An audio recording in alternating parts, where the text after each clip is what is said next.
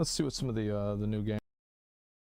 Bored Ape's founder's wife had this exact lingo in her bio, which has now been deleted. And in September 2021, Bored Ape Yacht Club challenged the internet with a series of puzzles. Okay. Whoever cracked the secret codes would receive a Bored Ape Kennel Club NFT, Oh, a wow. Bored Ape NFT, a Mutant Serum NFT, Wow. and 10 Ethereum. At the time, Wow. the So you value don't of get these anything. prizes added up to hundreds of thousands of dollars. Uh-huh. This puzzle will demonstrate just how far the creators of Bored Ape Yacht Club are willing to go in order to play out their racist fantasy. This information is taken directly from this user's post on Medium. This whole puzzle started with a single stealthy tweet. Sure. Somebody left a strange note at the bar. The image contains a message, "Come find me below," with the ciphertext of U8JJ6. This is a keyboard cipher, where if you look at the keys below each letter on a keyboard, you see that it spells /Jimmy. Entering this after BoredApeYachtClub.com will take you to a new page and you are able to load a puzzle game. Jimmy the Monkey is back on his bullshit again. In the clubhouse, the game is a 2D screen where you can click on rooms and interact with various objects. Most of the rooms contained a puzzle. The boat room contains a single interactable object in the room, which is a wall of dancing men. Okay. If you know a bit about ciphers,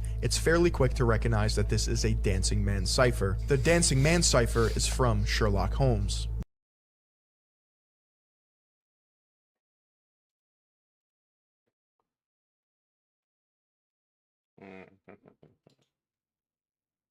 Can we load a small game just to test it out?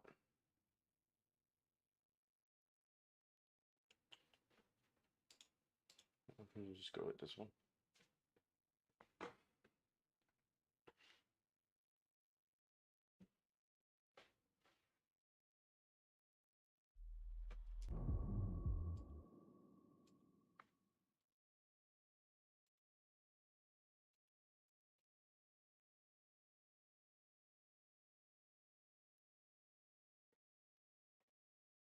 Okay.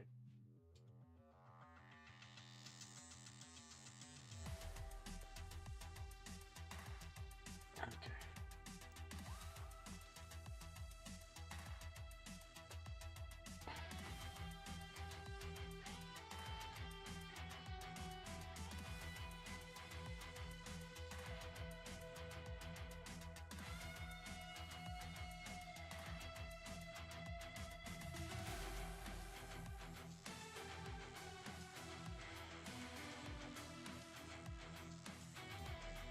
Where's the window capture?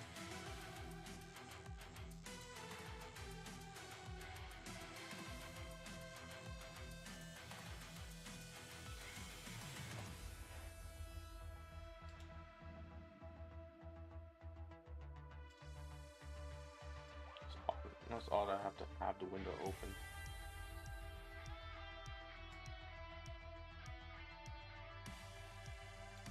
Isn't there another way to capture it?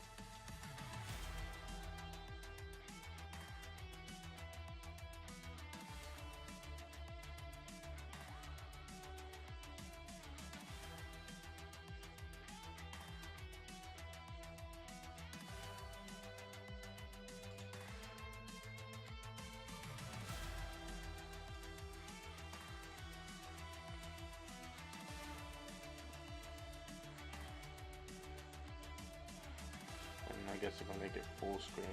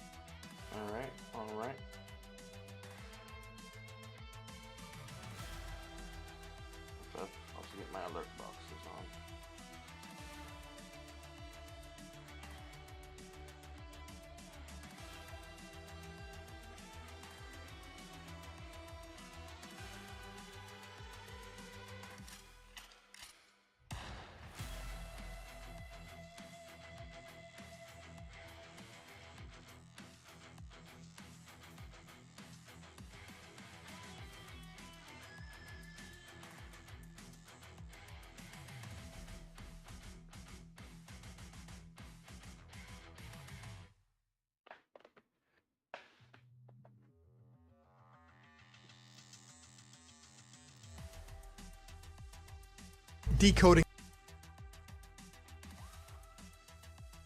But this is not my game of choice though. Let me see how to fix this window.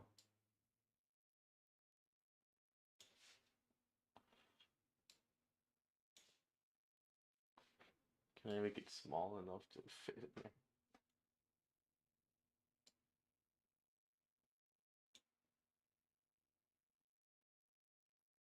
Interesting.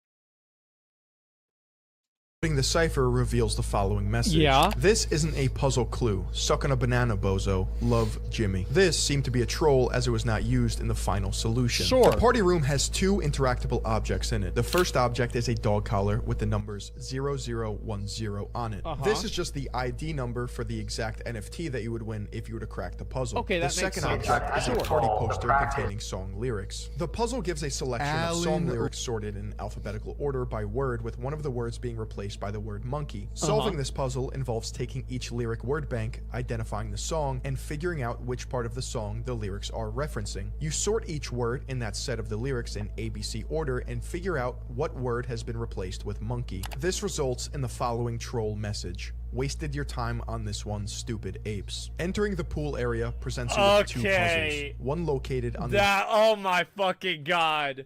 They got him. Just a minute. I gotta use the bathroom. This is this is unbelievable, man. Like, I love this. This is one of my favorite videos I've seen.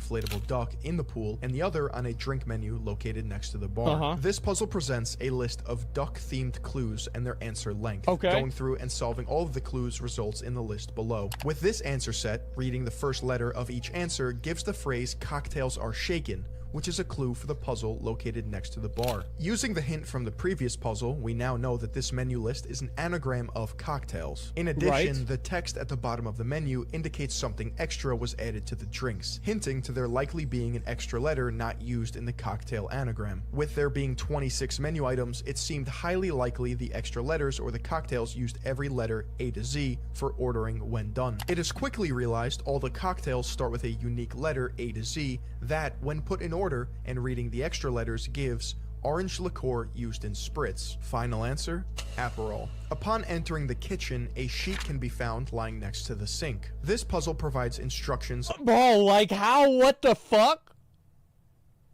Bro, what the fuck is this? This is nuts. Oh my god, it's amazing. What the fuck is this? On what to do. Begin by identifying the dishes that are clued on the left and filling out the blanks on the right. The extracted letters, highlighted yellow on the sheet, spell the phrase Gibraltar's Barbary, which is referencing a specific monkey that lives on Gibraltar, the Barbary macaque.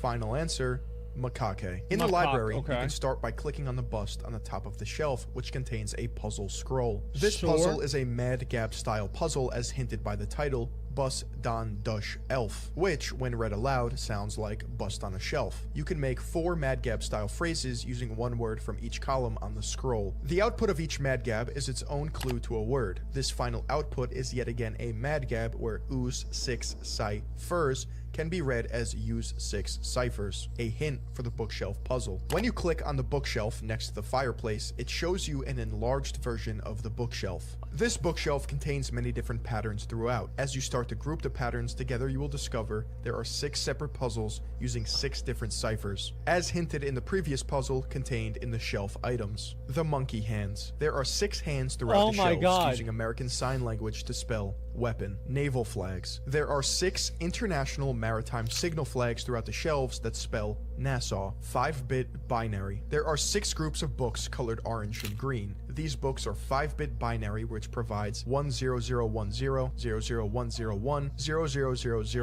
10011, 01111, 01110. What does that These mean? can be converted to their decimal equivalent of 18, 1, 19, 15, 14, which can then be further converted to letters to read reason. Clocks. There are 6 clocks through the shelves. Each clock face has a different time, with both hands clearly visible. Using the clock hands as a flag semaphore, you What? can obtain the letters to spell salute. Book titles. Right. There are some books facing forward with their titles clearly visible, and after reading through the titles, you will notice some of the words are from the NATO alphabet. Echo, Mike, Bravo, Romeo, Yankee, Oscar. And when you extract the first letter of each NATO word, it will spell embryo. Morse code. Between each of the bookshelves is a repeating pattern of a lighter color. Each shelf is a separate letter spelled using Morse code. If you decode the Morse for each shelf, it will spell analog. Now that we have all the words extracted, we need to extract the final answer. Looking at the words for a moment, it can be seen that the first letter of each word can spell answer when ordered correctly. I got that Since the one. first letter spelled answer, we extracted the last letters to see if it provides an answer to the puzzle. The extract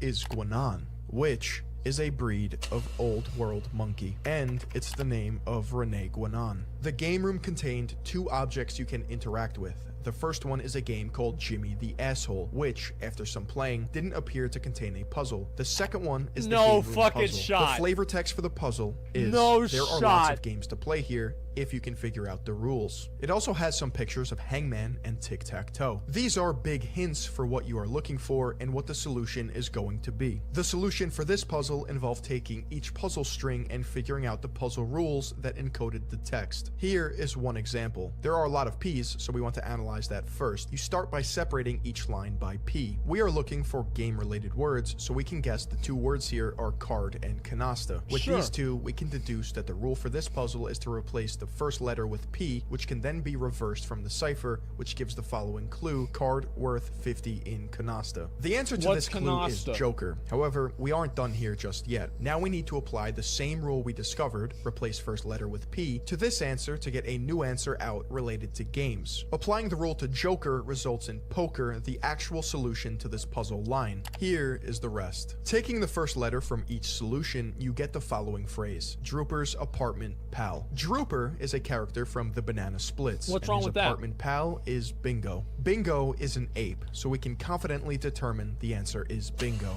The attic is one of the more difficult puzzles, and before we dive into it, we first have to talk about this. Wait, one of the more difficult puzzles?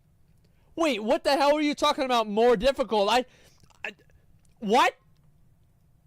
Skeleton in the crawl space. The skeleton in the crawl space has a bunch of 3-letter phrases and some numbers, with the flavor text of NTH plus EAT. We know that we're trying to combine the phrases to spell words, with the numbers most likely being the length of each word. There's really no approach other than maybe looking up words that start with or words that end with, but the best place to start was realizing that NTH and EAT were clued as being connected and could spell N, the, at. After that, it is mixing and matching until you get something good out. The output you get is Anastasia Steele really loves the hexes used in the attic. This is a reference to Anastasia Steele from 50 Shades of Grey, which is referencing that the hex color codes in the attic are gray codes. This is basically a second hint for Bought It, which you can see in the attic section below. The attic starts with an image with some pixels and flavor text about having to feel your way around in the dark. This is a reference for being blind and hinting towards the pixels being braille. The phrase you get out of using colored pixels as braille dots: beginners always unlock dim old tones. If you take the first letter of each word as hinted by the word beginners, you get Bought It, which is a type of cipher. This is the one puzzle you can right-click and export the image, and it just so happens to be SVG. So we can extract the hex color codes accurately for the next step as hinted by the skeleton puzzle. Extracting all of the binary codes out and removing the lead 0, you get the following. Using Bought It encoding on the binary, you get the following. The only interesting thing we get is Calamar, which is another type of cipher. This suggests that our extract is valid, but the rest of it is cipher text. We can then use the string with a Calamar transposition solver, but without a key, it was just a bunch of guessing words as a key. Solvers of this puzzle got stuck here for a while until it was noticed that attempting some auto-solves on the grid, assuming 6 columns instead of 8, resulted in the final 8 letters looking like a scrambled version of Visionaire. Given the first set of data gave us Calamar, and having it almost end with Visionaire now, another type of cipher was too likely to be a coincidence. Putting some effort in manually with a 6-column assumption, you're able to get the following. Using columnar key of 412563 or 214563 gives an output that spells visionaire at the end, giving us the following possible strings. Cutting visionaire off the end and taking the remaining letters, we try to decrypt the cipher using visionaire and testing keywords relating to Bored Apes and the puzzle. Eventually, they landed on the following: Australopithecus. At this point, it's time to solve the final solution. Taking the answer from each puzzles and sorting them in ABC, we get the following words: Aperol,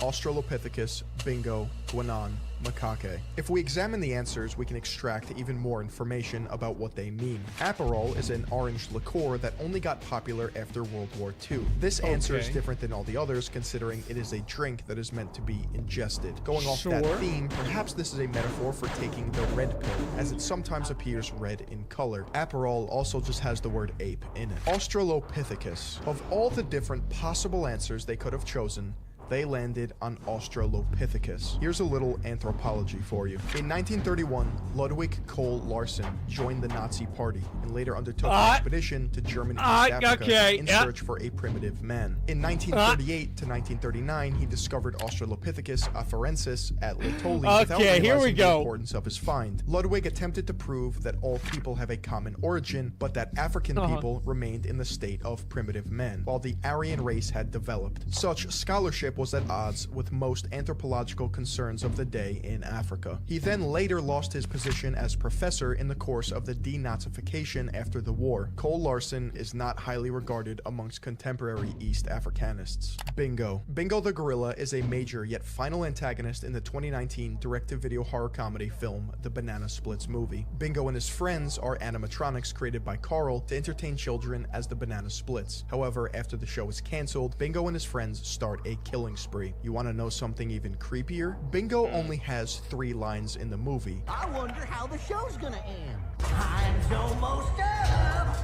Time's almost up. Bingo's last and most famous words. The only words Bingo ever says sounds just like accelerationism. Oh, that's a bingo. I don't know about that one. The way you say it, that's a bingo. I don't know about that one. Bingo! How fun! That's a reach? I think that's a reach. Guanan has double entendre. He's the father of traditionalism, bringing the Kali Yuga to the West, and Guanan is also a species of monkey. Macaque also has double entendre. Macaque is a racial slur and a type of monkey. By definition, there is a clear distinction of what type of monkey both Guanan and macaques are. They are part of the Old World classification of monkeys. In 2006, a Virginia senator was called out for using this slur. With close ties to Virginia, the founders of Bored Ape Yacht Club would definitely be aware of this political disaster. You too have gotten in trouble with words that you've uttered. Let me bring you back to August 11th. You were at a campaign stop and a young man who was videotaping it for the web campaign was there also. Let's watch. This fellow here over here with the yellow shirt, Macaca, or whatever his name is, he's with my opponent. And let's give a welcome to Macaca here. Welcome to America and the real world of Virginia. And here's the young man, S.R. Siddharth. He's a resident of Virginia, an American citizen, straight-A student at Fairfax High School, now goes to the University of Virginia. Critics say that macaque is a racist slur and that you used it because he was dark-skinned. What did you specifically mean when you said, welcome to America and the real Virginia? Why did you use those words toward a dark-skinned American? Tim, I made a mistake. I said things thoughtlessly. I've apologized for it as well I should. But there was no racial or ethnic intent to slur anyone. If I had any idea that word, and to some people in some parts of the world was an insult, I would never do it because it's contrary to what I believe. Well, where did the word come from? It must have been in your just made up. It just made up words. My theory is that the primate... Yeah, it just, bro, it just came out of nowhere, guys. Like, I don't know. Like, I mean, you know, we got so, all right. It's maybe. I mean, I had no idea. I mean, things come together. answers of this puzzle are a direct reference to the founders of the project, and Aperol could be seen as the red pill. The Boogaloo Boys were born on the weapon board of 4chan known as K. Think of them as paramilitary incels, or Chan LARPers. Yeah, I've They heard can of be this. classified by their Hawaiian shirts and absurdist meme styles to make anyone who calls them out look insane. It can be a very effective tactic when trolling. Of This course. Bored Ape Yacht Club shirt is an exact Boogaloo Boy Hawaiian shirt used to LARP by 4chan users. Oh man, it's like, I mean, the thing is, man, that's interesting. I'll say that it certainly is interesting. That could possibly, if it maybe was, be true. This is Ape 1488. The number 14 is a neo-Nazi that, dog yeah. whistle. It is a direct The reference to the 14 white words. supremacist slogan known as the 14 words. Yeah. We must secure the existence of our people and future for white children. The slogan was coined by David Lane, a member of the white supremacist terrorist group known as the Order. The number 88 is white Hail supremacist Hitler. Yep. alphanumerical code for HH, which stands for Hail Hitler. 1488, which is also included in the ADL database or the Anti-Defamation League, is a combination of these two hate symbols. But the fact is, guys, I've been on the internet 20 years. I know pretty much about every single different slur that's in the English language and a few in other languages as well. So not only do I understand all the slurs, I also understand the euphemisms like 1488. Here is where it gets Yep, there it is. Oh, I know pretty much. of which is also included in the ADL database or the Anti-Defamation League is a combination of these two hate symbols. But the fact is, guys, I've been on the internet 20 years. I know pretty much about every single different slur that's in the English language and a few in other languages as well. So not only do I understand all the slurs, I also understand the euphemisms like 1488. Here is where it gets Yep, there it is. Oh my god. No way. Yeah, I got it. It's exposed. Holy shit, expert witness. Yes, I'm an expert witness in fucking internet racism. What a proud title to have.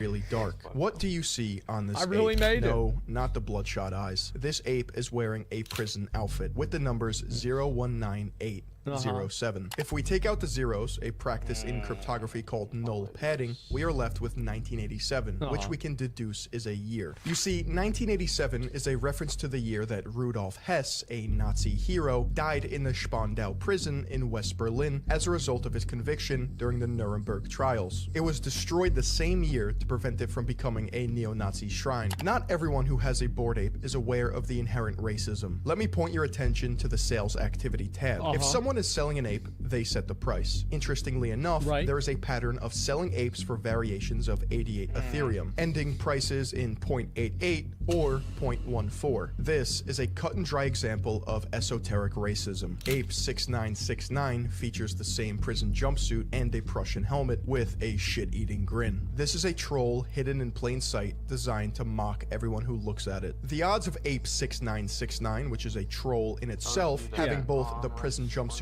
and a Prussian helmet is statistically near impossible. Apes in the Bored Ape Yacht Club project are adorned with various characteristics. This can include clothing, accessories, eyes, faces. Anything you see on these apes can be randomly generated to produce the final product that we see as an ape. By design, some of these characteristics are more rare than others, which means more desirable, which results in a higher price.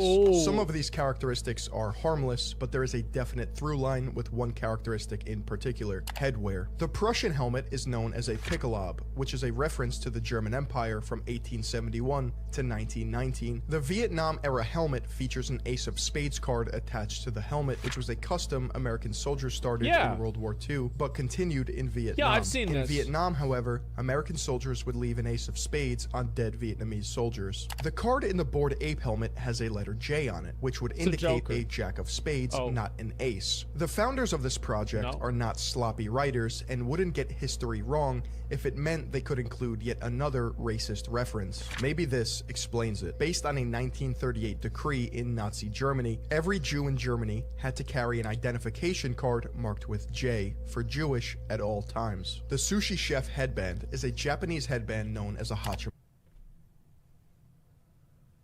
Oh man. Oh my god, bro. Like this is This is insane, man.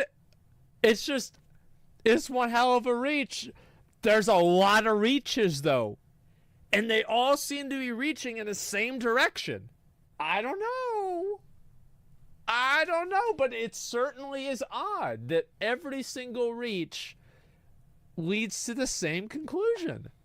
Hachimaki can have different Japanese characters on them to mean different things. There are 6 variations that are the most popular and commonly used. Bored Ape Yacht Club went with kamikaze to indicate Imperial Japan's suicide pilot. Sure. A sushi chef would never wear this headband. The safari helmet is a British or European pith hat used by the British Empire in colonizing Africa. Yeah. And Belgium and the Congo, led by King Leopold II, who, as you know, cut off Congolese hands. The kami hat is known as a Ushanka, and with the sickle and hammer, it represents— Wait, bro, that's the one they sent me. Oh my god, that's the— Oh my god, that's the one they sent me, bro. Look at it. Oh my god. You're part of it now. I'm part of it now. Holy shit. I'm implicated. I'm a cog in the system of it now. Look at it. Oh my god, that's the one— my sickle and hammer cut off Congolese hands. The kami hat is known as a Ushanka, and with the sickle and hammer, it represents— Wait, bro, that's the one they sent me. Oh my god, that's so— Oh my god, that's the one they sent me, bro. Look at it. Oh my god. You're part of it now. I'm part of it now. Holy shit. I'm implicated. I'm a cog in the system. the Soviet Union or the USSR, worn during World War II while Russians were commanded by tyrannical leader Joseph Stalin. The fez is a political reference to the Ottoman Empire, but there's also such thing as a Nazi fez. With all of these helmets and headwear, one can see a Nazi such fez. thing as a— I never have heard of that before. Yeah, it's the monkey with the fez hat on. That's all there was. Like, that's the only thing I thought of. A Nazi fez. With all of these helmets and headwear, one can see a clear picture of Chan culture's fetishization of power and dominion of those they deem weaker. October 2021. Let me see these music again. of— I don't know. I've seen this one. I haven't seen any of the other ones, though. To be fair, I have not seen any of these other ones besides the bottom one here. I have. Have you guys seen these? I have. Okay. All right. Power and dominion of those they deem weaker. October 2021, music manager Guy Osseri, founder of management firm Maverick, who represents Madonna and U2, acquired representation of Bored Ape Yacht Club. This would include securing book deals.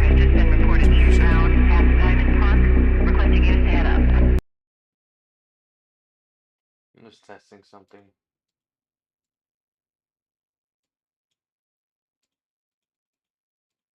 Interesting.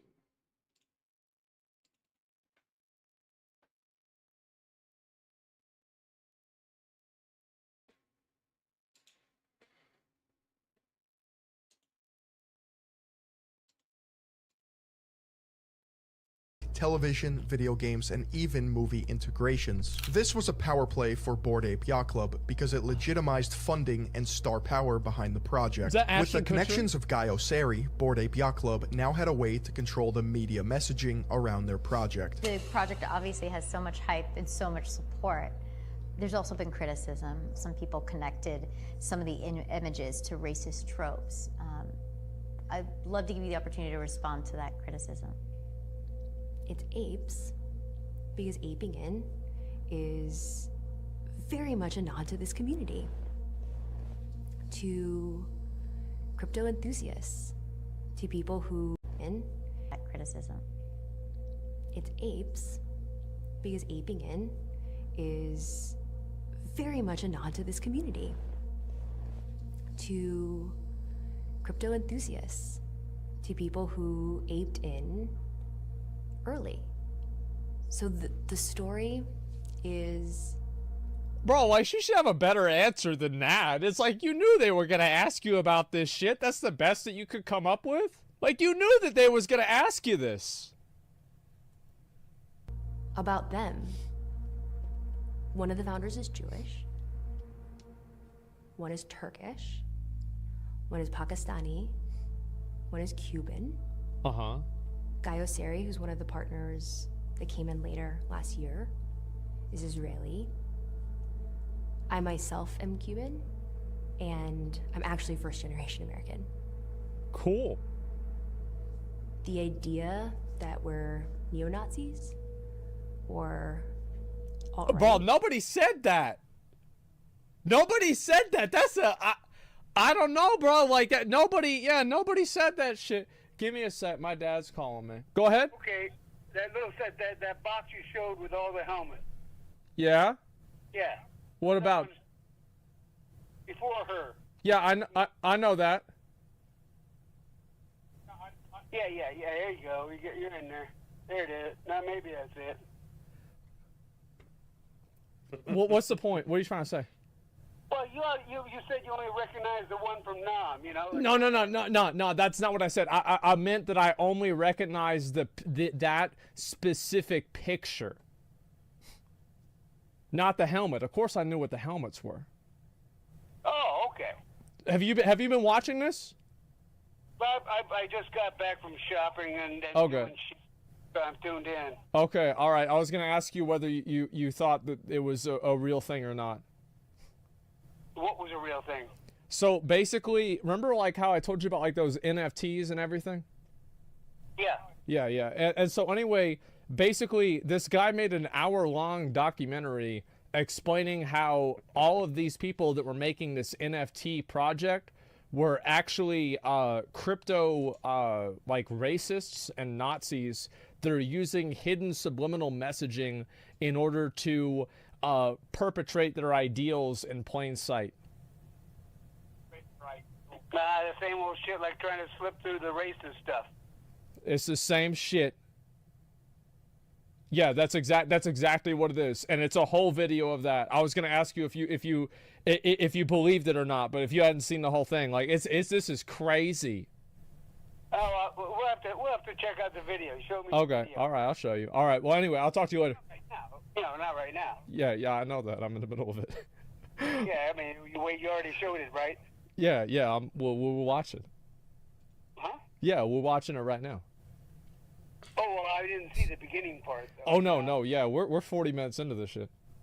Yeah, I mean, this gal's a Jew, but I mean, so. Yeah. She says she is. I mean, I don't know. She says she's Cuban. It was the other guy that was a Jew.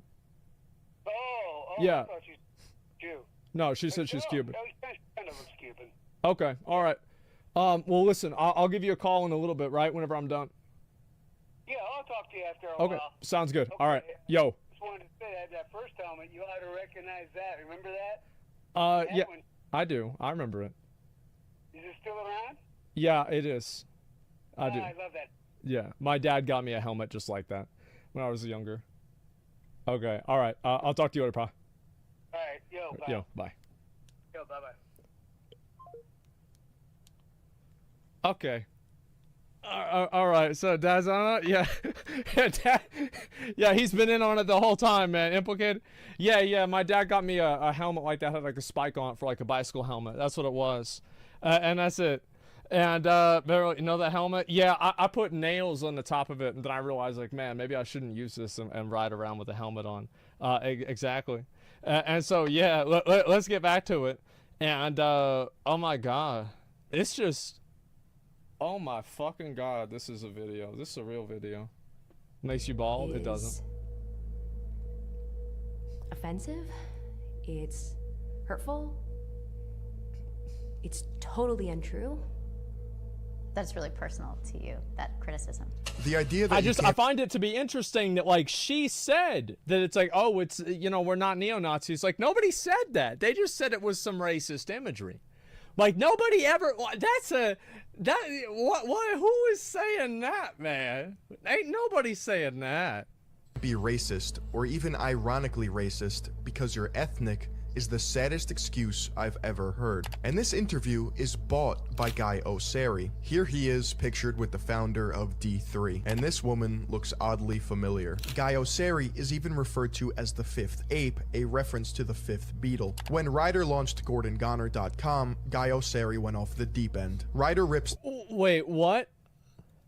described to me a 2-hour phone call consisting of Guy Oseary screaming at him to stop digging into the project. After Ryder explained the symbolism to Oseary, he replied with, "Who am I to judge what art is?" And remember that Rolling Stone interview I mentioned? Gordon Goner stated, "Are we the Beastie Boys of NFTs? Because right after our initial success, it felt like the Beastie Boys going on tour with Madonna. Everyone was like, who the fuck are these kids?" The Rolling Stone article then states, funnily enough, Madonna's longtime manager, Guy Oseary, signed on to rep the foursome about a month after Goner made this comment to Rolling Stone. It's just so ironic that Bored Ape Yacht Club would go on to partner with Madonna's manager, Guy Oseary. Here's the family tree of Bored Ape Yacht Club. Greg Solano and Wiley Aronow are from Miami. They met later in life at a bar arguing about literature. Karem Adelaide and Zayshawn Ali went to University of Maryland together. Greg Solano also attended University of Maryland, but would go on to get his MFA at University of Virginia. The P.O. Box of Yuga Labs is in Alexandria, Virginia. The CEO of Yuga Labs, Nicole Muniz, went to high school with Wiley. Mark Andreessen is the funding, Guy Oseary is the management and PR, and it's not a far stretch to say that Neil Strauss is their Rolling Stone media connection. He is also writing a book based on Bored Ape Yacht Club.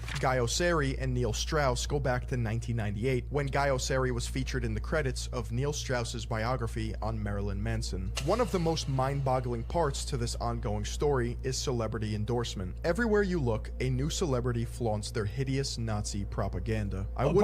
Dude, I'm so sick of this shit. And if it's not just the Bored Apes, okay? If I've got to fucking see one more celebrity, especially the celebrities that aren't popular anymore, especially that, fucking promote an NFT, I'm gonna lose my fucking mind. Didn't expect them to know any better, but there's something going on underneath the surface. Yeah. I know most celebrities are denser than a cement block, but you can't convince me they would all spend hundreds of thousands of dollars on these JPEGs just because of hype culture. So what's actually going on? In a Twitter Spaces video, Ben Baller, a celebrity jeweler, describes the process of receiving a Bored Ape. Real talk, not once, not twice, 3 times I've been offered a Bored Ape through MoonPay. I had Adidas hit me up, my DMs, you know, on Instagram. Hey man, you want to close? Facebook does, blah, blah, whatever. Told you own a Bored Ape. No, I fucking don't. You know, hit me up. And it's just, I don't know what it was, but the fact that some of these super top tier all-star NBA players had them, and I was like, yo, this is all cap. I mean, true. There was an NDA, they kind of send my agent and shit too, you know. I mean, there's definitely NDAs and everything there, but I'm you know, positive there's, you know, some. No, what I'm saying is for me, if I was. Bro, this is some back of the dollar Illuminati pyramid with an eye on it bullshit. Like, oh my god. Oh, bro, like, for real, like, this is nuts. Oh my god, conspiracy, yeah. You know, they wanted you to not disclose that they wanted you to not disclose that they had purchased the ape for you. Exactly. Yeah, for sure. They wanted to seem like you bought it for yourself because you liked it. Oh, so they wanted to give it to him to create the illusion of celebrities buying into it, but it was actually given to them for free to make it seem like people are buying them. That's cute. I like that. That's smart. Yeah, it's a good idea. The thing about that is that a lot of celebrities who are going into this, they're probably just stoked to get the ape, and they don't even realize a lot of them probably don't consult their legal and shit like that beforehand. Yeah. But they're actually asking you to commit fraud on their behalf. Oops. That's right. MoonPay has celebrities sign NDAs or non-disclosure agreement contracts revealing how they received the ape. I just got my first NFT. Oh, you did? What was it? Through MoonPay.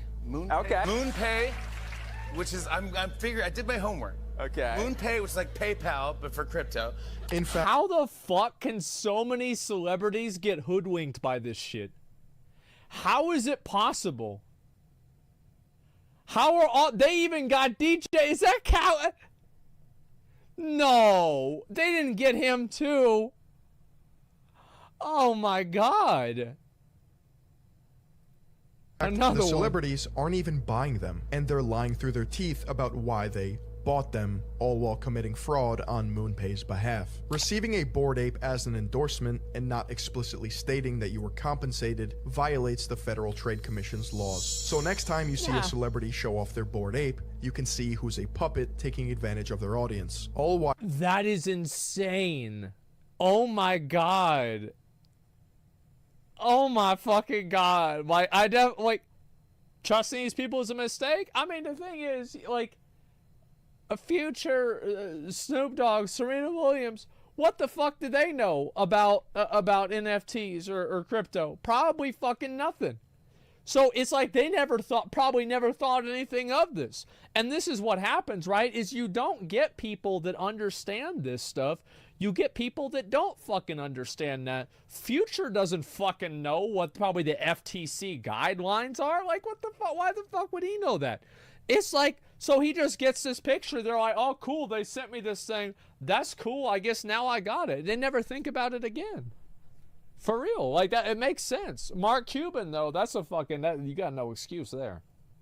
While unknowingly contributing to an apocalyptic political ideology backed by the technocratic elite. You may be asking yourself, who designed these apes in the first place? Surely they would be the ones responsible for drawing the racist imagery. Right. Currently, it is believed that there are 6 artists on the apes team. However, there was an artist in particular that provided the base layers for the apes. Her name was Seneca. When confronted and shown the finished designs, she claimed she did not even recognize the final product, and was shocked at the characteristics she saw. Seneca described payment from Yuga Labs as not ideal. After all, they were rolling in millions of dollars, and she wasn't even getting a slice of the pie. Yeah, However, it is speculated that Seneca received a $1 million bonus from the company after media outlets front-ran her story. At the end of the day, Seneca, a very talented artist, was not responsible for this imagery. The Bored Ape Yacht Club project represents a sinister commentary on people's eagerness to hop on trends and projects just because it's in the spotlight.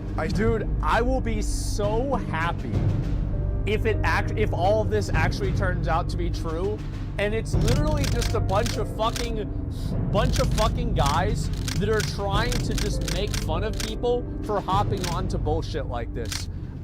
This is incredible if this is actually true. Making fun of people also while making bank. This is unreal.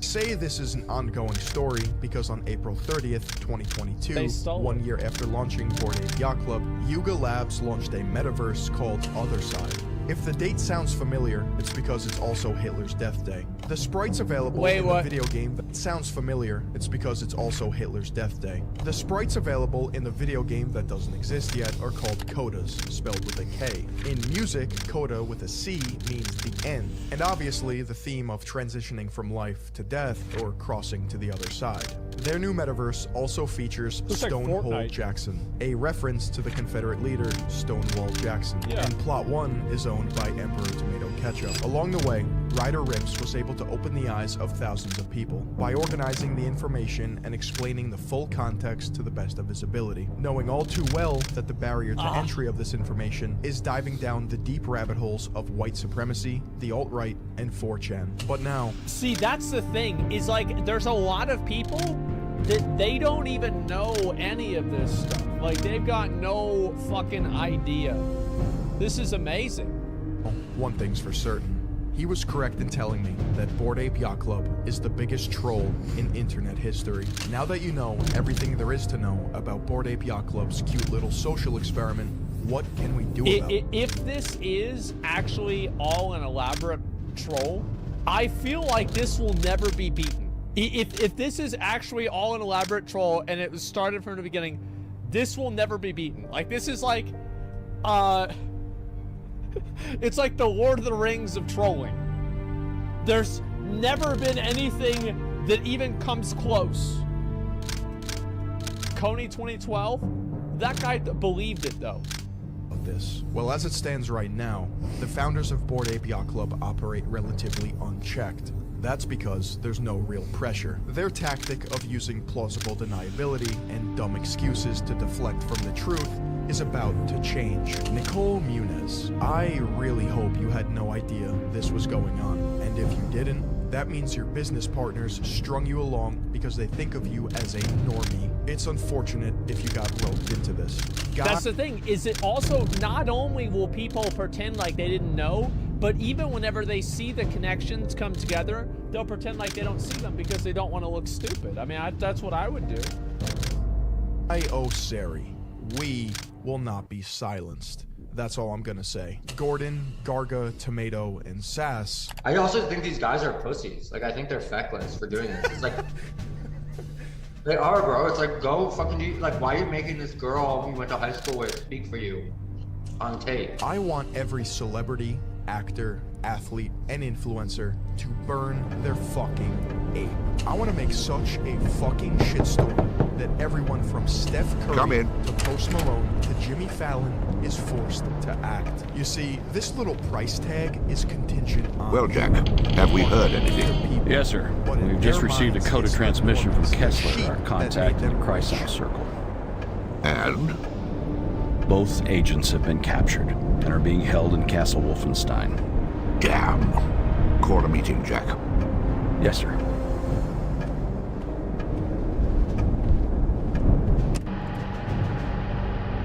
All right, gentlemen.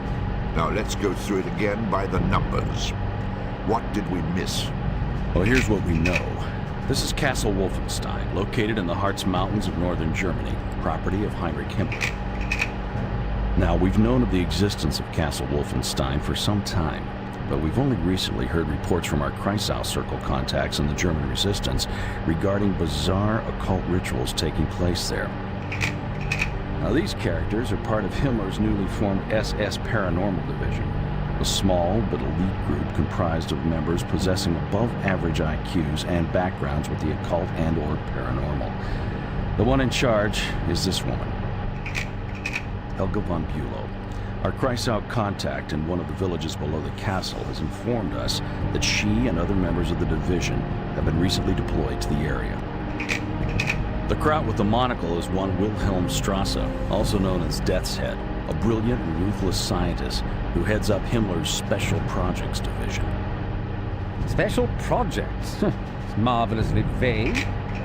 Well, we know it encompasses all manner of advanced weapons research, including rocketry.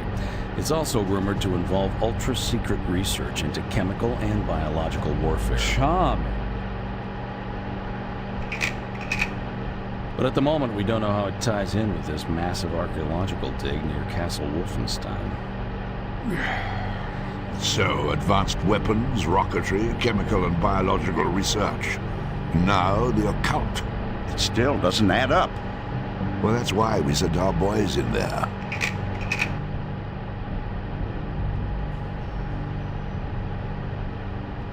Jack, what are our options here? Well, we could send a backup team in behind them. Or we sit tight and hope that they can find a way out. It's your call, sir. Well, looks like we play the waiting game.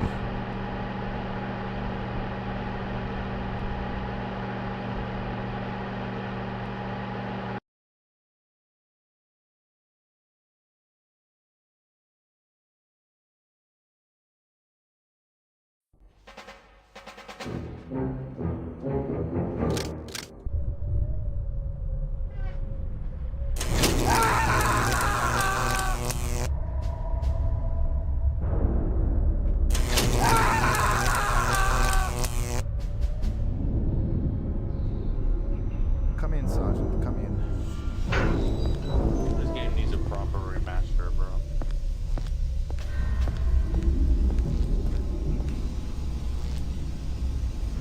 Your orders, Herr Doctor. Go and get the other one. This one is almost finished. Jawohl.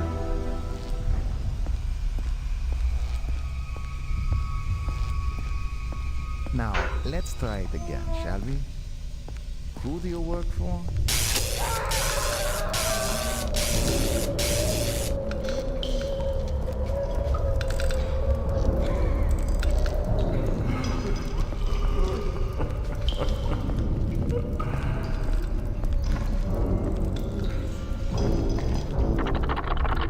Some devious sounds.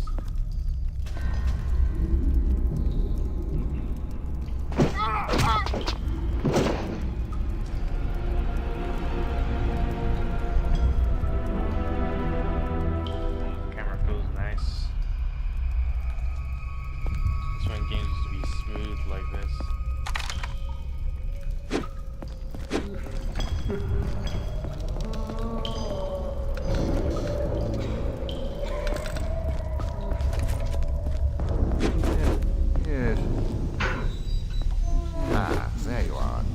tackles that one to the wall and takes the other one off the table.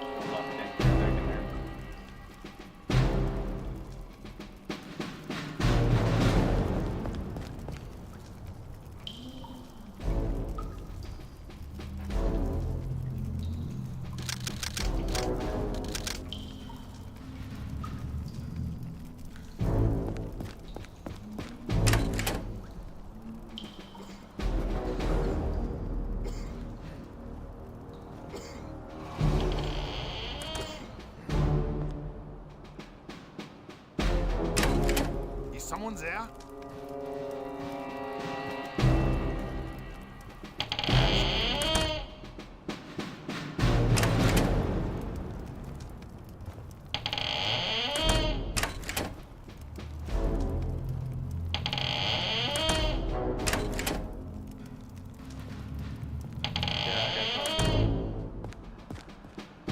What was that?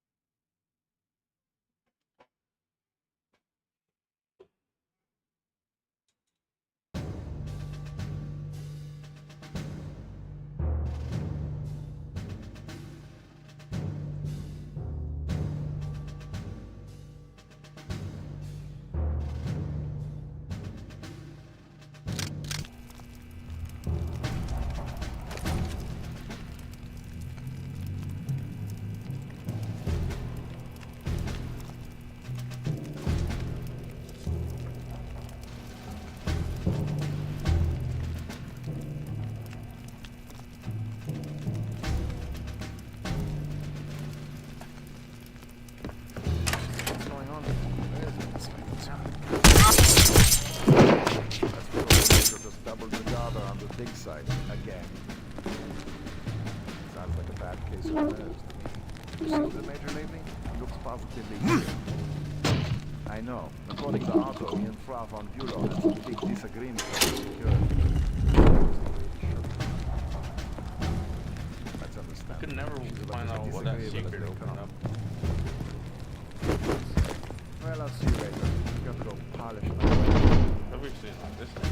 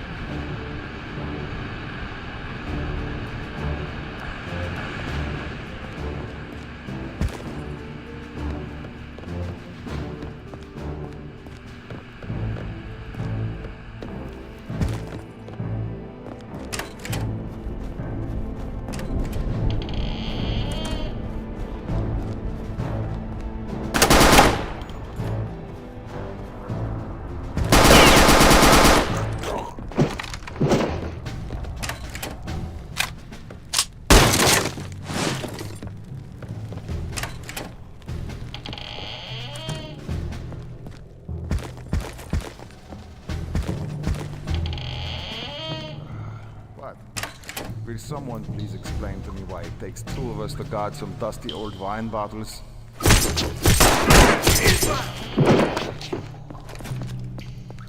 also another secret room in here. Never opened this one.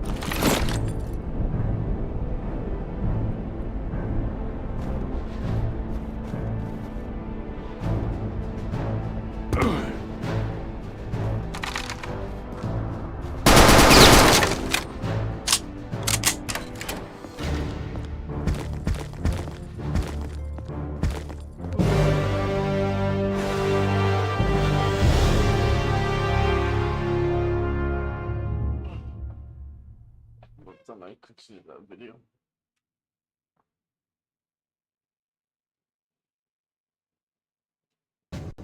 So I ask you, are you a fucking sheep? I want each... I will be honest. Racism shit's out of pocket, not a fan of that. However, if they actually pulled this off, and they tricked everybody into this, and it was all a meme from the beginning, I do think this will never be beaten, ever, as a troll. It will never be beaten. Like, this is the... And it's not even that it will never... This is the Lord of the Rings. There's no shot. Hashtag burn AYC on Twitter. Let's play their game. Burn me. There's also something we can do with an NFT if we hold it. Not only will we sync porting,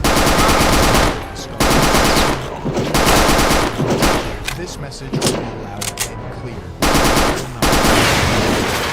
To piss off 8 profile pictures and amplify his own research, Ryder created Ryder Rips for Ryder won the DMCA takedown request against Huber Labs, solidifying the point that you can't copy an NFT. Ryder also set his royalties to 0%. In this case, it's truly not a problem. He is also creating a marketplace, saving people billions of dollars a year in gas fees. Oh, and if you see my profile picture, don't be fooled. It doesn't contain any racist imagery. It's also from the Ryder Rips Audio Young collection. Silicos, you can't copy an NFT. And I think I'll call him Caesar. You can even use him as a profile picture, because we're about to take over.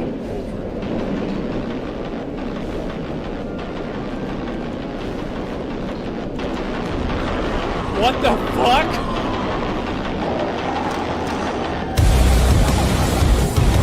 What the fuck? Holy shit!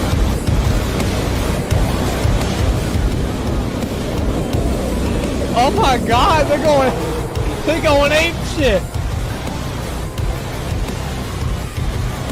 Why don't they just shoot him?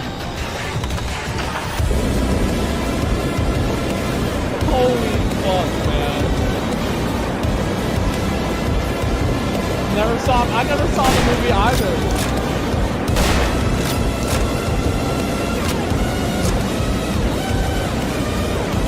I never believed in this king of Planet of the Apes shit. It always sounded really dumb to me. Apes strong together.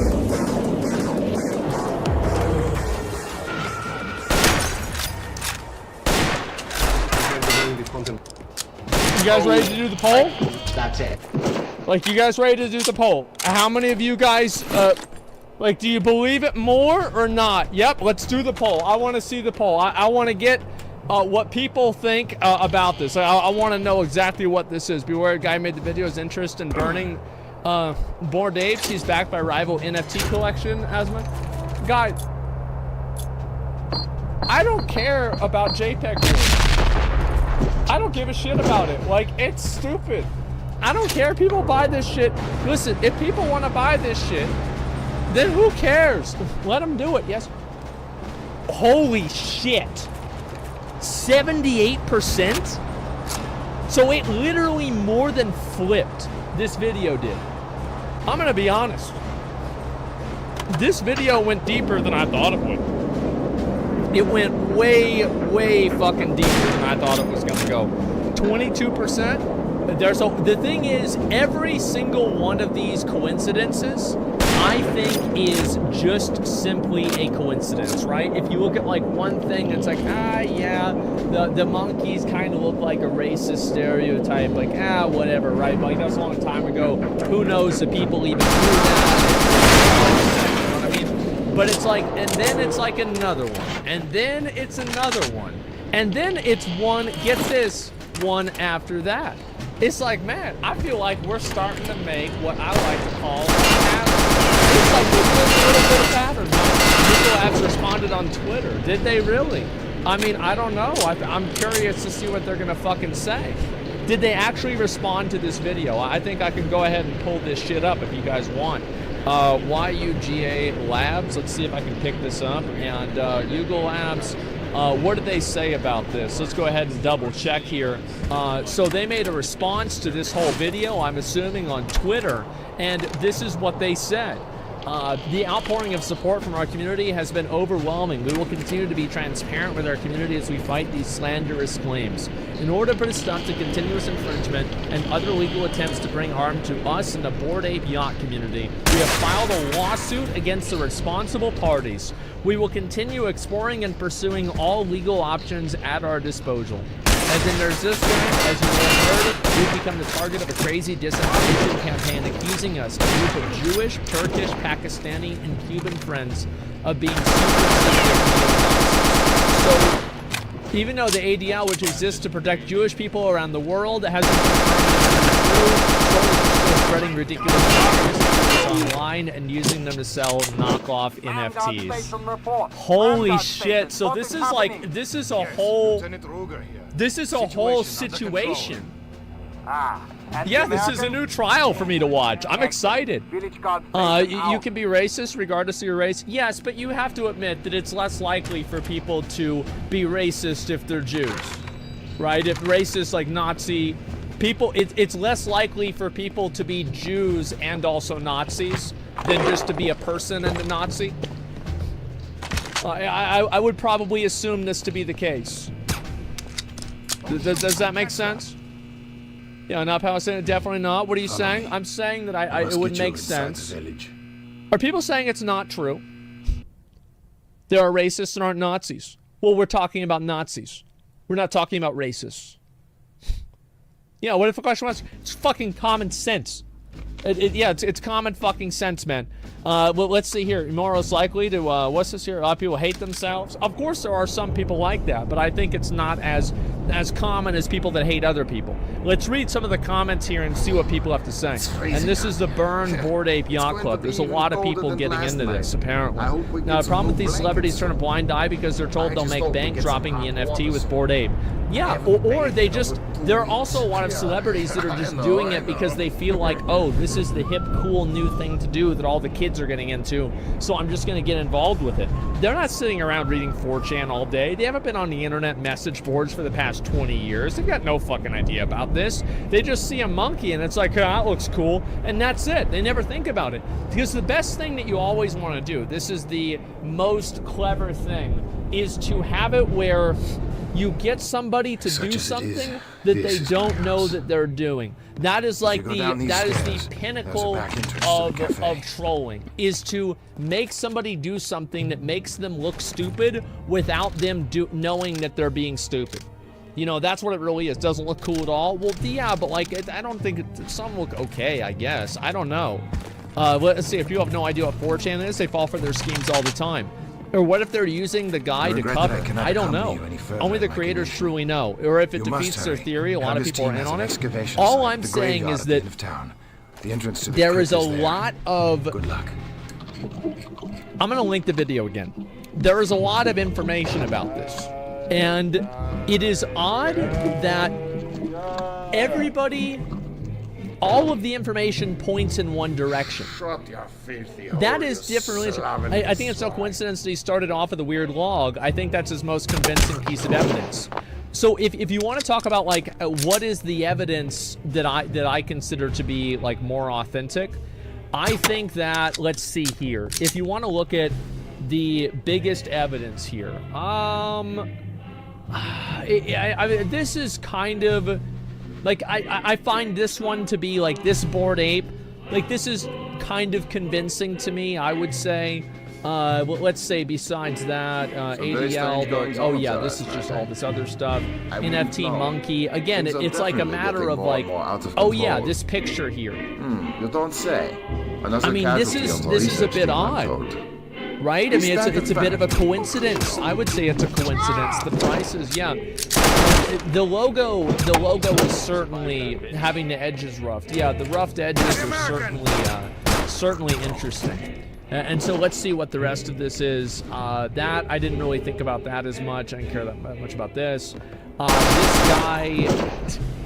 so there's I'm surprised that they didn't use the, just like the picture of the skull itself. Because people often use this, like a skull that's similar to this, to like draw a distinction between like white people and like black people's skeletons. I've seen this very regularly with like other racist memes and shit. So I'm actually surprised he didn't add that in, but I feel like that's just kind of base stuff. Yeah, true. With the 18 booth. Yeah, I think that's interesting as well. There's way too many coincidences. And that's one thing that I would really say. At no point in any of this is anything certain. I think that you can only approach this and gain this opinion on it if you look at everything together. You have to look at all of the information and all of the evidence together collectively, because each individual thing itself is not very convincing.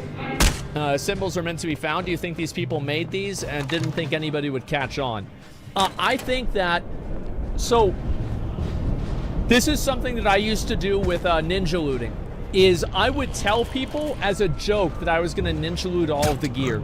And then there were some people who were like actually trying to take it serious.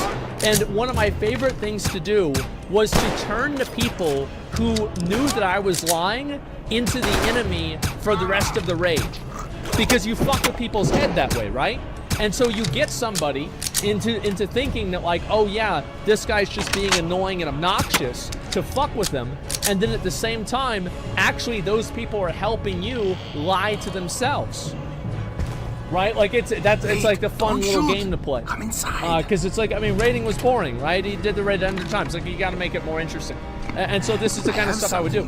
And so I think that they put it out there knowing that it was so abstract, knowing that it was so esoteric, knowing that it was so hard to understand, that even if people saw it right in front of them, they wouldn't believe that it was real. Uses the same 9mm. I think that's what they did. Now, I don't know about this, but like if I was them, that's what I would have done. Is that you want to make it to where people can see it, it's in plain sight, but nobody can say it's there. That's the goal, right? That's what you always do. They know about all the puzzles, they literally made all the puzzles, yeah. Why are you entertaining this bullshit? It's slander. The guy who made the video is getting sued to hell. The same guy who made the copy is trying to shill out the likeness of Bored Ape Yacht Club. Gear Facts and Source Bro, not a stupid video that rambles on for 1 hour. Well, I mean, these are all, none of these are really facts. You have to keep this in mind. Like, this is, I mean, again, actually, there are some facts. This is literally their logo, right? I mean, like, this is their logo. Like, we see it. It's right there. There's the logo. So it's either that's the logo or that's not the logo. And this logo is over here. It's either this is the logo or it's not the logo. I don't necessarily agree with every single conclusion that he draws, but I do find that these coincidences lining up this often, I feel like this is substantial. I do. I feel like this is genuinely substantial. If we believe this is racist, what should we do about it? There's nothing to do about it. You're not going to put him in jail, right? Like, you're not going to put him in jail for making a racist NFT. It's awareness. I think people are just looking for awareness with this kind of stuff, more than anything. Let's see here. See the NFT holders. Well, fucking say it's racist bullshit? Maybe. I don't know. The puzzle part was the most convincing to me. Did you see Eminem's Bored Ape music video? No, I did not see that. And also, I think that, in my opinion, I actually don't think this is ideological. Now, I could be wrong about this, but I don't think that it's ideological. I actually think that this was done purely as a joke. It is purely a fucking Tyler Durden Fight Club level joke. Just to make everybody look fucking stupid. Like, I don't think that there is sufficient evidence in order to conclude that these people are genuine racists. Right? Because, like, there's plenty of people that post weird shit and do stuff like this just simply to get a reaction. I don't know. I think that's the most likely thing. No, I'm not sure. Obviously, I'm not sure. But that would be what, if I had to bet on one thing or another, that's what I would bet on. Yuga Labs released a full letter response. Well, I bet they did. Absolutely.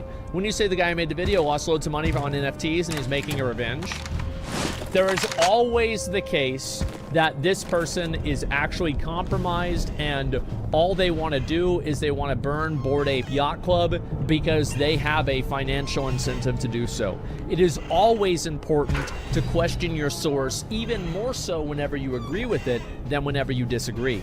I think that you're very much right. Yeah, a guy that made the videos in chat. Well, great fucking video, man. I fucking love it, man. Phillian's in chat. I'm not getting sued. I made $0. I hate NFTs. So, yeah, there you go. So he's not making any money off of this, or at least he says he's not making any money off of this. Do an interview? All right. We're going to call Phillian, and we're going to have a little bit of a conversation about this situation. Here we go. Hey, what's going on, man? Yo, can you hear me? Yep, I sure can. Guys, can you hear you? me? I'm doing great, man. I just got done watching your 1-hour video. How long did it take you to put all this together? Oh God. So I was first made aware of like the research in January when it launched. Yeah. I just saw it like circulating on Twitter. I started to dig more into it like end of March, and it took me about 2.5, 3 months to finally finish it. Holy fucking shit. That is incredible. Were there parts of it that you didn't add into the video? Oh yeah. I mean, there's always going to be like the decision to keep things in or take them out because some points can be perceived as a reach more than others. Others are just redundant. So it was really kind of a struggle towards the end to decide what the final draft was going to look like. But yeah. What's been the response ever since you released the video? How do you feel about how the community has responded to it? To be honest, I know this may sound like a little weird, but I know I'm a YouTuber, but I've never really had like this level of exposure just off the bat of a video. So I was a little anxious at first, but the overwhelming majority of people are really, one, supportive of just the sheer work that went into that video, because it's not an easy feat to make something like that. Then obviously whenever you go against the grain or in any way, you're gonna ruffle some feathers. So there's people in the crypto and NFT community that come up with a bunch of reasons as to why I would make a video like this, like or what? come up with that like I have an economic incentive for this. Meanwhile, like, I have proof that the video is demonetized. There's a copyright claim on the video because of the Hitler meme at the end. I'm not connected to like Ryder Rips' project in any way, shape, or form, other than the fact that like I have one. But that's really it. Are you connected to any other NFT projects? No shot. Okay, so yeah, no. How do you feel about NFTs in general? I kind of hate them. Why? Just the culture. I mean, I've made videos on Gary Vee, Logan Paul. All like, I'm not sure if you're familiar with like my other work, but I will be after this. Yeah, I kind of like doing deep dives and exposing just celebrity culture and what they're doing, and you know, pulling the strings behind the scenes. And the crypto space and NFT, it's just there's way too much like negatives. There's too much negativity and downside. Like I don't really see the utility in any of this. I know that utility is something that people in the crypto space like cling on to, and they always go to like, oh, but you know, you can have a concert ticket, but like we already have that technology. We've never been able to figure out. Like, I mean, man, we've had this huge problem. It's been a national problem. We can't figure out concert tickets, right? Yeah. I will say though, doing a lot of the research in this, I kind of have a more open mind with NFTs, but I don't plan on ever having like my own project or investing heavily at all into anything. And speaking of investing heavily into other things, is like we saw some of these people, these celebrities. We're talking about Snoop Dogg. We're talking about some serious popular people that are getting these NFTs. And your assertion is that they received these probably for free, based off of the call that you had showed on the video with the guy, and they were almost trying to push the NFT on him. Is that right? I know. These things are everywhere. So how many of these other celebrities, do you have any information? Do you feel like they probably also received them for free? Don't ask me. No one ever tells me. I can't say definitively like who got them for free, or you know, how much they paid for them, or what was done for them to get them, but I just thought it was interesting that that video surfaced, and it pointed to the fact that NDAs could be involved, which is really sketchy because NDAs are used oftentimes as like a cop-out to protect a lot of celebrities and influencers, where they think that like you know, if you make somebody sign an NDA, then they're not responsible for anything that goes on. Well, NDAs are void if illegal activity is going on. So it's just like, it's a whole veil of smoke and mirrors that kind of get... It's almost like, why are you even talking about this if this is something that you're trying to do above the table? Okay, yeah, I think that makes sense. Yeah, I mean, I've seen this pop off. I've seen big celebrities getting involved in this. And the thing is, like, I think we can pretty much assume that people like Post Malone and Snoop Dogg, they're not in on all of this symbolism. Where do you think the line is between people who are in on it and effectively I feel like a lot of celebrities are just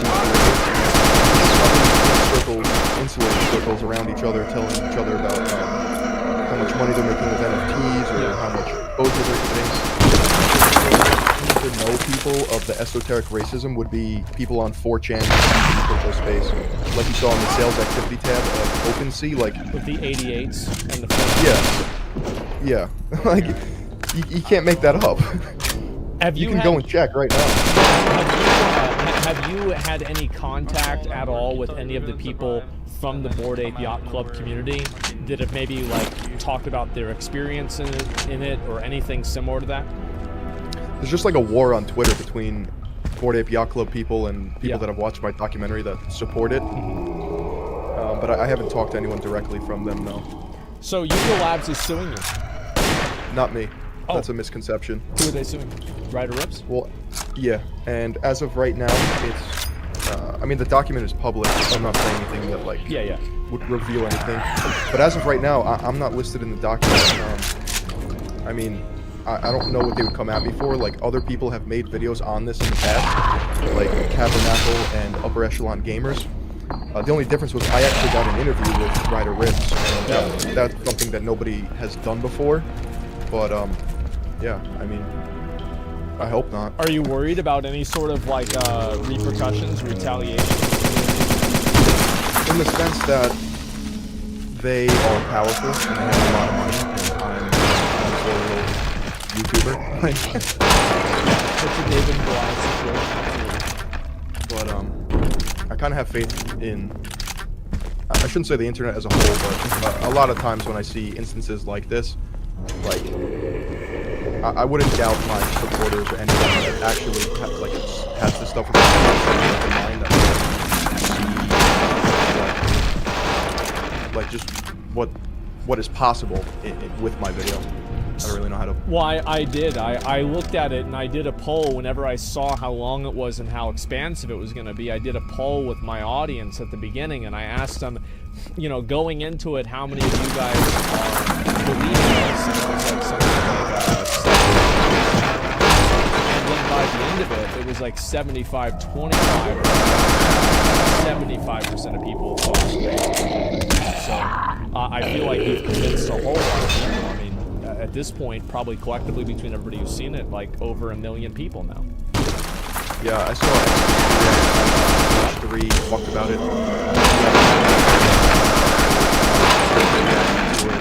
Jimmy Fallon changed his profile picture. Really? Yeah. Away from the NFT, I'm assuming? Yep. Isn't that interesting? Apparently Travis Barker, Meek Mill did too, but I'm just not sure on the exact timeline of when they changed it, but people have noticed like the ape pictures just disappearing. So do you think that this is going to have a real like actual effect? I think it's raising the level. That's the entire point of this video. It's just to raise Have any of that is something it's having a lot of people have like one, a lot of discourse, and two, just like open discussions about, you know, because there's a lot of talk about like the legality, the copyright law, the intellectual property regarding this quote-unquote art or NFT projects, and it's just very murky and there's no regulation, and you know, the very sentiment of NFTs is supposed to be decentralized, but what we're seeing is that that's kind of not the case because you have billion-dollar companies based on, you know, in their words, an intellectual, but Well, that's the same thing that happened with Seth Green. You know, he was trying to get his NFT back, and it got kidnapped, according to him. And my understanding is he didn't pay $250,000 to get it back. Jesus. Yeah. Yeah. I just...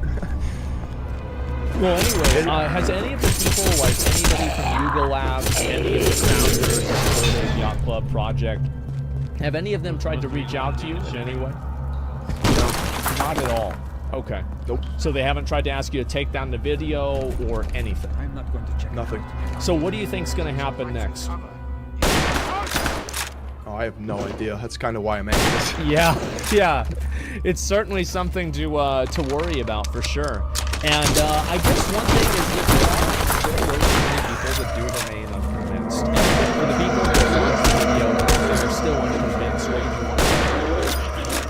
I would just tell them to educate themselves on esoteric culture. It took a lot out of me mentally. It was very draining to go down the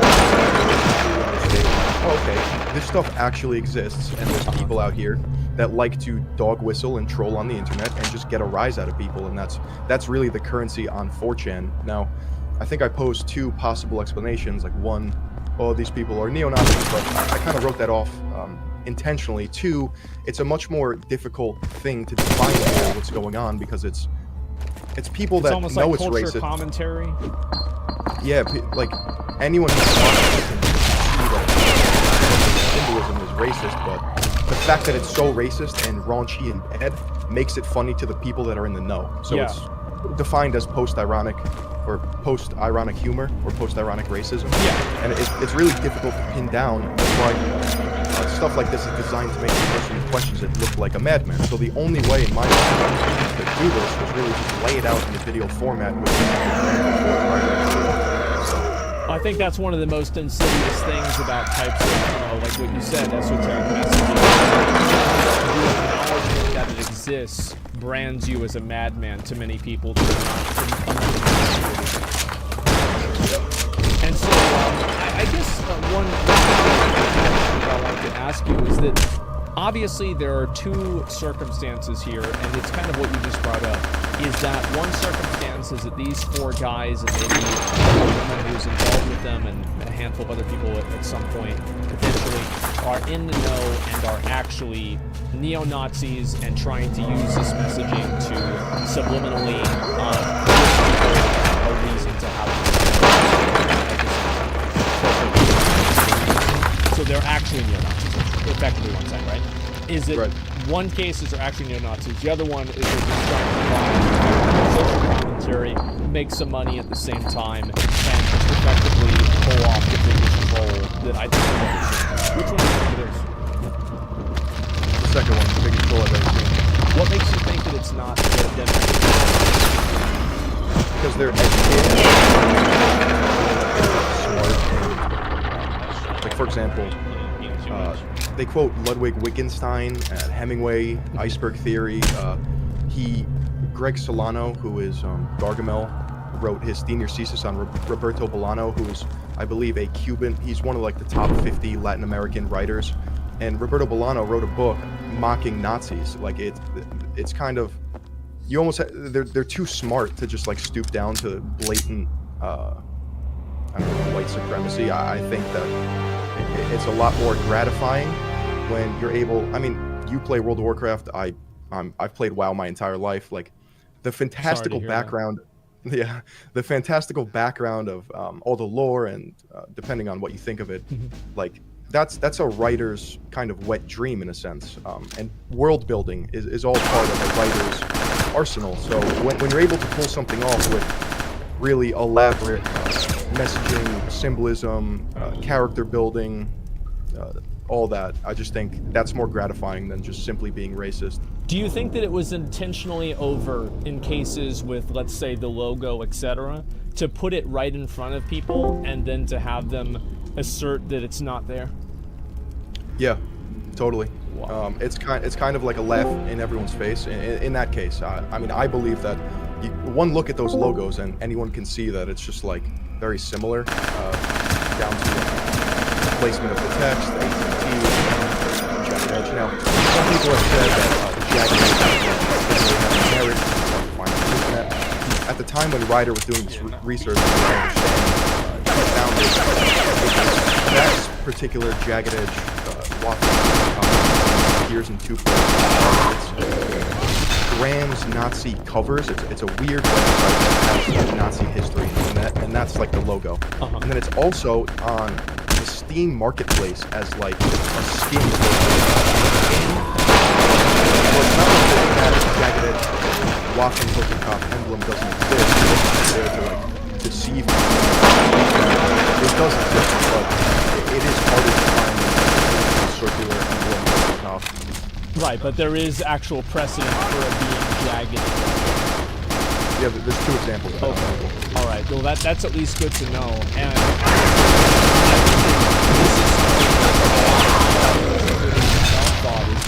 I mean, the amount of work that you put into this was absolutely tremendous. Especially, I mean, I consider myself somewhat of a journeyman in this type of messaging and 4chan culture, and a lot of this completely caught me off guard. Right. I appreciate your support and your viewers watch the video. See the amount of detail that was put into it. It's definitely it's made me step out of my comfort zone in terms of like filmmaking and stuff like that. Well, we want to see more of it. How can we support you? Just share my video. Okay. I'll see you guys in like the comment section. Don't be crazy. I can take criticism. I understand.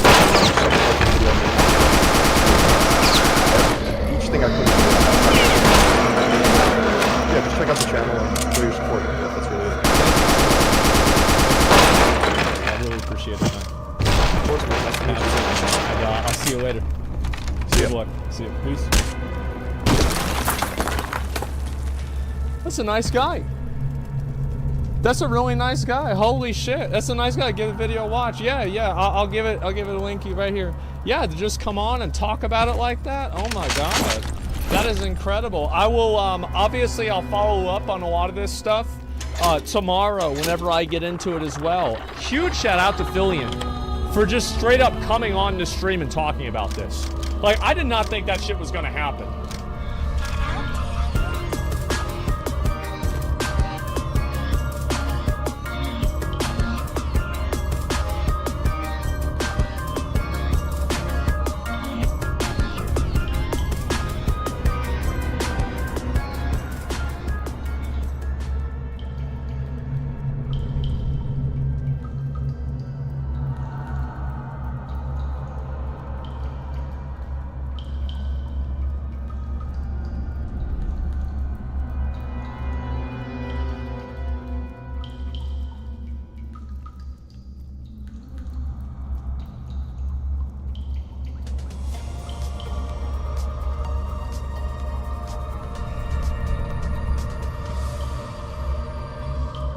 If you're looking for some nightmare fuel, look no further than TikTok.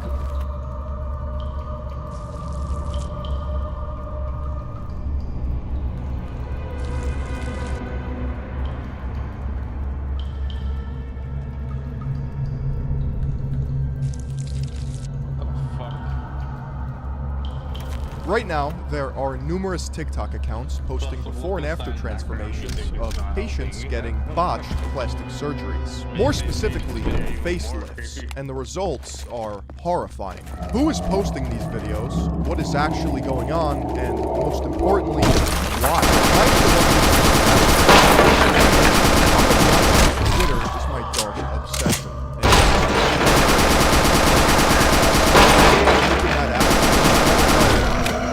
However, this time was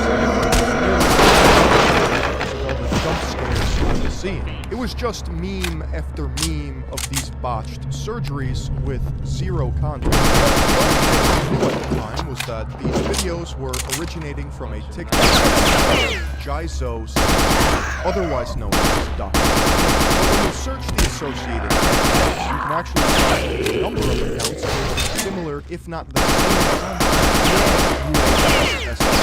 Deng or Dr. L, and Nor Perez 8. This group of TikTok seemingly provides value content of the facial surgeries that all funnel back to a practice based out of Shanghai, China. Or at least, that's the case for Dr. Kim and Yang. It also seems like they resemble the same face surgeries for ultimate shock value content.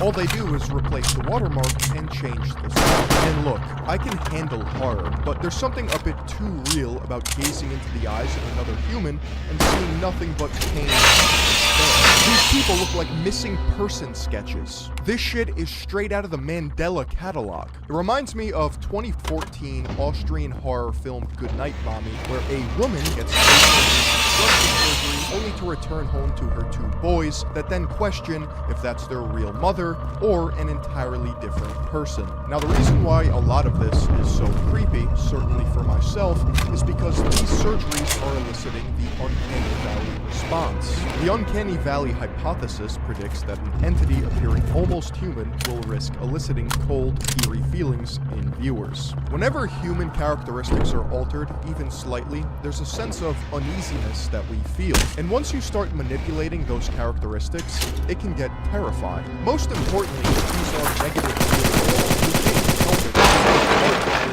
our survival as a species. I think it's fair to say at this point, over 2 has shifted into insanity. The combination of social media and modern technology has created an entirely new genre of body dysmorphia. Botched surgeries and people addicted to them are in a league of their own. I'll just never understand this obsession of wanting to look like Play-Doh. A lot of these people trade their life for money, and then use that money to try to look youthful. But the only problem is, they now look like 28-year-old bearded dragons. Whatever happened to wanting to look better naturally, like getting leaner and eating right? Which is why today's video is sponsored by IMMY. These days, I like to stay lean and mean, which is why whenever I'm hungry or craving a snack, I make IMMY ramen. This super tasty, high-protein, low-carb, vegan, healthy ramen allows you to stay full longer, keeps you energized, and keeps you on track so that you can accomplish all of your health goals. With up to 22 grams of protein per serving, which is 3 times that of traditional brands, IMMY makes for a perfect pre- or post-workout meal. IMMY ramen can also serve as a great alternative to just eating junk food. In fact, you can have delicious, I'll tell you both. According to early videos posted on the profile picture, really risk-free, and down below. And thank you to IMMY for sponsoring this video. So what surgeon on this planet would do this to their patients? If we take a look at Jizo 16, the profile picture depicts a figure in surgical attire, seemingly in an operating room. But this could be anyone. However, there is a lead or a red herring, depending on how dark you're willing to believe this story can get. So I'll tell you both. According to early videos posted on the Jizo 16 account, the name Kim Ji-hoon is watermarked across the video, leading people to believe that's the name of the man behind the account. A Twitter account posted an early screenshot from the account, and the profile picture matches that of Dr. Ji-hoon Kim, based out of Seoul, South Korea. But the WhatsApp number in the bio of the account has a +86 area code, which means it's coming from China. I see 3 options. Number 1, the man performing these surgeries and posting them on TikTok actually is Dr. Ji-hoon Kim, working at Ewha Women's University Seoul Hospital in South Korea. But if that was true, then why is the number coming from? Number 2, the person performing these surgeries and posting them on TikTok based out of China, but is using the likeness and image of a real plastic surgeon named Dr. Ji-hoon Kim from South Korea. And lastly, hear me out. Ghost surgeons. Ghost surgeons are a problem in South Korea. In South Korea, ghost surgery following the government's promotion of medical reporting. Ghost surgeries allow surgeons to double blind operations and otherwise maximize the number of patients they accept. As ghost surgeries are practiced, it is unclear how common they are. Patients usually discover a ghost surgery took place after undergoing an unsuccessful operation. There's a really famous story about a young man from South Korea named Kwon Dae-hee, who died at the age of 24 after going in for jaw surgery. The practice is illegal in South Korea, and to say weak regulations in the country's booming $10.7 billion plastic surgery industry have allowed factory-like clinics, where unqualified staff substitute for surgeons to thrive. Doctors simultaneously conduct multiple operations, meaning they rely on substitutes who may be freshly qualified plastic surgeons, dentists, nurses, or in some cases, medical equipment salespeople, to undertake some of the work for them. Under South Korean law, someone who orders or performs an unlicensed medical act is subject to a maximum punishment of 5 years in prison, or a maximum fine of 50 million won, or $44,000. If a ghost surgery is performed by a licensed doctor, that could lead to charges of causing harm or fraud. But these crimes are hard to prove. Many substitute doctors don't note down the work they've done, and many clinics don't have CCTV A moment, please, and even director. once the cases get Is it reported, working? ghost doctors rarely get Please be patient. which emboldens We are clinics to operating continue under very practice difficult to what is conditions said. here. Obviously, Enough of this your is just an stalling. anecdotal Tell me story yes about or the no. practice of Will ghost it surgery in work? South Korea. You can't say for certain that How this many is what's times do I happening have to on this remind you? TikTok. But it This gets is a very even complex stranger and because a delicate number of people operation. have It cannot be contacted hurried. WhatsApp numbers We are listed not in the bios of some filling of these teeth accounts. here. Some Don't more take that successful than others. patronizing When tone with YouTuber me. Tov reached out, it was revealed that the WhatsApp number traces What? to a What? practice based out of Shanghai, China. And The the price extraction for a process is facelift beginning. around $5,000. It is only a matter of time now. Which is Excellent. compared to US standards. It's essentially dollar menu plastic surgery. If you Google how much this procedure is in the United States, you can even add a couple zeros and you'll be closer to the truth. These are serious surgeries, and it's not something you shop around for. No, you want to be paying top dollar to get the best results. But at least the surgeon who will be performing these surgeries, if you reach out, will be Dr. Kim, right? Nope, it's Dr. Li Feng, or the man who is supposed to be behind the account, Deng Jai-zo. The most innocent explanation is that Dr. Kim Ji-hoon, the man behind Jai-zo 16, is a real person who lived in South Korea that then moved his practice to Shanghai, China, and he's now part of a group of surgeons that post these videos on TikTok. But as of right now, there's no way to prove that. The one definitive element of this story that we can speculate on is why. It is glaringly obvious that these videos are being posted to rage people into promoting these surgeries. It's apparent that these before and after transformations are merely only a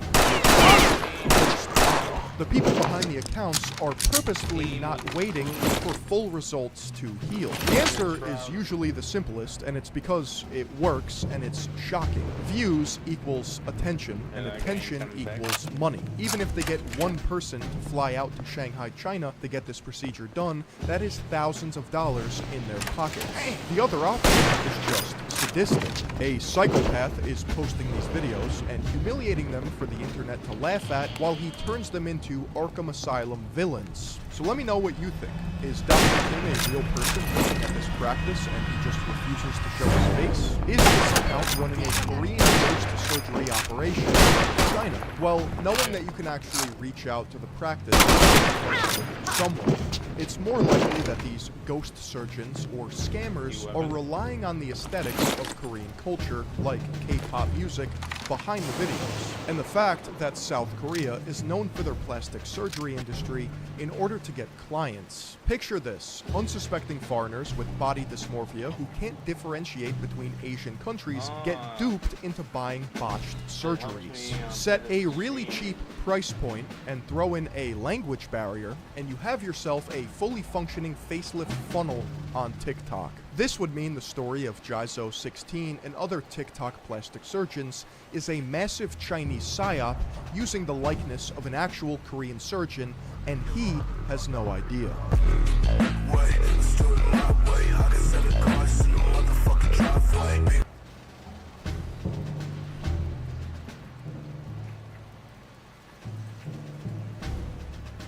This is the Las Vegas Sphere, a massive 366-foot tall, 516-foot wide building wrapped almost entirely in LED screens. After years of construction and a budget of over $2 billion, the Sphere finally opened its doors on September 29, 2023, and ever since then, I've been plagued with one question. why. So come with me on this journey to the center of the sphere as I try to find out.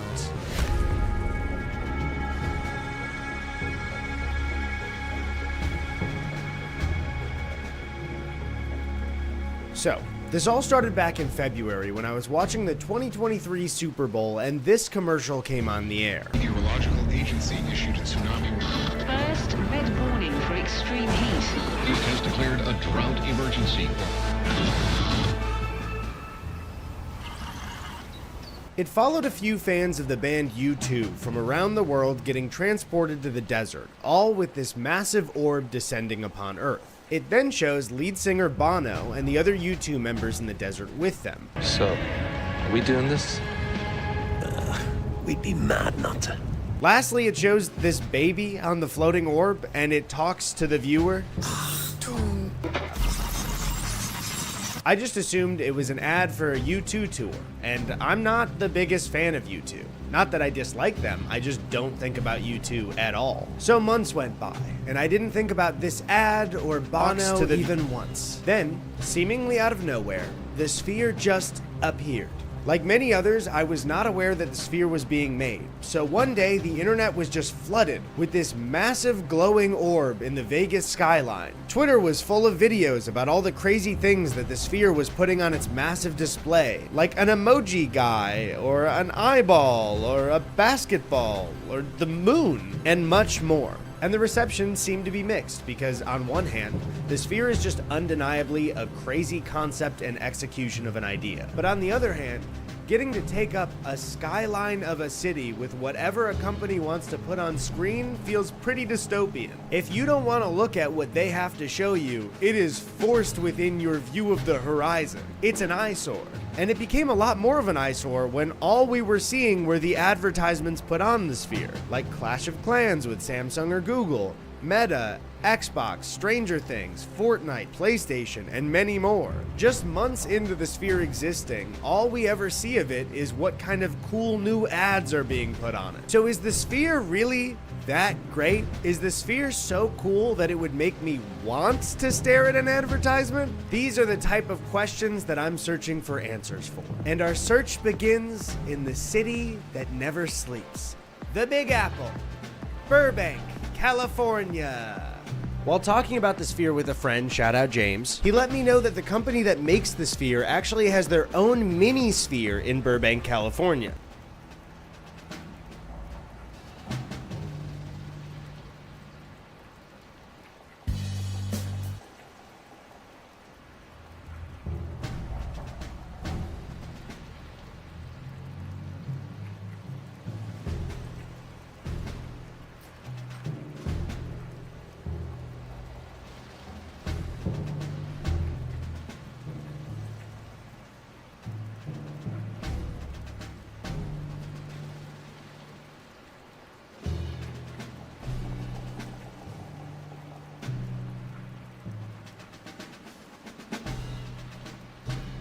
Bored Apes founder's wife had this exact lingo in her. It's unethical, the practice of having people. Alan.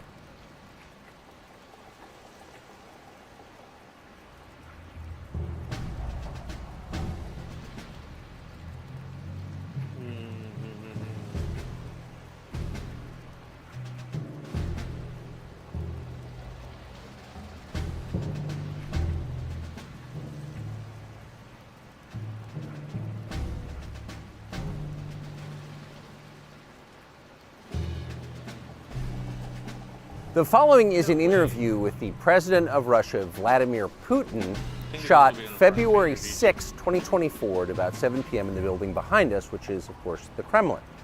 The interview, as you will see if you watch it, is primarily about the war in progress, the war in Ukraine, how it started, what's happening, and most pressingly, how it might end. One note before you watch. At the beginning of the interview, we asked the most obvious question, which is, why did you do this? Did you feel a threat, an imminent physical threat? And that's your justification. And the answer we got shocked us. Putin went on for a very long time, probably half an hour, about the history of Russia going back to the 8th century. And honestly, we thought this was a filibustering technique and found it annoying and interrupted him several times. responded. He was annoyed by the interruption. But we concluded in the end, for what it's worth, that it was not a filibuster. There was no time limit on the interview. We ended it after more than 2 hours. Instead, what you're about to see seemed to us sincere, whether you agree with it or not. Vladimir Putin believes that Russia has a claim to part of Ukraine. So our opinion would be in that light, a sincere expression of what he wants. And with that, Mr. President, on February 22nd, 2022, you addressed your country in a nationwide address when the conflict in Ukraine started. And you said that you were acting because you had come to the conclusion that the United States, through NATO, might initiate a surprise attack on our country. And to American ears, that sounds paranoid. Tell us why you believe the United States might strike Russia outside.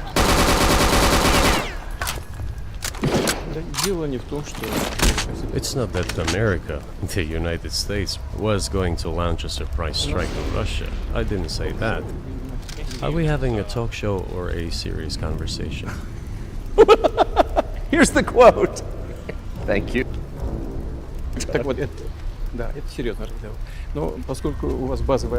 your basic education is in history, as far as I understand.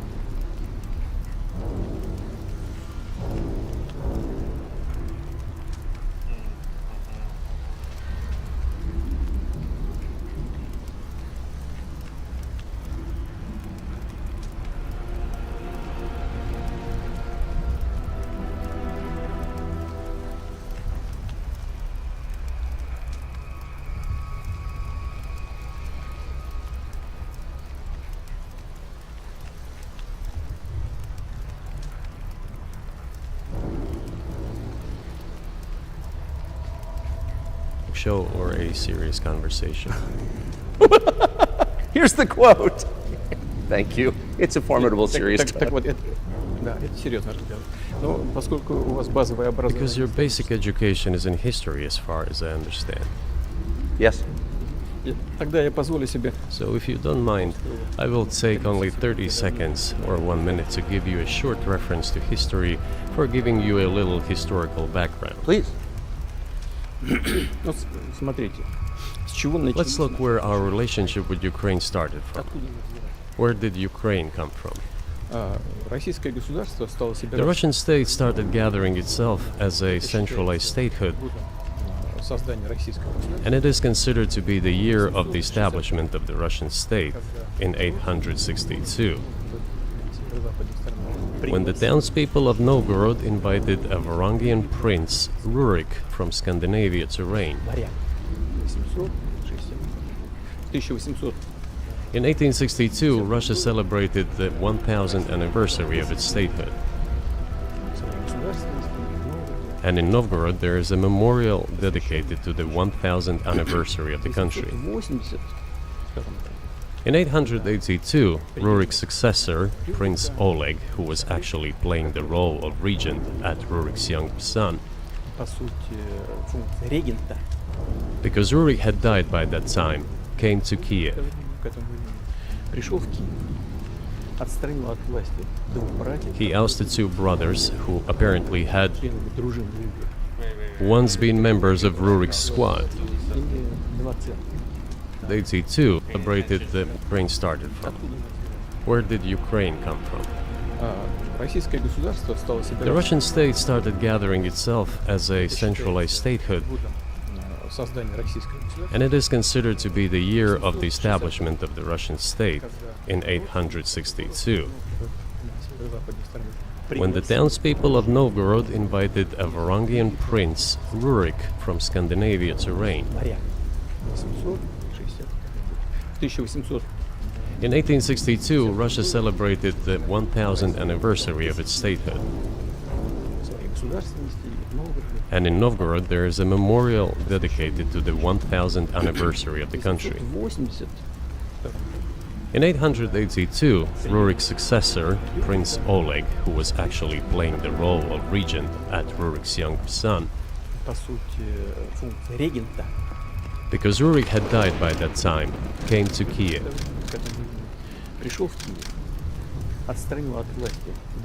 He ousted two brothers who apparently had once been members of Rurik's squad. So Russia began to develop the two centers of power, Kiev and Novgorod. The next very significant date in the history of Russia was 988. This was the baptism of Russia, when Prince Vladimir, the great-grandson of Rurik, baptized Russia and adopted Orthodoxy, or Eastern Christianity. From this time, the centralized Russian state began to strengthen. Why? Because of the single territory, integrated economic ties, one and the same language, and, after the baptism of Russia, the same faith and rule of the prince. The centralized Russian state began to take shape. Back in the Middle Ages, Prince Yaroslav the Wise introduced the order of succession to a throne.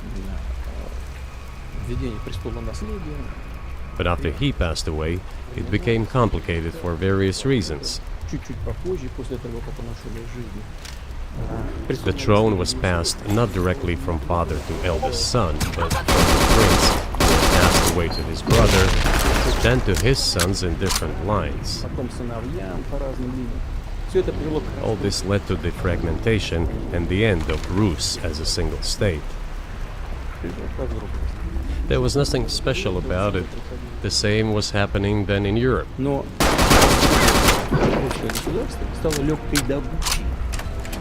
But the fragmented Russian state became an easy prey to the empire created earlier by Genghis Khan.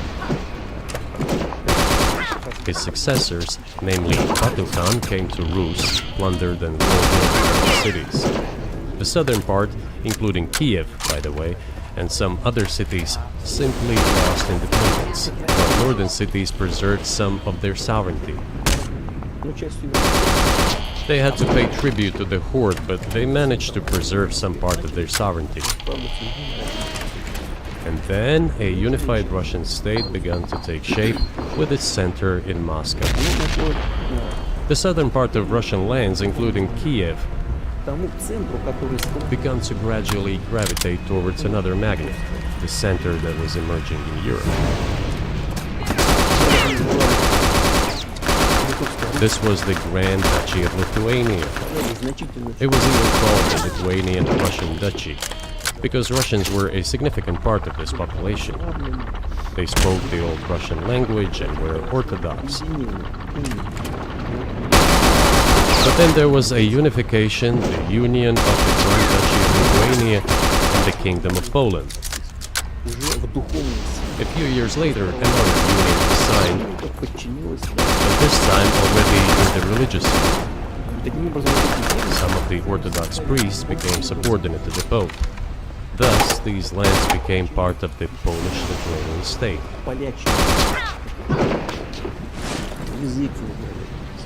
During decades, the Poles were engaged in Polonization of this part of the population. They introduced their language there, tried to entrench the idea that this population was not exactly Russians, that because they lived on the fringe, they were Ukrainians. Originally, the word Ukrainian meant that a person was living on the outskirts of the state, along the fringes, or was engaged in a border patrol service. It didn't mean any particular ethnic group. So the Poles were trying to, in every possible way, to colonize this part of the Russian lands, and actually treated it rather harshly, not to say cruelly. All that led to the fact that this part of the Russian lands began to struggle for their rights. They wrote letters to Warsaw demanding that their rights be observed and people be commissioned here, including to Kiev. I beg your pardon, can you tell us what period? I'm losing track of where in history we are. The Polish oppression of Ukraine. It was in the 13th century.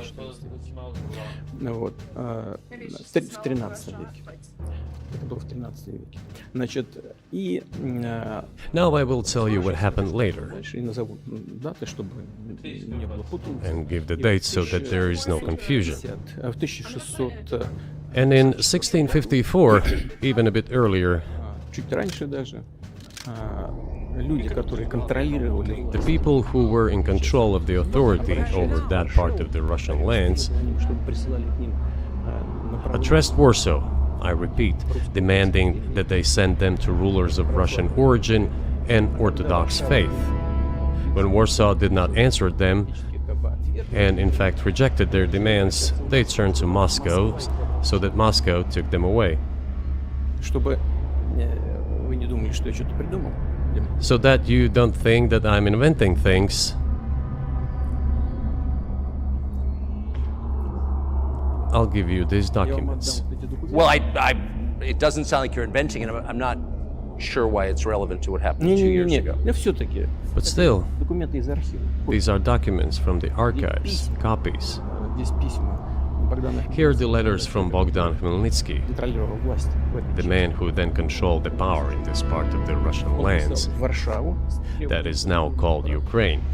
He wrote to Warsaw demanding that their rights be upheld. And after being refused, he began to write letters to Moscow, asking to take them under the strong hand of the Moscow Tsar. There are copies of these documents. I will leave them for your good memory. There is a translation into Russian. You can translate it into English later.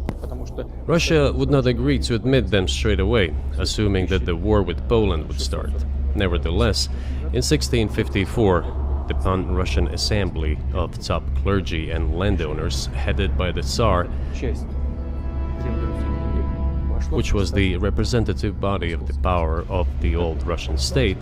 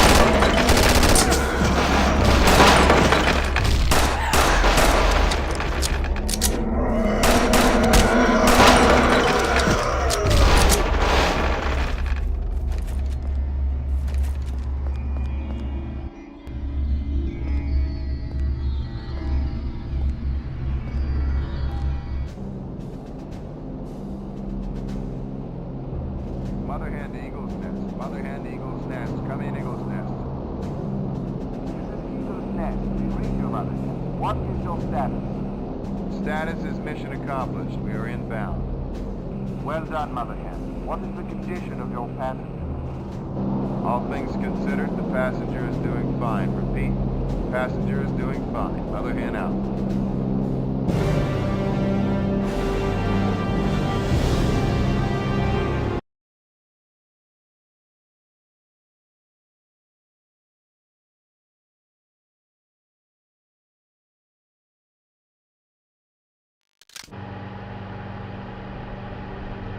Well, gentlemen, it's been 48 hours since our man Blazkowicz returned from Castle Wolfenstein.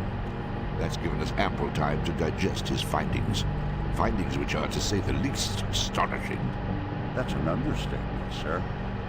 The question I'm putting to you all now is this. What are the Nazis really up to? Well, sir, to put it bluntly, I don't think we know enough to answer that question. Really? Don't get me wrong. We've learned plenty about their capabilities. That alone scares the hell out of me. Here, here. But... Yes, Jack? Well, there are two things that still bother me. Exactly what is this dark night they all seem to be so interested in? Well, what did our research come up with? Nothing. A complete blank. Well, it's obviously more of their jiggery-pokery raising the ghoulies rot. What's the second thing, Jack? The second thing is Death's Head. Now here we have probably the single most dangerous figure in the entire Third Reich, and still we don't have a clue about his connection to all of this. Death's Head? Haven't our sources placed him at the secret rocket base in Kalamarundi?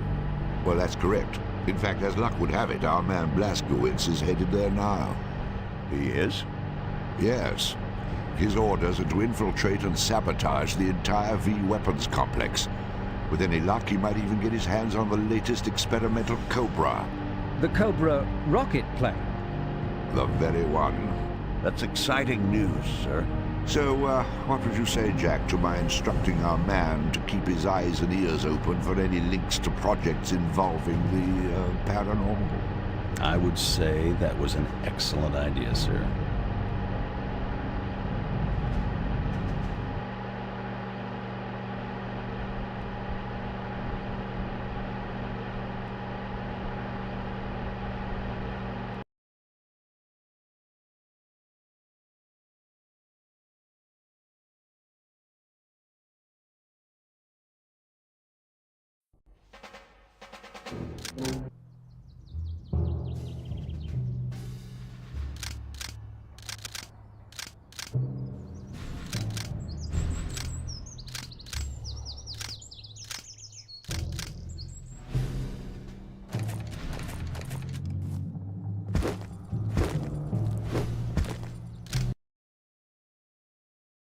decided to include a part of the old Russian lands into Moscow Kingdom.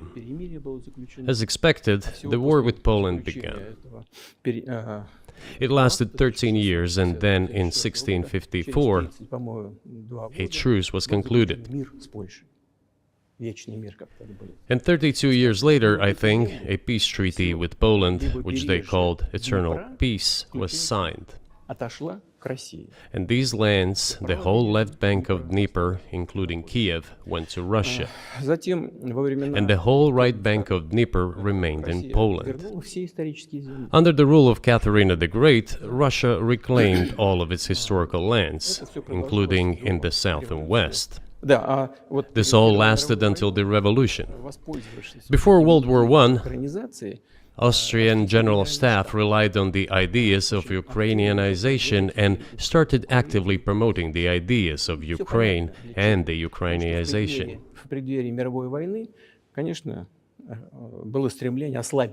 Their motive was obvious. Just before World War I, they wanted to weaken the potential enemy and secure themselves favorable conditions in the border area. So the idea which had emerged in Poland that people residing in that territory were allegedly not really Russians, but rather belonged to a special ethnic group, Ukrainians, started being propagated by the Austrian General Staff. As far back as the 19th century, theorists calling for Ukrainian independence appeared. All those, however, claimed that Ukraine should have a very good relationship with Russia. They insisted on that. After the 1917 revolution, the Bolsheviks sought to restore the statehood, and the civil war began, including the hostilities with Poland. In 1921, peace with Poland was proclaimed, and under that treaty, the right bank of Dnieper River once again was given back to Poland.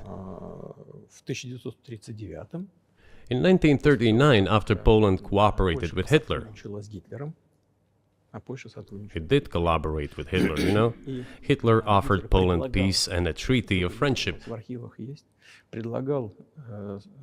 An alliance demanding in return that Poland give back to Germany the so-called Danzig Corridor, which connected the bulk of Germany with East Prussia and Königsberg.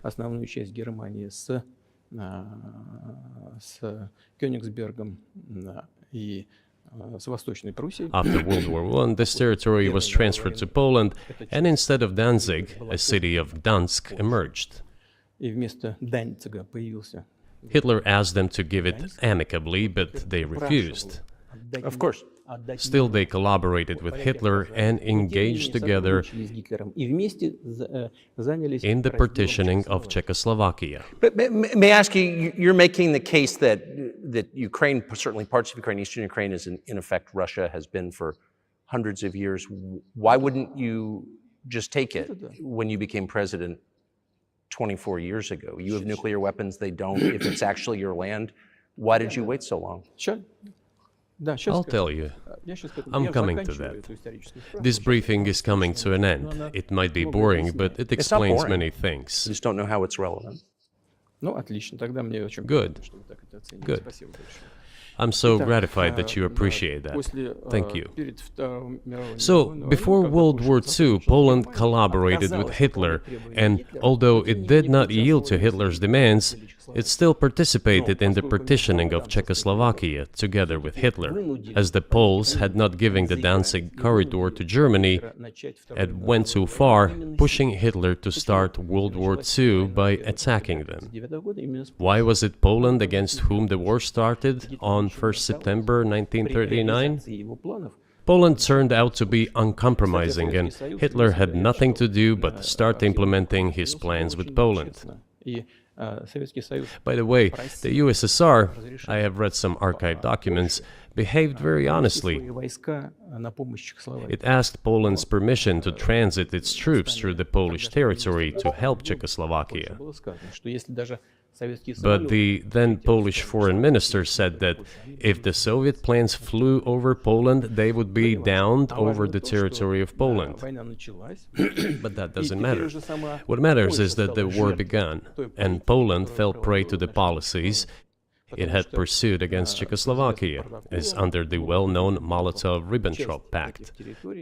Part of the territory, including western Ukraine, was to be given to Russia. Thus, Russia, which was then named the USSR, regained its historical lands. After the victory in the Great Patriotic War, as we call World War II, all those territories were ultimately enshrined as belonging to Russia, to the USSR. As for Poland, it received, apparently in compensation, the lands which had originally been German. The eastern parts of Germany, these are now western lands of Poland. Of course, Poland regained access to the Baltic Sea and Danzig, which was once again given its Polish name. So this was how this situation developed. In 1922, when the USSR was being established, the Bolsheviks started building the USSR and established the Soviet Ukraine, which had never existed before. Right.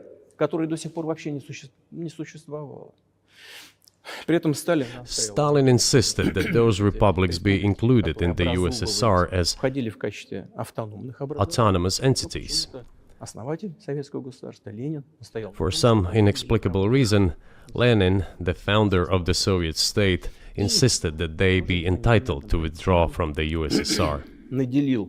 And again, for some unknown reasons, he transferred to that newly established Soviet Republic of Ukraine some of the lands together with people living there, even though those lands had never been called Ukraine, and yet they were made part of that Soviet Republic of Ukraine. Those lands included the Black Sea region, which was received under Catherine the Great, and which had no historical connection with Ukraine whatsoever. Even if we go as far back as 1654, when these lands returned to Russian Empire, that territory was the size of 3 to 4 regions of modern Ukraine, with no Black Sea region. That was completely out of the question. In 1654. Exactly. You obviously have encyclopedic knowledge of this region, but why didn't you make this case for the first 22 years as president that Ukraine wasn't a real country?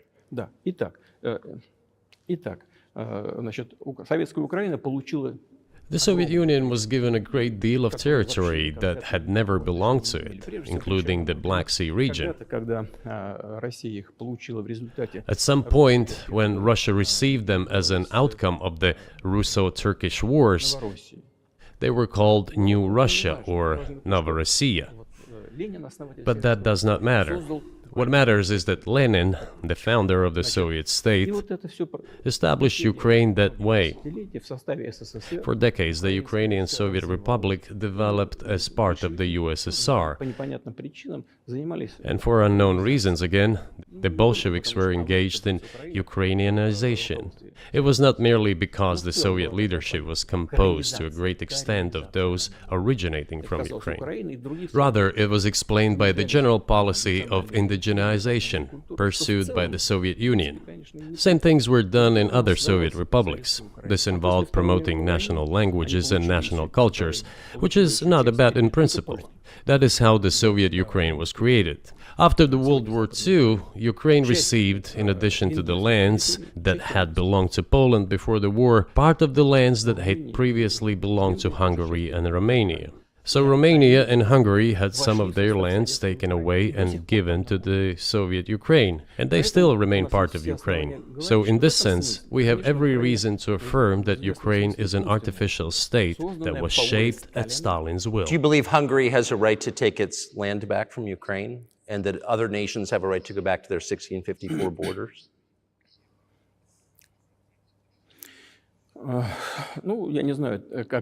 I'm not sure whether they should go back to the 1654 borders. But given Stalin's time, so-called Stalin's regime, which, as many claim, saw numerous violations of human rights and violations of the rights of other states,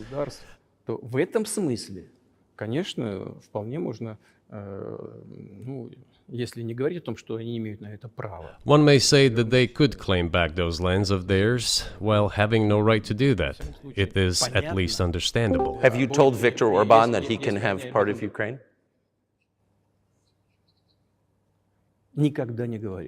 Never. I have never told him. Not a single time. We have not even had any conversation on that, but I actually know for sure that Hungarians who live there wanted to get back to their historical land. Moreover, I would like to share a very interesting story with you. I digress, it's a personal one.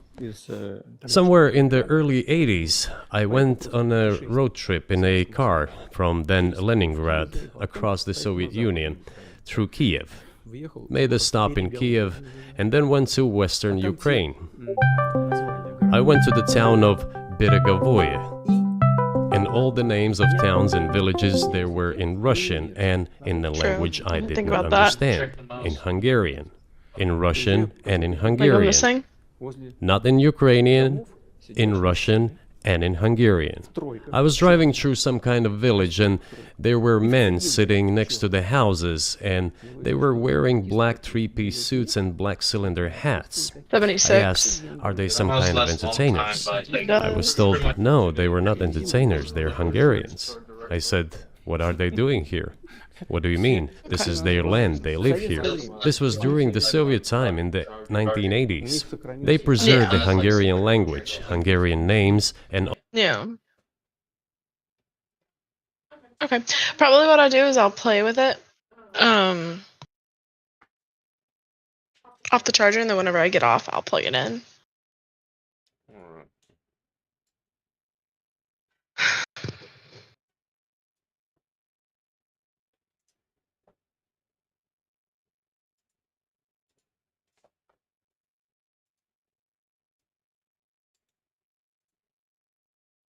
Alright, so what do you want to play? I mean, to be honest, I want to play Helldivers, but nobody has the game. Is it a multiplayer? Bro, I've been telling you all about this before it came out. Yes. Yeah. How much is it? If I forgot everything you told me in the same scale that you forget everything I tell you. I just don't remember names. I mean, sorry. Bro, you can see my screen right here. You can see the picture of it. Just like the picture alone. Yeah, I see now. I'm sure you have interest in anything I say.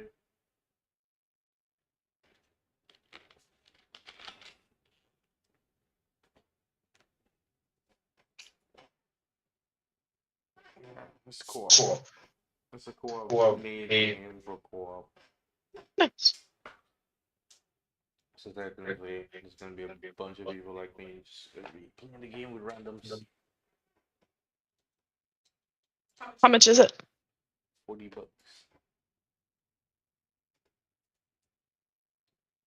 $40. Can you do me a favor? Are you able to push this down? I can't get it down. I can put the lid back on. Thank you.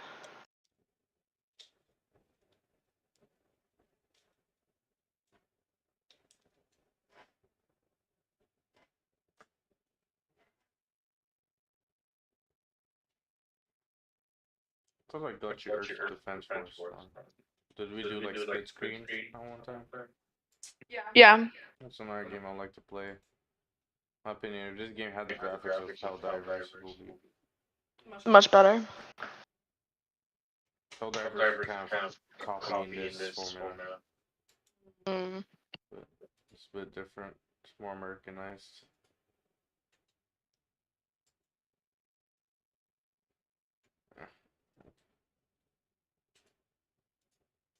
all their national costumes. They are Hungarians and they feel themselves to be Hungarians. And of course, when now there is an infringement. Well, that is, and there's a lot of that, though. I think many nations are upset about Transylvania as well, as you obviously know. But many nations feel frustrated by the redrawn borders of the wars of the 20th century and wars going back 1,000 years, the ones that you mentioned. But the fact is that you didn't make this case in public until 2 years ago, February. And in the case that you made, which I read today, you explain at great length that you felt a physical threat from the West in NATO, including potentially a nuclear threat. And that's what got you to move. Is that a fair characterization of what you said? Я понимаю, что мои длинные диалоги, они... I understand that my long speeches probably fall outside of the genre of the interview. That is why I asked you at the beginning. It was flat. Are we going to have a serious talk or a show? You said a serious talk. So I like my keyboard bear though, with me, so please. it's not something that I'm like wanting to get We're rid of. coming to the point where I just the have to Soviet figure out Ukraine like was established. the best way to Then hold in my hands again. You know what I mean? the Because I used to Soviet do it Union before. collapsed. and everything that Russia had generously bestowed on Ukraine was dragged away by the latter. I'm coming to a very important point of today's agenda. Thank you. After all, the collapse of the Soviet Union was effectively initiated by the Russian leadership. I do not understand what the Russian leadership was guided by at the time, but I suspect there were several reasons to think everything would be fine.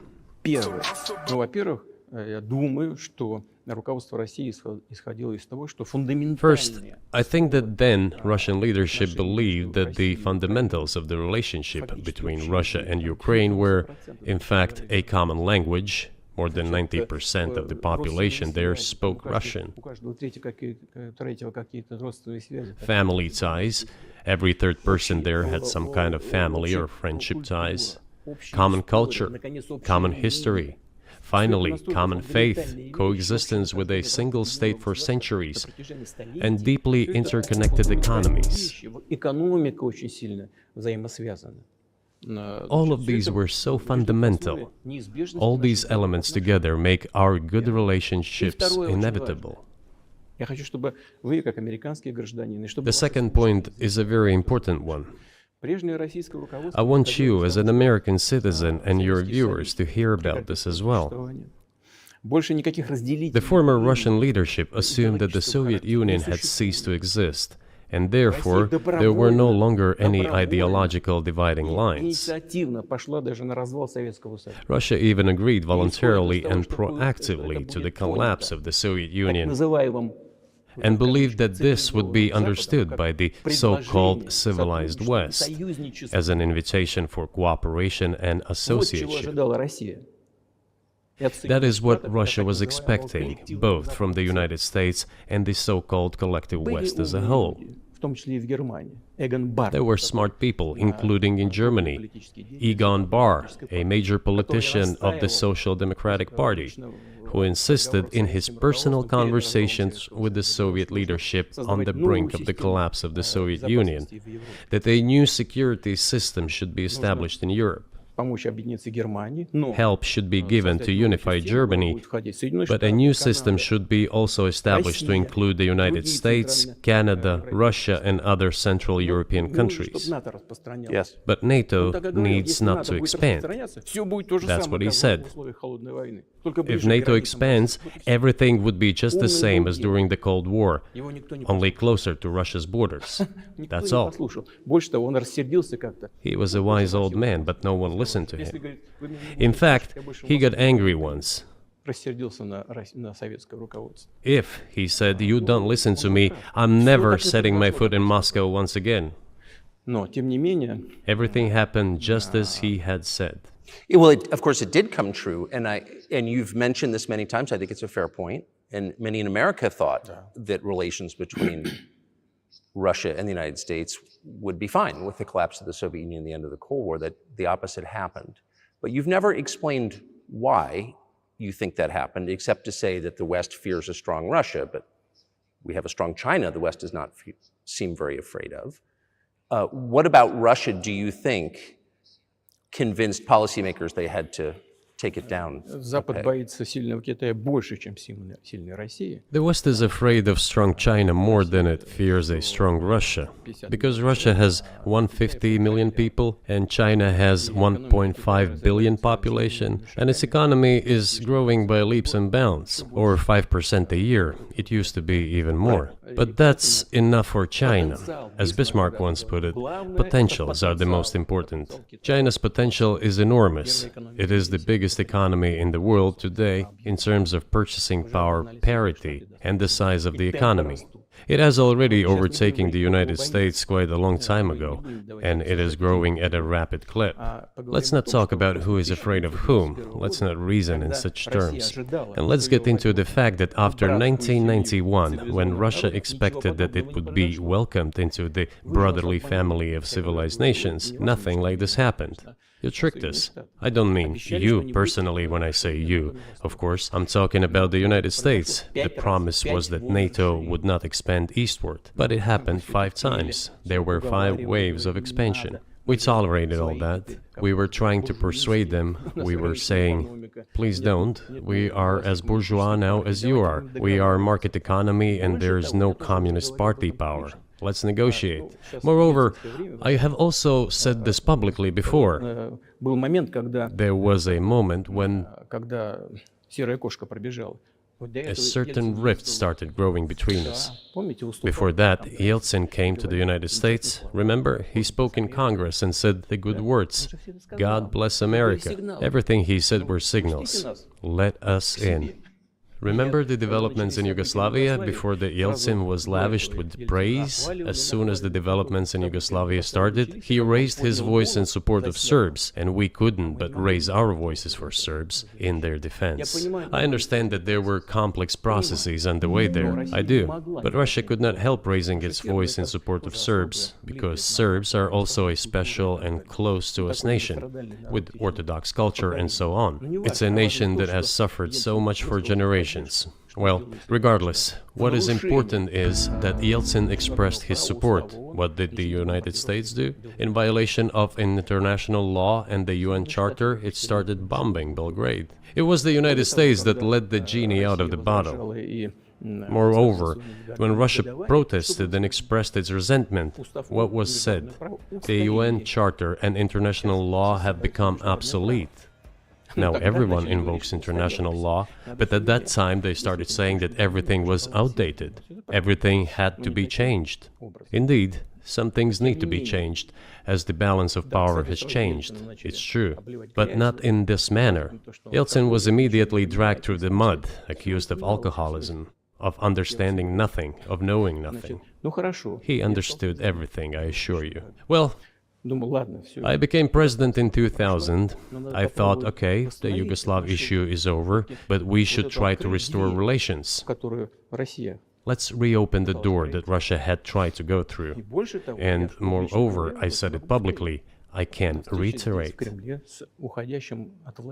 At a meeting here in the Kremlin with the outgoing President Bill Clinton, right here in the next room, I said to him, I asked him, Bill,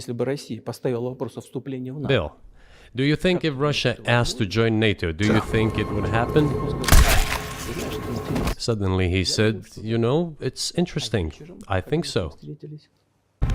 I am the company. When we met for dinner, he said, you know, I've talked to my team. No, it's not possible now. You can ask him. I think he will watch our interview, he'll confirm it. I wouldn't have said anything like that if it hadn't happened. Okay, were you sincere? It's impossible now. Would you have joined NATO?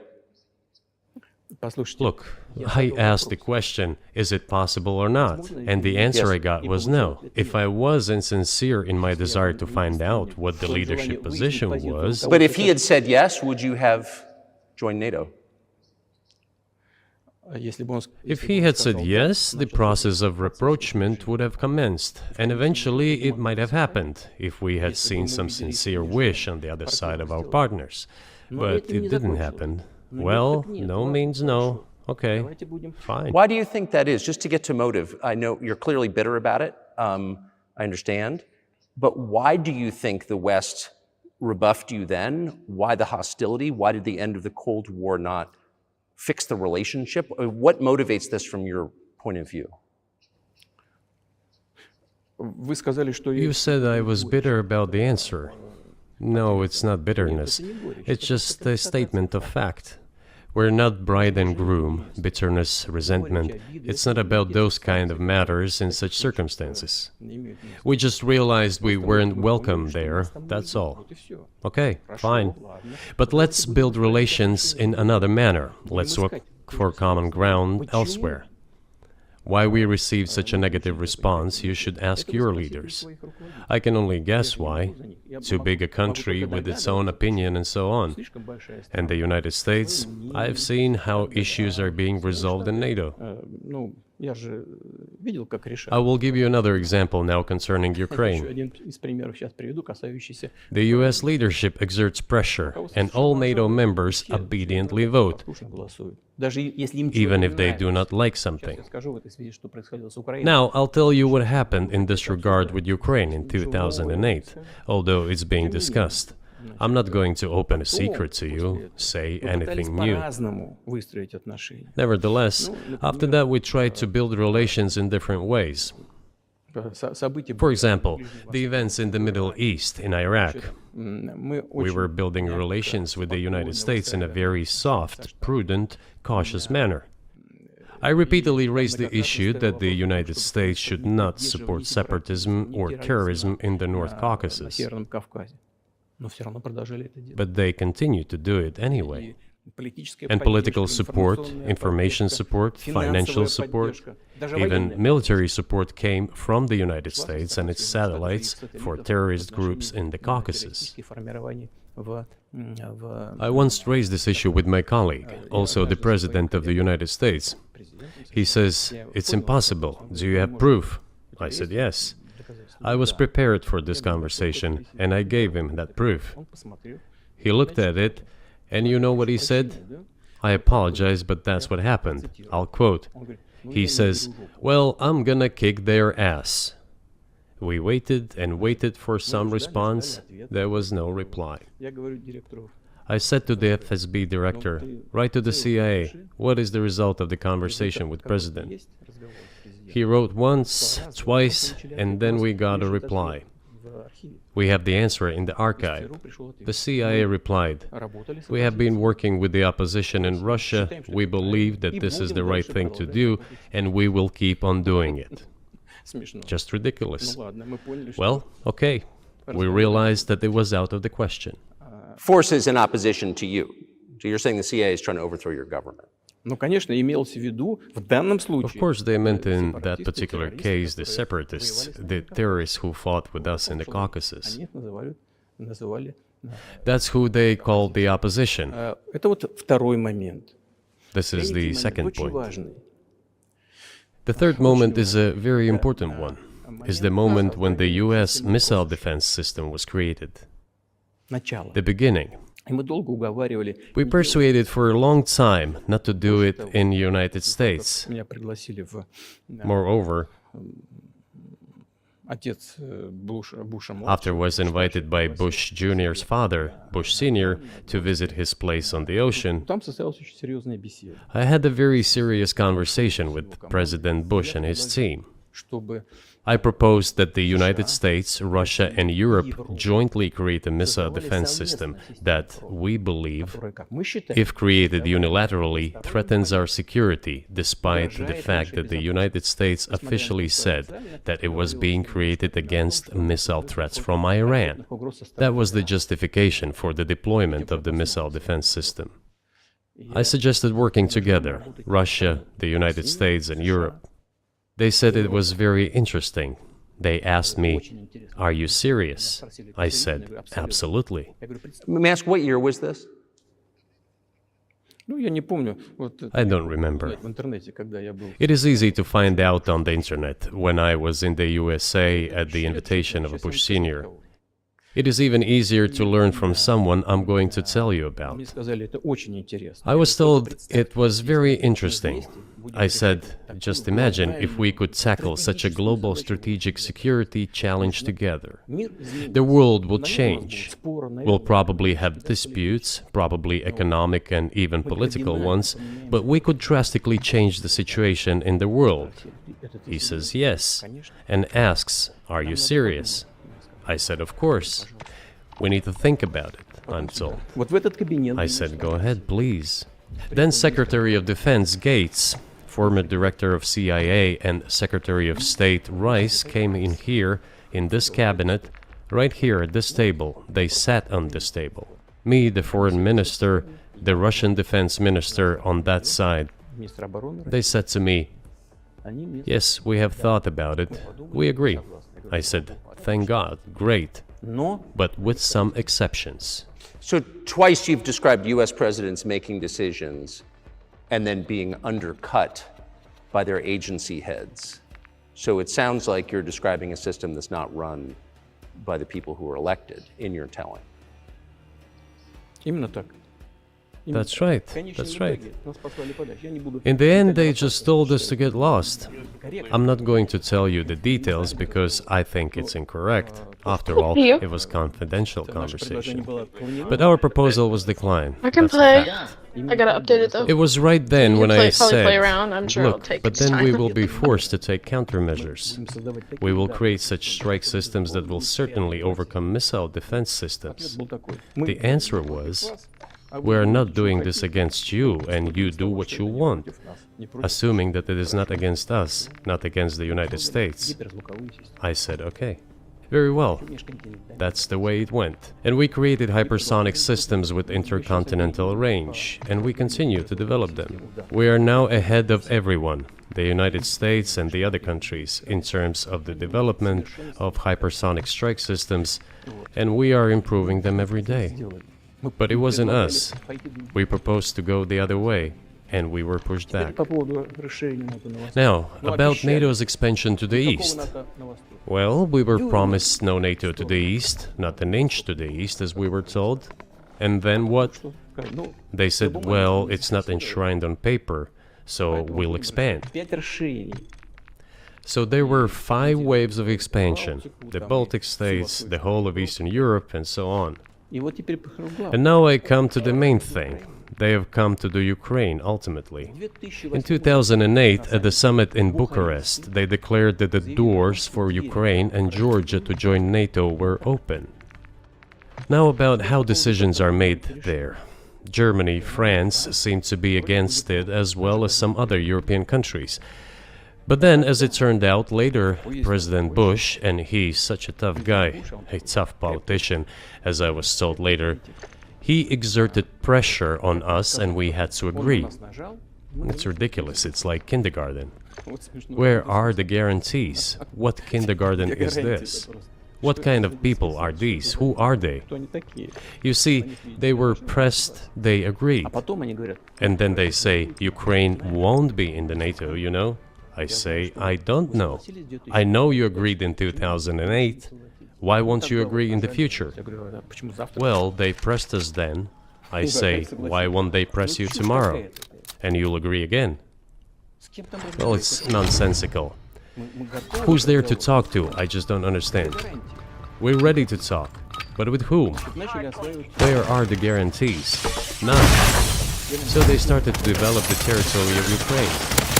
Whatever is there, I have told you the background, how this territory developed, what kind of relations there were with Russia. Every second or third person there has always had some ties with Russia. And during the elections, in already independent, sovereign Ukraine, which gained its independence as a result of the Declaration of Independence. And by the way, it says that Ukraine is a neutral state, and in 2008, suddenly the doors or the gates to NATO were open to it. Oh, come on. This is not how we agreed. Now, all the presidents that have come to power in Ukraine, they relied on electorate with a good attitude to Russia in one way or the other. This is the southeast of Ukraine. This is a large number of people. And it was very difficult to persuade this electorate, which had a positive attitude toward Russia. Viktor Yanukovych came to power, and how? The first time he won after President Kuchma, they organized a third round, which is not provided for in the constitution of Ukraine. This is a coup d'etat. Just imagine, someone in the United States wouldn't like the outcome.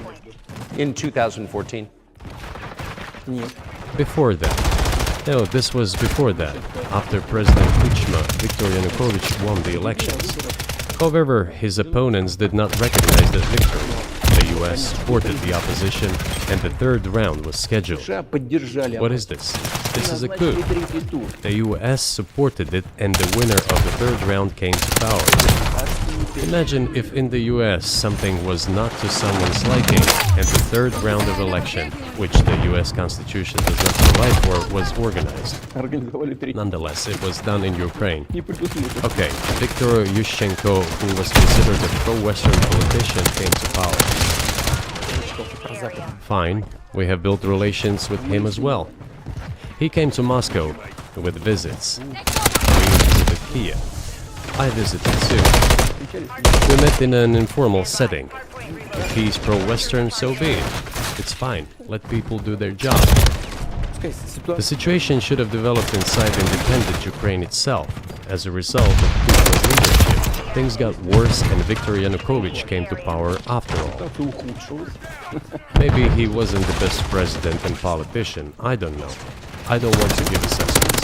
However, the issue of the association with the EU came up. We have always been lenient on this, suit yourself. But when we read through the Treaty of Association, it turned out to be a problem for us, since we had a free trade zone and open customs borders with Ukraine, which under this association had to open its borders for Europe, which would have led to flooding of the market. We said, no, this is not going to work. Close our borders with Ukraine then. The customs borders, that is. Yanukovych started to calculate how much Ukraine was going to gain, how much to lose, and said to his European partners, I need more time to think before signing.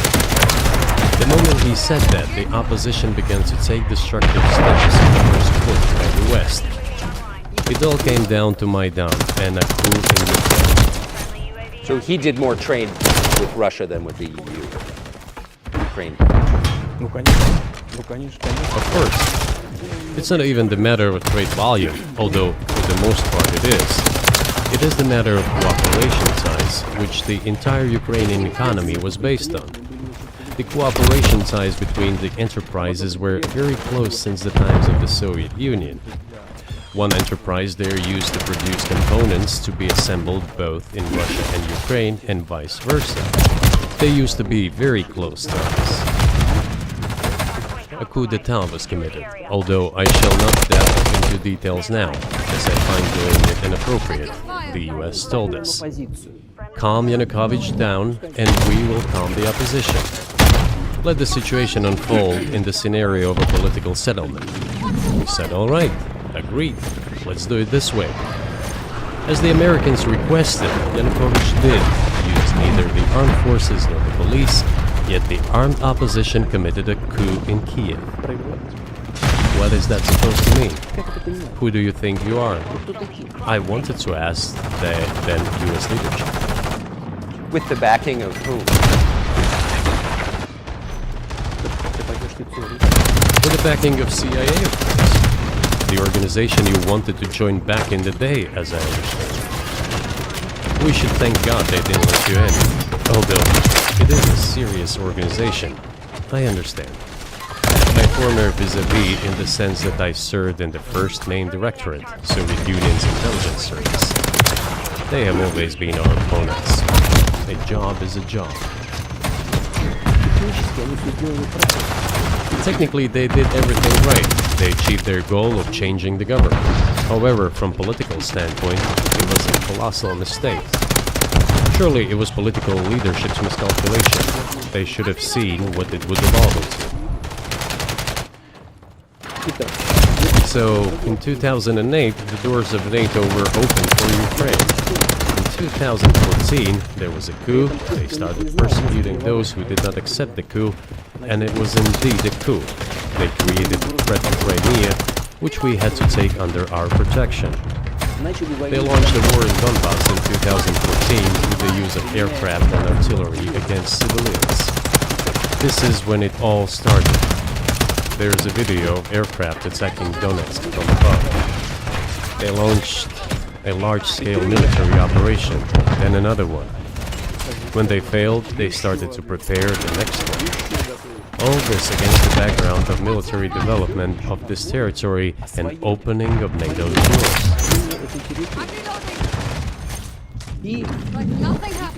How could we not express concern over what was happening? From our side, this would have been a culpable negligence. That's what it would have been. Вот что это было. Просто It's just that the US political leadership pushed us to the line we could not cross, because doing so could have ruined Russia itself. это разрушало. Потом мы не могли бросить наших. Besides, we could not leave our brothers in faith, in fact, a part of Russian people, in the face of this war machine. What was so but that was 8 years before the current conflict started. So what was the trigger for you? What was the moment where you decided you had to do this? Провоцировал конфликт изначально. Initially, it was the coup in Ukraine that provoked the conflict. By the way, back then the representatives of two European countries, Germany, Poland, and France, they were the guarantors of the signed agreement between the government of Yanukovych and the opposition. They signed it as guarantors. Despite that, the opposition committed a coup, and all these countries pretended that they didn't remember that they were guarantors of the peaceful settlement. They just threw it in the stove right away, and nobody recalled. I don't know if the US know anything about the agreement between the opposition and the authorities, and its three guarantors who, instead of bringing this whole situation back in the political field, supported the coup. Although it was meaningless, believe me, because President Yanukovych agreed to all conditions. He was ready to hold an early election, which he had no chance of winning, frankly speaking. Everyone knew that. Then why the coup? Why the victims? Why threatening Crimea? Why launching an operation in Donbass? This I do not understand. That is exactly what the miscalculation is. CIA did its job to complete the coup. I think one of the deputy secretaries of state said that it cost a large sum of money, almost 5 billion.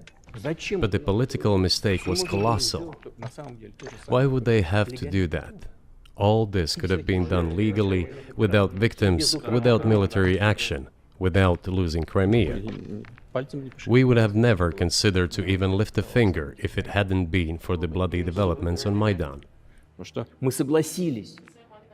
Because we agreed with the fact that after the collapse of the Soviet Union, our borders should be along the borders of former Union's republics.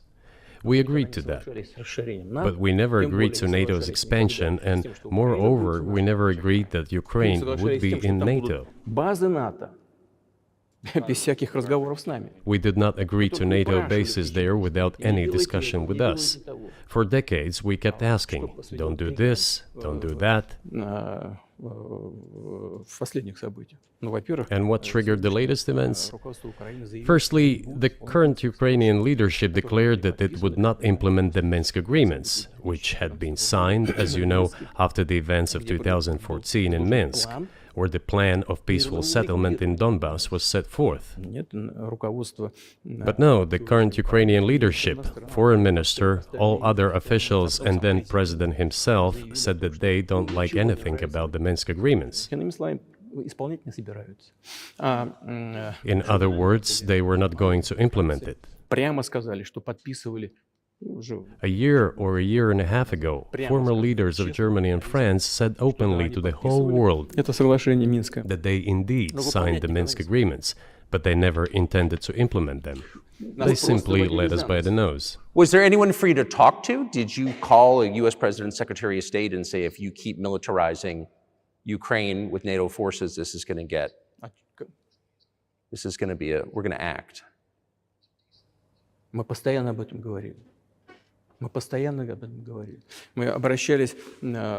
talked about this all the time. We addressed the United States and European countries' leadership to stop these developments immediately, to implement the Minsk agreements.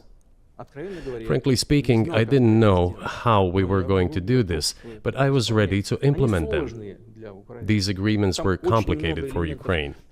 They included lots of elements of those Donbass territories' independence. That's true. However, I was absolutely confident, and I'm saying this to you now. I honestly believe that if we managed to convince the residents of Donbass, and we had to work hard to convince them to return to the Ukrainian statehood, then gradually the wounds would start to heal. When this part of territory reintegrated itself into common social environment, when the pensions and social benefits were paid again, all the pieces would gradually fall into place. No, nobody wanted that. Everybody wanted to resolve the issue by military force only.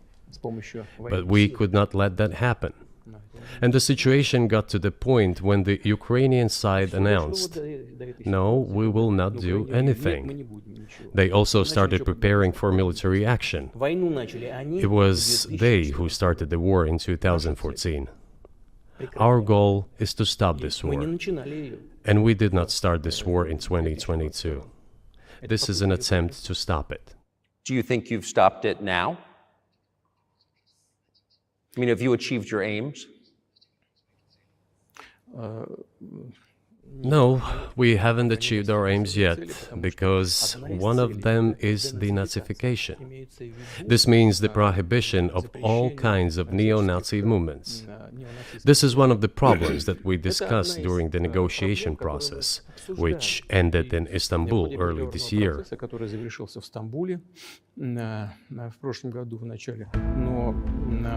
And it was not our initiative, because we were told by the Europeans, in particular, that it was necessary to create conditions for the final signing of the documents. My counterparts in France and Germany said, how can you imagine them signing a treaty with a gun to their heads? The troops should be pulled back from Kiev. I said, all right.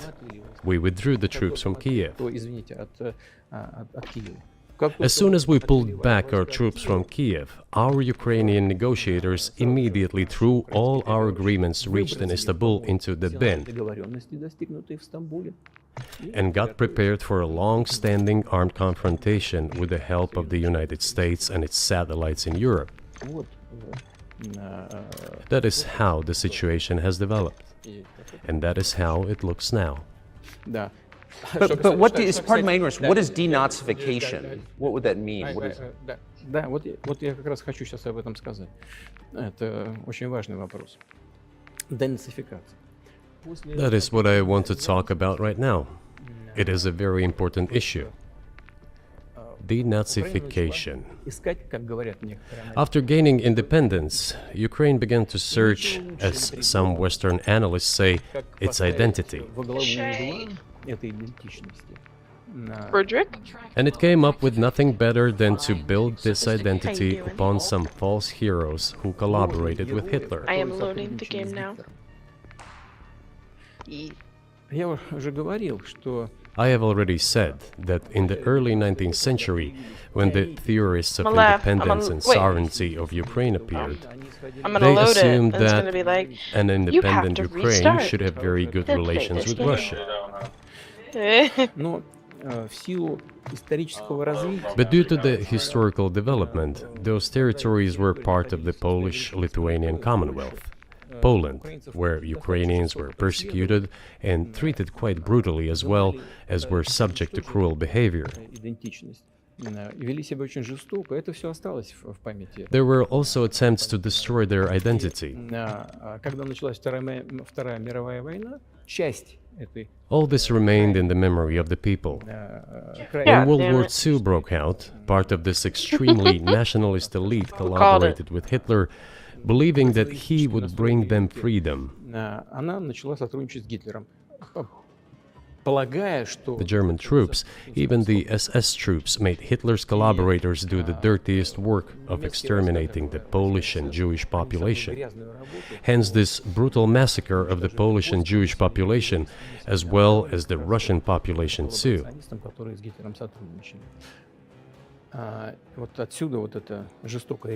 This was led by the persons who are well known, Bandera, Shukevich. It was those people who were made national heroes. That is the problem. And we are constantly told that nationalism and neo-Nazism exist in other countries as well. Yes, they are seedlings, but we approved them, and other countries fight against them. But Ukraine is not the case. These people have been made into national heroes in Ukraine. Monuments to those people have been erected. They are displayed on flags. Their names are shouted by crowds that walk with torches, as it was in Nazi Germany.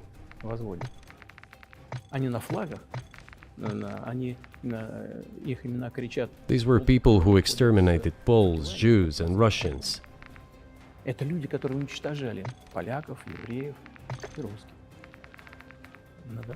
It is necessary to stop this practice and prevent the dissemination of this concept. I say that Ukrainians are part of the one Russian people. They say, no, we are a separate people. Okay, fine. If they consider themselves a separate people, they have the right to do so, but not on the basis of Nazism, the Nazi ideology. Would you be satisfied with the territory that you have now? Нет, сейчас закончим. Вы же задали вопрос по неонацизму и денацификации. I will finish answering the question. You just asked a question about neo-Nazism and denazification. Look, the president of Ukraine visited Canada. This story is well known, but being silenced in the Western countries. The Canadian Parliament introduced a man who, as the Speaker of the Parliament said, fought against the Russians during the World War II. Well, who fought against the Russians during the World War II? Hitler and his accomplices. It turned out that this man served in the SS troops. He personally killed Russians, Poles, and Jews. The SS troops consisted of Ukrainian nationalists who did this dirty work. The president of Ukraine stood up with the entire Parliament of Canada and applauded this man. How can this be imagined? The president of Ukraine himself, by the way, is a Jew by nationality. Really, my question is, what do you do about it? I mean, Hitler's been dead for 80 years. Nazi Germany no longer exists. And so, true. And so, I think what you're saying is you want to extinguish or at least control Ukrainian nationalism. But how? How do you do that? Послушайте меня. Ваш вопрос очень тонкий. Listen to me. Your question is very subtle, and I can tell you what I think. Do not take offense.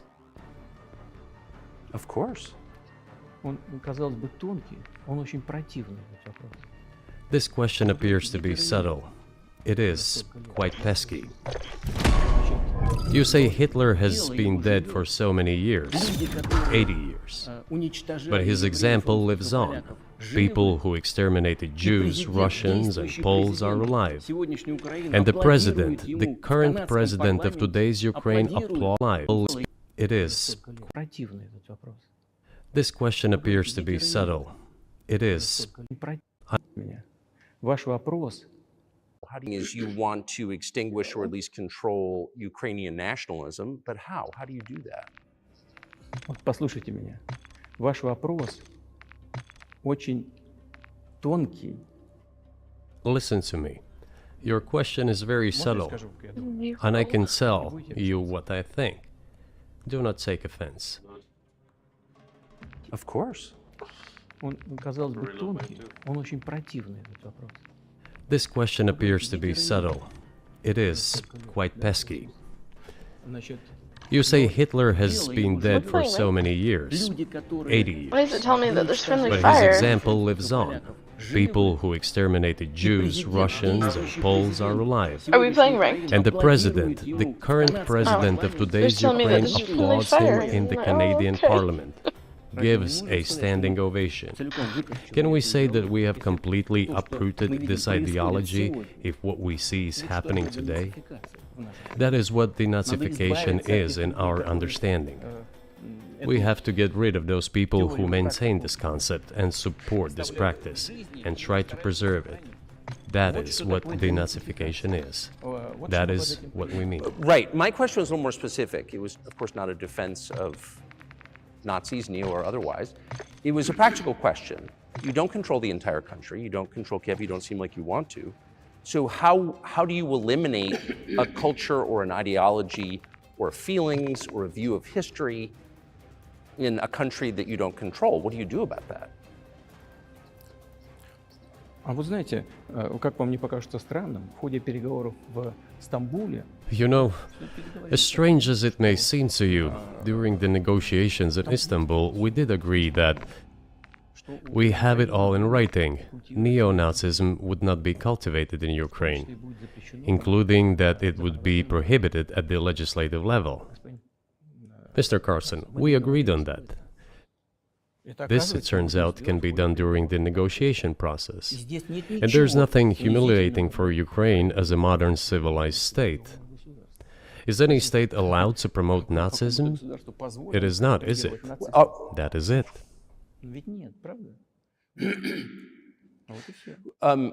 Will there be talks, and why haven't there been talks about resolving the conflict in Ukraine, peace talks? Они были, они дошли до очень высокой стадии согласования позиций. They have been. They reached a very high stage still of at coordination 0. of positions in a complex process, and it's not but even still showing they me, were like, almost finalized. in your party. But after we withdrew our troops from Kiev, as I have already said, the other side threw away all these agreements and obeyed the instructions of Western countries, European countries, and the United States to fight Russia to the bitter end. Moreover, the President of Ukraine has legislated a ban on negotiating with Russia. He signed a decree forbidding everyone to negotiate with Russia.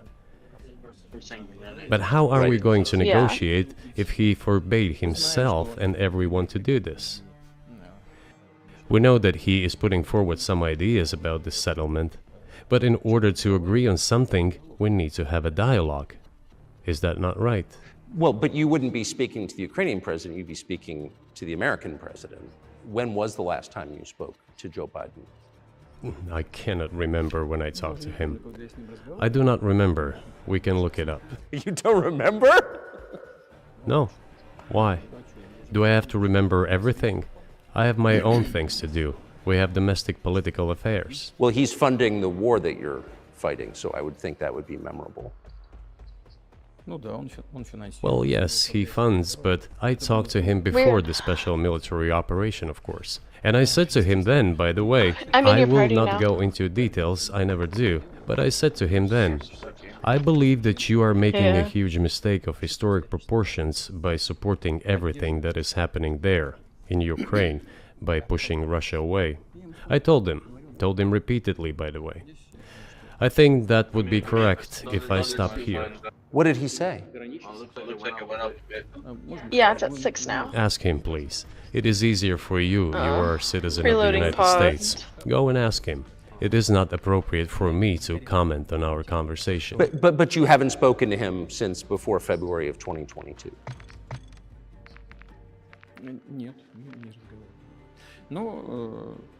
No, we haven't spoken. Certain contacts are being maintained, though. Speaking of which,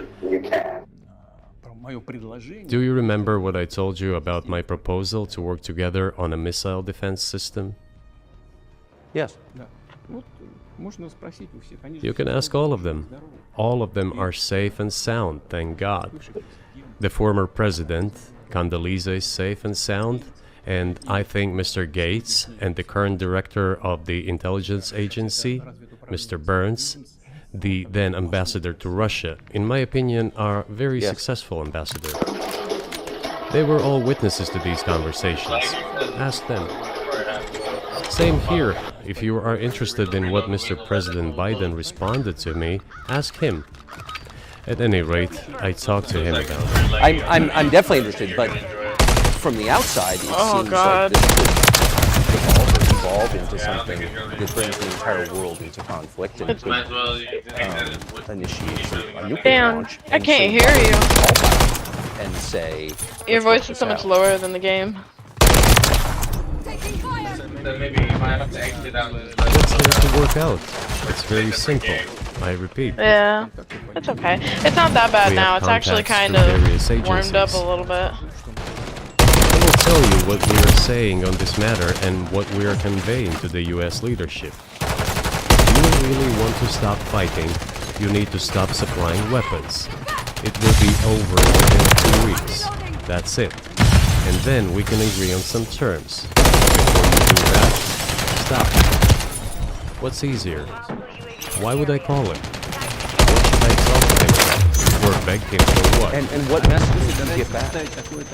God damn it. You're going to deliver such and such weapons to Ukraine. Oh, I'm afraid. Please don't. What is there? Do you think NATO is worried about this becoming This map is so small. At least that's what they're trying. And they're trying to intimidate their own population with an imaginary Russian threat. This is an obvious fact. Thinking people, not Philistines, but thinking people, analysts, those who are engaged in real politics, smart people understand perfectly well that this is a thing. I will say the one thing that I like. Threat. The threat I think you're referring to is the Russian invasion of Latvia, expansion behavior. Can you imagine a scenario where you sent Russian troops to Poland?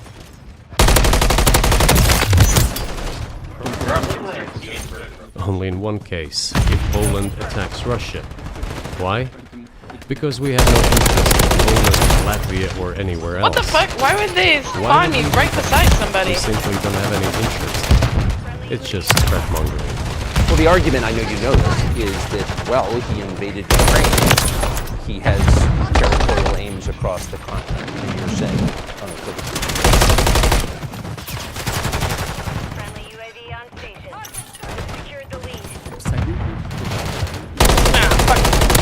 It is absolutely out of the question.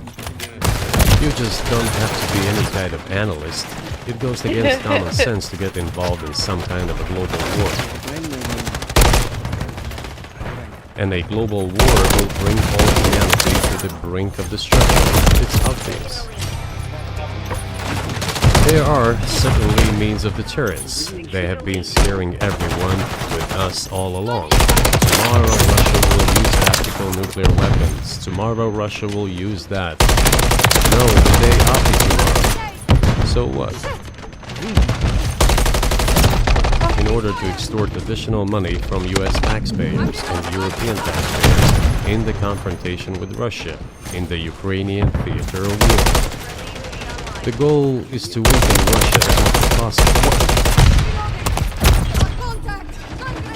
One of our senior United States senators from the state of New York, Chuck Schumer, said you have to continue to fund the Ukrainian effort, or U.S. What the fuck? How do you assess that?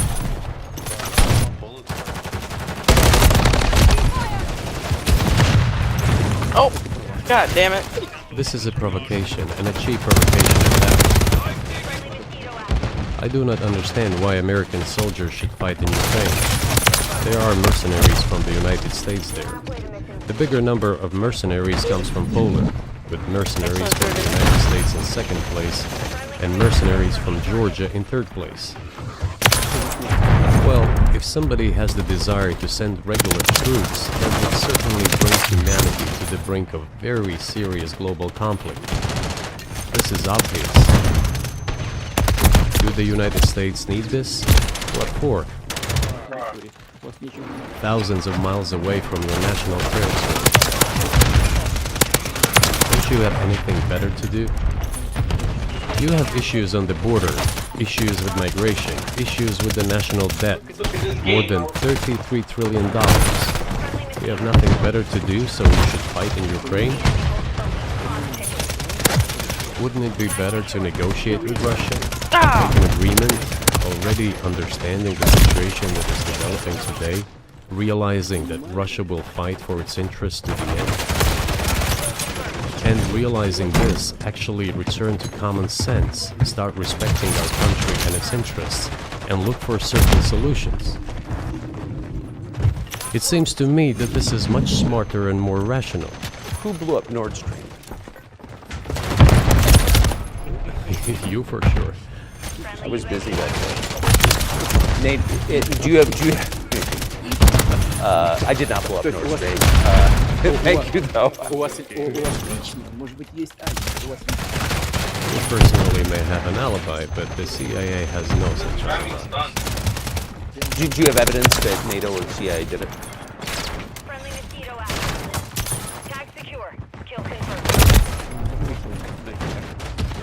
You know, I won't get into details, but people always say in such cases, look for someone who is interested. But in this case, we should not only look for someone who is interested, but also for someone who has capabilities. Because there may be many people interested, but not all of them are capable of sinking to the bottom of the Baltic Sea and carrying down this explosion. These two components should be connected. Who is interested and who is capable of doing it. But I'm confused. I mean, that's the biggest act of industrial terrorism ever, and it's the largest emission of CO2 in history. Okay, so if you had evidence, and presumably given your security services, intel services, you would, that NATO, the US, CIA, the West did this, why wouldn't you present it as a propaganda victory?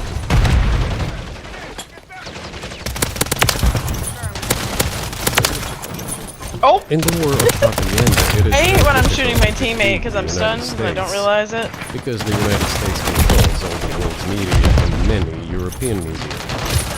The ultimate beneficiary of the biggest European media are American financial institutions.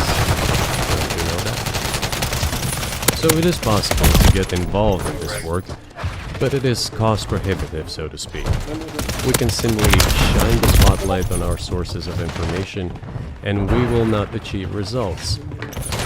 It is clear to the whole world what happened, and even American analysts talk about it directly. It's true. Yeah, but here's a question you may be able to answer more famously. The Germans clearly know that their NATO partner did this, but it damaged their economy greatly. It may never recover. Why are they being silent? That's very confusing to me. Why wouldn't the Germans say something about it? This also confuses me. But today's German leadership is guided by the interests of the collective West rather than its national interests. Otherwise, it is difficult to explain the logic of their action or inaction. After all, it is not only about Nord Stream 1, which was blown up, and the Nord Stream 2 was damaged. But one pipe is safe and sound, and gas can be supplied to Europe through it. But Germany does not open it. We are ready, please. There's another route through Poland, called Yamal Europe, which also allows for large flow. Poland has closed it, but Poland pecks from the German hand. It receives money from the pan-European funds, and Germany is the main donor to these pan-European funds. Germany feeds Poland to a certain extent. And they close their route to Germany. Why? I don't understand. Ukraine, to which the Germans supply weapons and give money. Germany is the second sponsor of the United States in terms of financial aid to Ukraine. There are two gas routes through Ukraine. They simply closed one route, the Ukrainians. Open the second route and please get gas from Russia. They do not open it. Why don't the Germans say, look guys, we give you money and weapons, open up the valve, please, let the gas from Russia pass through for us. We're buying liquefied gas at exorbitant prices in Europe, which brings the level of our competitiveness and economy in general down to zero. Do you want us to give you money? Let us have the decent existence. Make money for our economy, because this is where the money we give you comes from. They refuse to do so. Why? Ask them. That is what is like in their heads. Those are highly incompetent people. Well, maybe the world is breaking into two hemispheres, one with cheap energy, the other without. And I want to ask you that. If we're now a multipolar world, obviously we are, can you describe the blocks of alliances? Who is in each side, do you think? Listen, you have said that the world is breaking into two hemispheres. A human brain is divided into two hemispheres. One is responsible for one type of activities, the other one is more about creativity and so on. But it is still one and the same head. The world should be a single whole. Security should be shared rather than meant for the golden billion.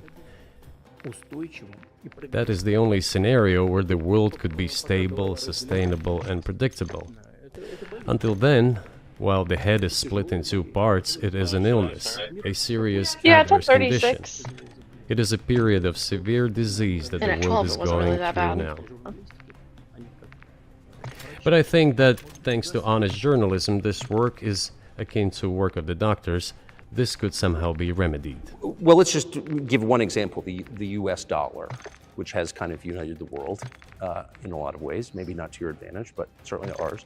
Is that going away as the reserve currency, the universally accepted currency? How have sanctions, do you think, changed the dollar's place in the world?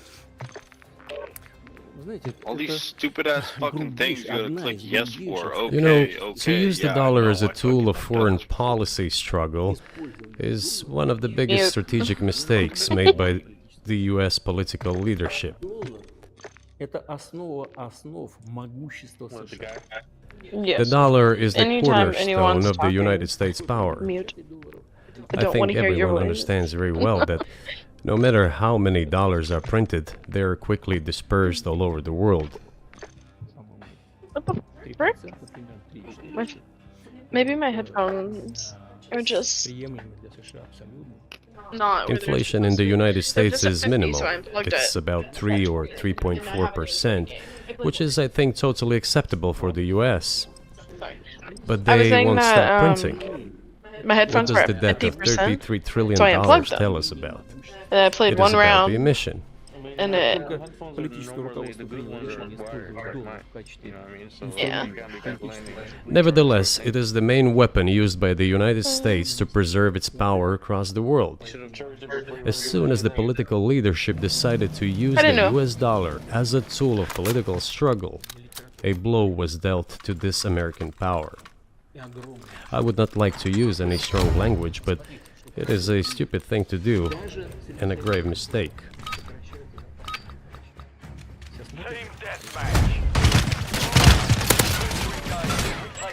Look at what is going on in the world. Even the United States allies are now downsizing their dollar reserves. Seeing this, everyone starts looking for ways to protect themselves.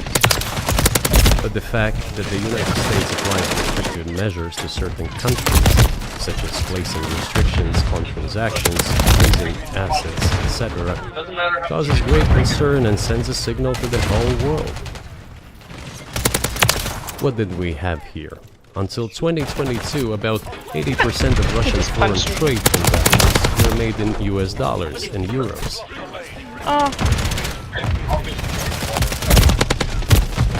US dollars accounted for approximately 50% of our transactions in third countries, while currently it is down to 13%. It wasn't us who banned the use of the US dollar.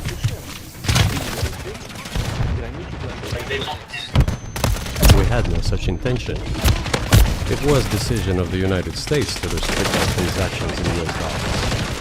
I think it is complete foolishness from the point of view of the United States itself and its taxpayers, as it damages the US economy, undermines the power of the United States across the world. By the way, our transactions in yuan accounted for about 3%. Today, 34% of our transactions are made in rubles, and about as much, a little over 34% in yuan.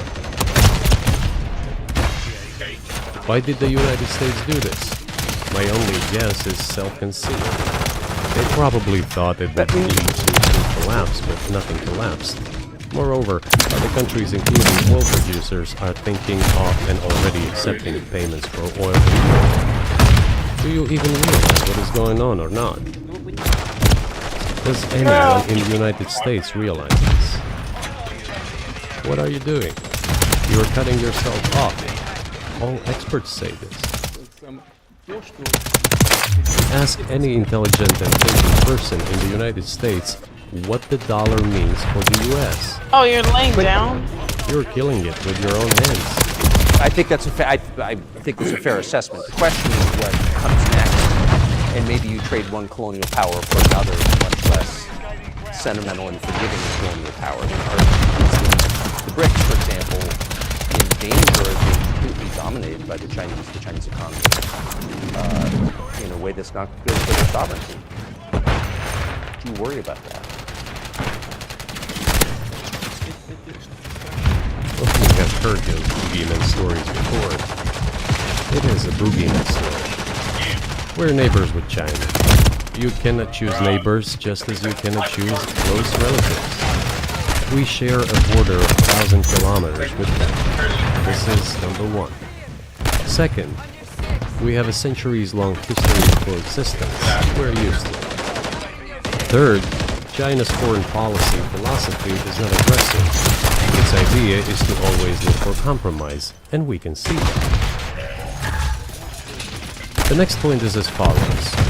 We are always told the same boogeyman story, and here it goes again. Through an euphemistic form, but it is still the same boogeyman story. The cooperation with China keeps increasing. The pace at which China's cooperation with Europe is growing is higher and greater than that of the growth of Chinese-Russian cooperation. Ask Europeans, aren't they afraid? They might be, I don't know. But they are still trying to access China's market at all costs, grenade after grenade. especially now that they are facing economic problems. Chinese businesses are also exploring the European market. Chinese businesses have small presence in the United States. Yes, the political decisions are such that they are trying to limit their cooperation with China. It is to your own detriment, Mr. Tucker, that you are limiting cooperation with China. You are hurting yourself. It is a delicate matter, and there are no silver bullet solutions, just as it is with the dollar. So, before introducing any illegitimate sanctions, illegitimate in terms of the Charter of the United Nations, one should think very carefully. For decision makers, this appears to be a problem. So you said a moment ago that the world would be a lot better if it weren't broken into competing alliances and cooperation globally. One of the reasons you don't have that is because the current American administration. Do you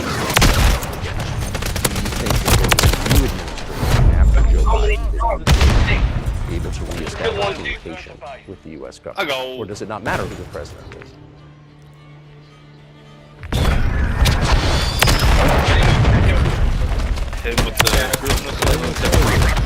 Let me finish the previous thought. We, together with my colleague and friend, President Xi Jinping, set a goal to reach $200 billion of mutual trade with China this year. We have exceeded this level. According to our figures, our bilateral trade with China totals already $230 billion, and the Chinese statistics says it is $240 billion. One more important thing. Our trade is well balanced, mutually complementary in high-tech, energy, scientific research and development. It is very balanced. As for BRICS, where Russia took over the presidency this year, the BRICS countries are, by and large, developing very rapidly. Look, if memory serves me right, back in 1992, the share of the G7 countries in the world economy amounted to 47%, whereas in 2022 it was down to, I think, a little over 30%. The BRICS countries accounted for only 16% in 1992, but now their share is greater than that of the G7. It has nothing to do with the events in Ukraine.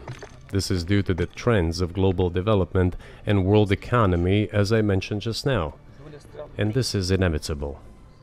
This will keep happening. It is like the rise of the sun. You cannot prevent the sun from rising. You have to adapt to it. How do the United States adapt? With the help of force, sanctions, pressure, bombings, and use of armed forces. This is about self-conceit. Your political establishment does not understand that the world is changing under objective circumstances. And in order to preserve your level, even if someone aspires, pardon me, to the level of dominance, you have to make the right decisions in a competent and timely manner. Such brutal actions, including with regard to Russia and, say, other countries, are counterproductive. This is an obvious fact. It has already become evident. You just asked me if another leader comes and changes something. It is not about the leader. It is not about the personality of a particular person. I had a very good relationship with, say, Bush. I know that in the United States, he was portrayed as some kind of a country boy who does not understand much. I assure you that this is not the case. I think he made a lot of mistakes with regard to Russia, too. I told you about 2008 and the decision in Bucharest to open the NATO doors for Ukraine and so on. That happened during his presidency. He actually exercised pressure on the Europeans. But in general, on a personal human level, I had a very good relationship with him. He was no worse than any American, Russian, or European politician. I assure you, he understood what he was doing as well as so others. Unfortunate. I had such personal relationship with Trump as well. It is not about the personality of the leader, it is about the elite's mindset. If the idea of domination at any cost, based also on forceful actions, dominates the American society, nothing will change. It will only get worse. But if, in the end, one comes to the awareness that the world has been changing due to the objective circumstances, and that one should be able to adapt them in time, using the advantages that the US still has today, and perhaps something may change. Look, China's economy has become the first economy in the world in purchasing power parity. In terms of volume, it overtook the US a long time ago. The USA comes second, and India, 1.5 billion people, and then Japan, with Russia in the 5th place. Russia was the first economy in Europe last year, despite all the sanctions and restrictions. Is it normal from your point of view? Sanctions, restrictions, impossibility of payments in dollars, being cut off from SWIFT services, sanctions against our ships carrying oil, God, I can't get sanctions a against shot airplanes, on anyone. sanctions in everything. All I'm doing is dying. The largest number of sanctions in the world which are applied against Russia. And we have become Europe's first economy during this time. Yeah, it's bad. The tools that the US uses don't work. Well, one has to think what to do.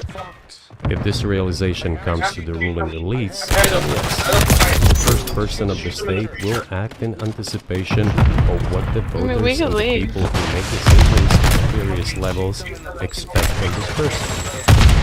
Then maybe something will change. But you're describing two different systems. You say that the leader acts in the interest of the voters, but you also say these decisions are not made by the leader, they're made by the ruling classes. You've run this country for so long, you've known all these American presidents. What are those power centers in the United States? Like, who actually makes the decisions?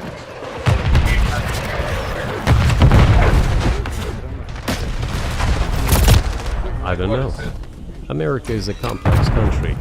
Conservative on one hand, rapidly changing on the other. It's not easy for us to sort it all out.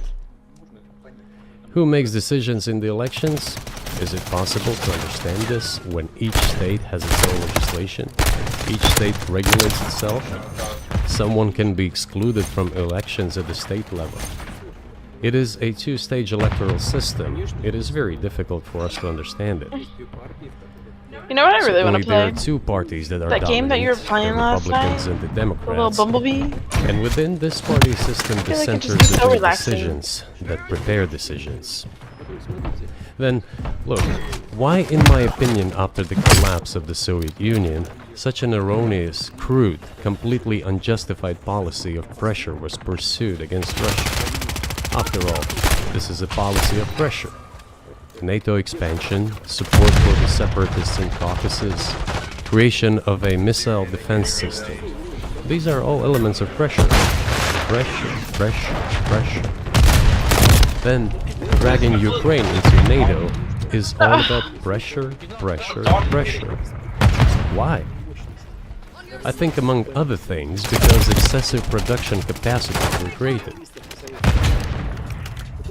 During the confrontation with the Soviet Union, there were many centers created and specialists on the Soviet Union who could not do anything else. They convinced the political leadership that it is necessary to continue chiseling Russia, to try to break it up, to create on this territory several quasi-state entities, and to subdue them in a divided form, to use their Oh my god! This is a mistake, including the excessive potential of those who worked for the confrontation with the Soviet Union. It is necessary to get rid of this. There should be new, fresh forces, people who look into the future and understand what is happening in the world. Look at how Indonesia is developing. 600 million people. Where can we get away from? Nowhere. We just have to assume that Indonesia will enter, it is already in, the club of the world's leading economies, no matter who likes it or dislikes it. Yes, we understand and are aware that in the United States, despite all the economic problems, the situation is still normal, with the economy growing decently. The GDP is growing by 2.5%, if I'm not mistaken. But if we want to ensure the future, then we need to change our approach to those changes. As I already said, the world would nevertheless change, regardless of how the developments in Ukraine end. The world is changing. In the United States themselves, experts are writing that the United States are nonetheless gradually changing their position in the world. It is your experts who write them. I just read them. The only question is how this would happen. Painfully and quickly, or gently and gradually. And this is written by people who are not anti-American. They simply follow political trends. And in order to assess them and change policies, we need people who think, look forward, and analyze and recommend certain decisions at the level of political leaders. I just have to ask, you've said clearly that NATO expansion eastward is a violation of the promise you all made in 1990. It's a threat to your country. Right before you sent troops into Ukraine, the Vice President of the United States went to the Security Conference and encouraged the President of Ukraine to do you think that was an effort to provoke military action?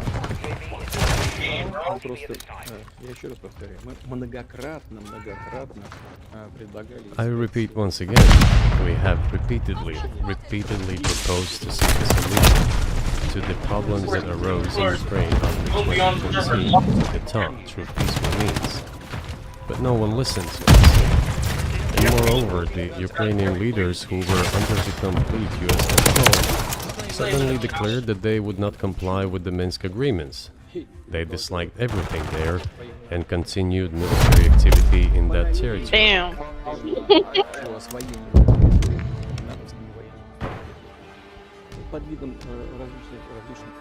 And in parallel, that territory was being exploited by NATO military structures under the guise of various personnel training and retraining centers. They essentially began to create bases there. That's all. Ukraine announced that the Russians were a non-titular nationality, while passing the laws that limit the rights of non-titular nationalities in Ukraine. Ukraine, having received all these southeastern territories as a gift from the Russian people, suddenly announced that the Russians were a non-titular nationality in that territory. Is that normal?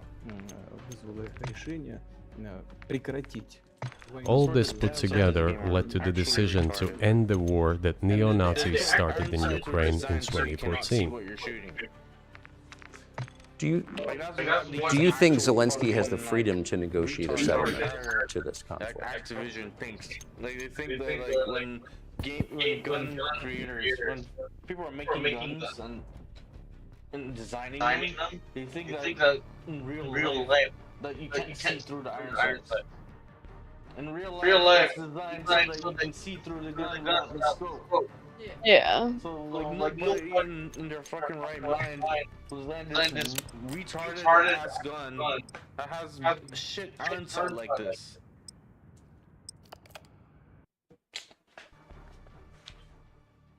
Yeah.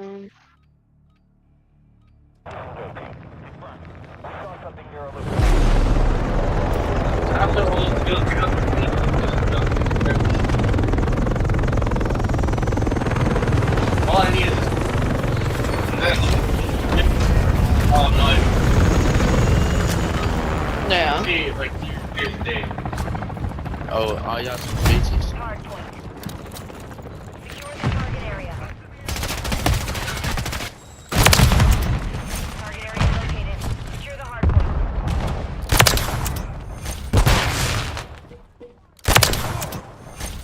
These guys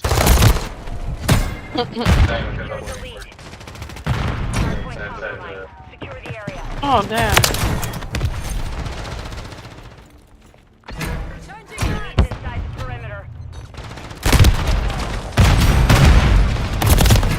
Look at that shot I get.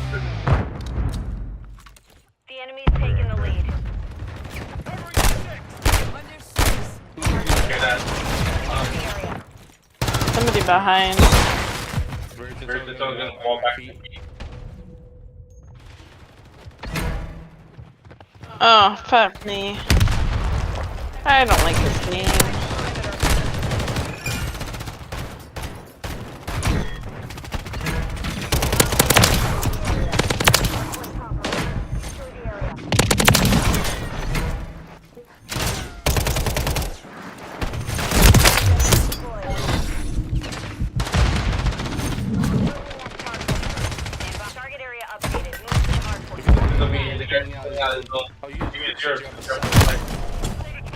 Look at this dumbass.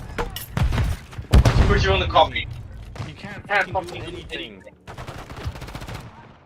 We've taken the lead. God damn, it's like nade after nade. Like, this is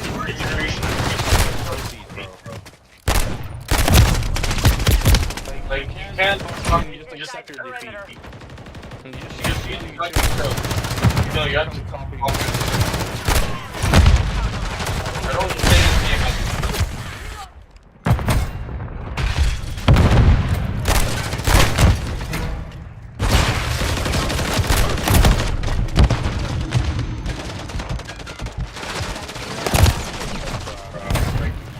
Like the guy is fucking friends reloaded.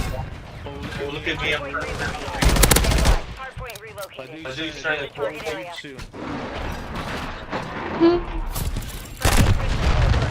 I crouched. Enemy UAV active. Mosquito is online.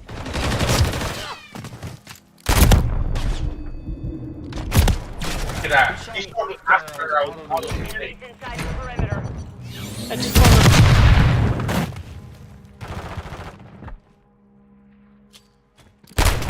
Look at that. Holy shit.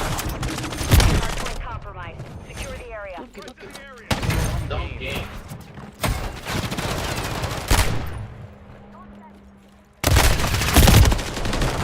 UAV in the area.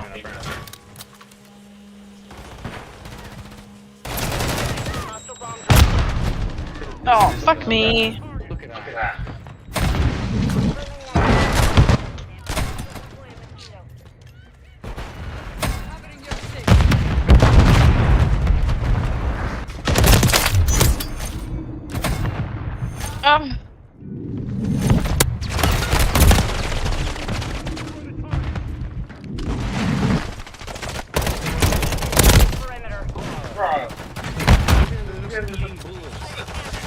What is happening? Am I glitched or something?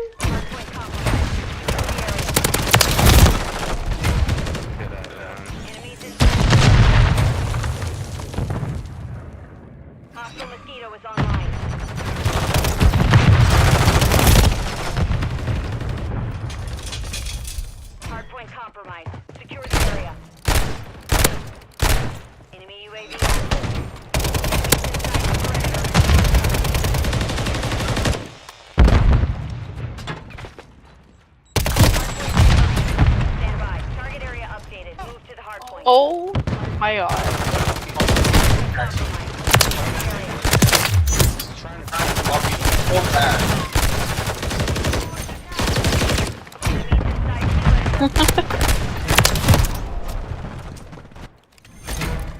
You can't Shoot me,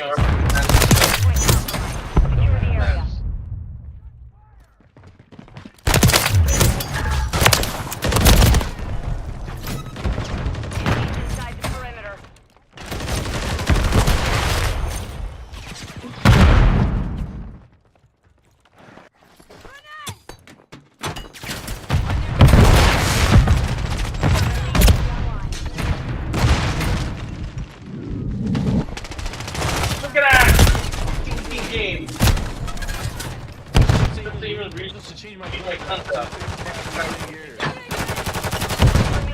Oh my god. Look at that. UAV active.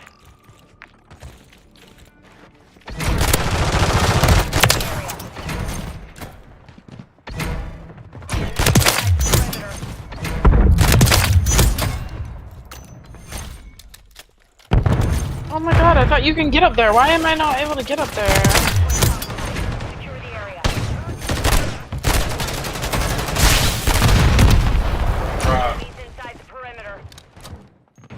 Why do I keep getting stunned?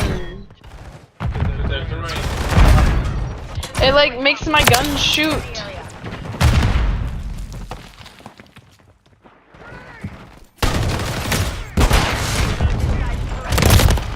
How did he go there? Let me see. Stand by. Hardpoint relocated.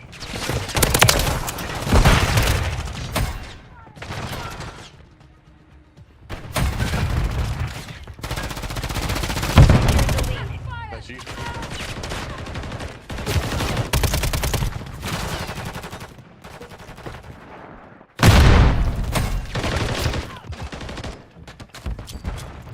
Enemy bomb drone in the area.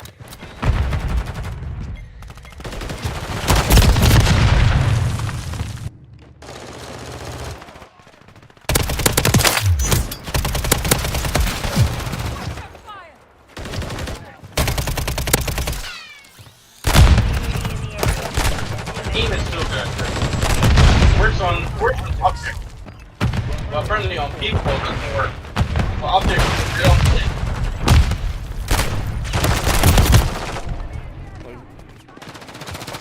Flip the phone in the air. That's proof that I'm not missing shot. Friendly UAV on station. That's why I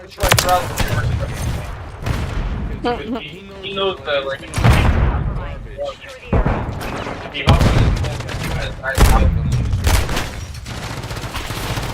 I got a game, but Maintain the lead.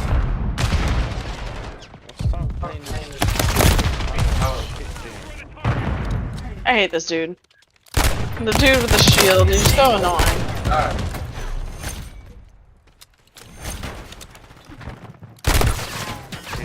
Trying to take revenge.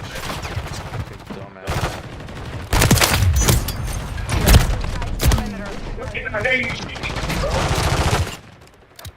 I had your Stand by. Hardpoint relocated. Secure the target area.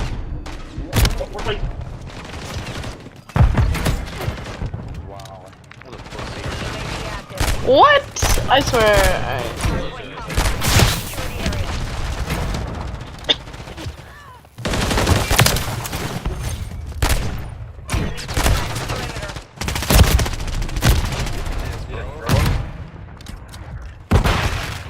UAV in the area.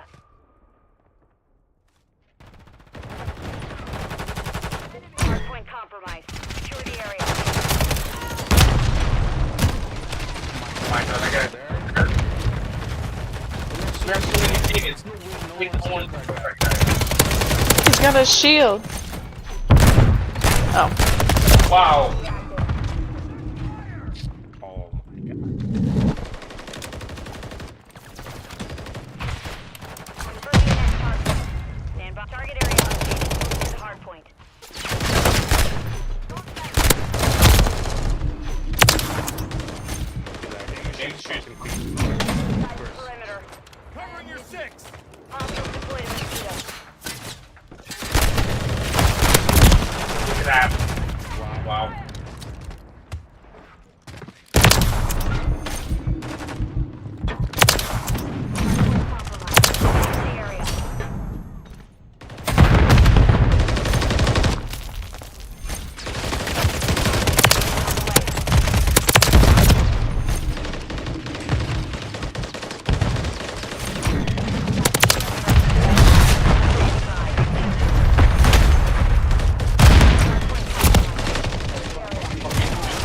there, bro.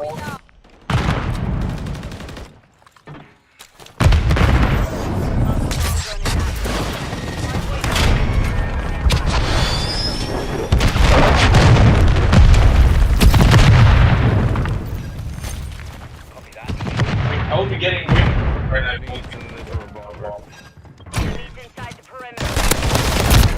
Look at that, I'm top of the door. How the fuck are you shooting?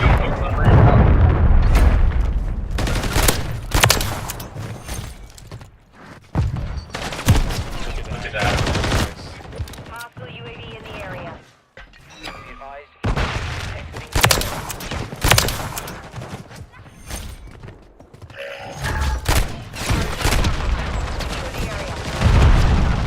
Oh.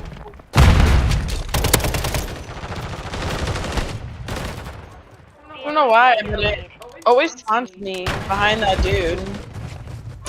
Somebody on the other team. You've never noticed that I'm there.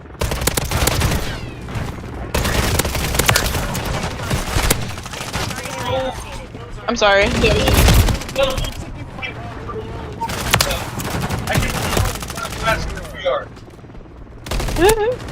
I've done it. I can do this back to New York.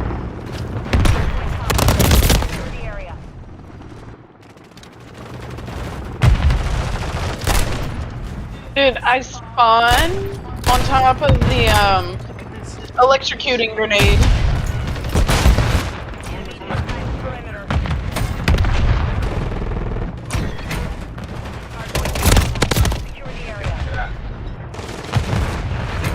I didn't even notice that was a dude.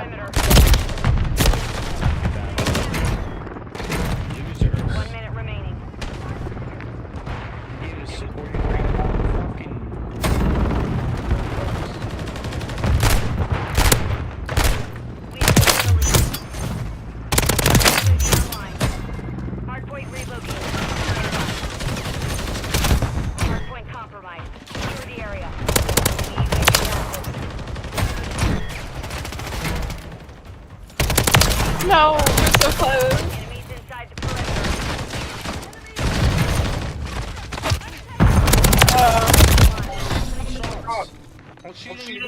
Enemy bomb drone in the area.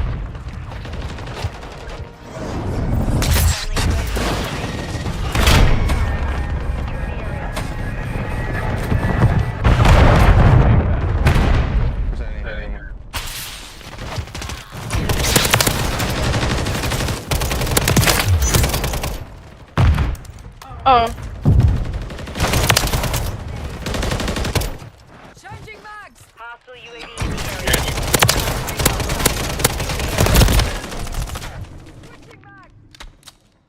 Confirming next target. And a hardpoint reload. Secure the field. Mission accomplished.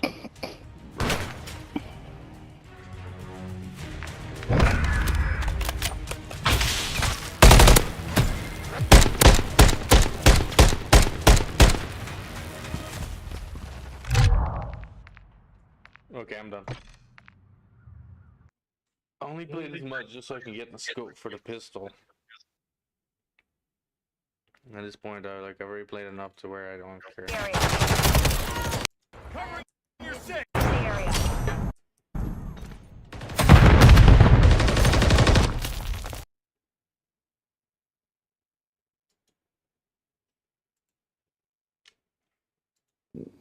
I don't know the details, of course, it's difficult for me to judge. But I believe he has, in any case, he used to have. His father fought against the fascists, Nazis, during World War II. I once talked to him about this. I said, Volodya, what are you doing? Why are you supporting neo-Nazis in Ukraine today, while your father fought against fascism? He was a front-line soldier. I will not tell you what he answered. This is a separate topic, and I think it's incorrect for me to do so. But as to the freedom of choice, why not? He came to power on the expectations of Ukrainian people that he would lead Ukraine to peace. He talked about this. It was thanks to this that he won the elections overwhelmingly. But then, when he came to power, in my opinion, he realized two things. Firstly, it is better not to clash with neo-Nazis and nationalists, because they are aggressive and very active. You can expect anything from them. And secondly, the US-led West supports them and will always support those who antagonize with Russia. It is beneficial and safe. So he took the relevant position despite promising his people to end the war in Ukraine. He deceived his voters. But do you think at this point, as of February 2024, he has the latitude, the freedom to speak with you or your government directly about putting an end to this, which clearly isn't helping his country or the world? Can he do that, do you think? Ну, а почему нет? Он же Why not? He considers himself head of state. He won the elections. Although we believe in Russia that the coup d'etat is the primary source of power for everything that happened after 2014. And in this sense, even today, government is flawed. But he considers himself the president, and he is recognized by the United States, all of Europe, and practically the rest of the world in such a capacity. Why not? He can. We negotiated with Ukraine in Istanbul. We agreed. He was aware of this. Moreover, the negotiation group leader, Mr. Arahamiya is his last name, I believe still heads the faction of the ruling party, the party of the president in the Rada. He still heads the presidential faction in the Rada, the country's parliament. He still sits there. He even put his preliminary signature on the document, I am telling you. I mean, no, it definitely But then he a lot. publicly stated to the whole world, we were ready to... It's because of the lag. I mean, there's certain shaders have to load. What just happened? Did the game crash? So you want to play again? I mean, I just came on so I could see if there's a way to play that, just that map. Another thing I wanted to play, also, you want to do grind some zombies? I'd rather play PUBG. Yeah, but good and more for like action. But Yeah, like really intense. Okay. But yeah, it's fine. Let's play PUBG. I mean, I wanted to play this game Helldivers, but I'll do that later. I mean, you can play. I'll play PUBG. Okay.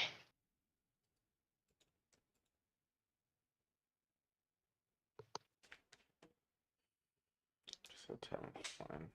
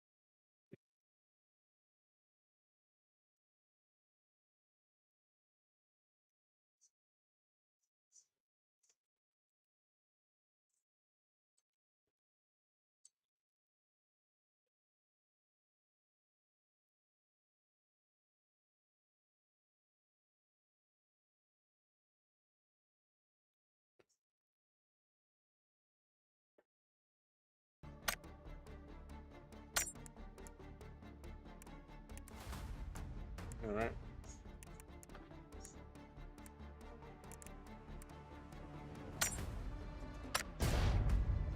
That was fast. sign this document, but Mr. Johnson, then the Prime Minister of Great Britain, came and dissuaded us from doing this, saying it was better to fight Russia. They would give everything needed for us to return what was lost during the clashes with Russia, and we agreed with this proposal. Look, his statement has been published. He said it publicly. Oh my gosh, there's a wolf. Can they return to this or not? The question is, do they want it or not? Further on, President of Ukraine issued a decree prohibiting negotiations with us. Let him cancel that decree, and that's it. We have never refused negotiations indeed. We hear all the time, is Russia ready? Yes, we have not refused. It was them who publicly refused. Well, let him cancel his decree and enter into negotiations. We have never refused. And the fact that they obeyed the demand or persuasion of Mr. Johnson, the former Prime Minister of Great Britain, seems ridiculous and very sad to me. Because, as Mr. Arakamiya put it, we could have stopped those hostilities with war a year and a half ago already. It's a little far, but you like the Jiao 10? Sure. We can go here. Yeah, let's go to the Yulin.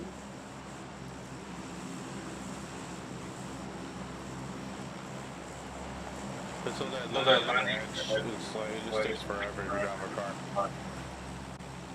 True, I get that. If you don't find a ring, they'll kill you for people too.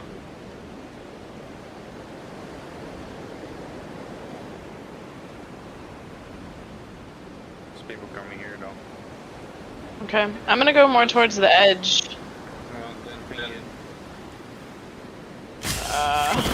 Pretty much right here. You keep landing away from everyone. Because it's hard for me to maneuver in the sky. Like, I just turned around on accident. How the hell did I do this? Alright. See, we're going to the opposite side. I thought I pinged it. And I landed all the way over here. Damn. Alright, there's a whole team there.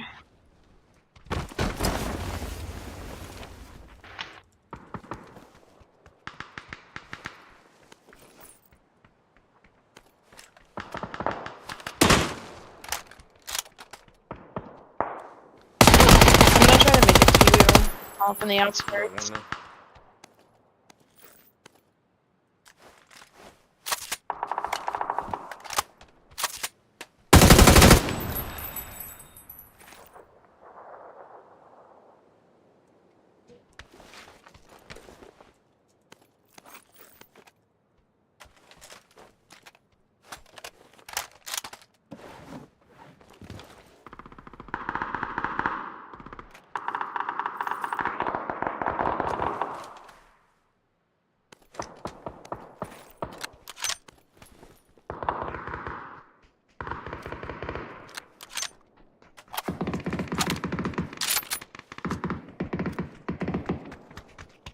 He's right here.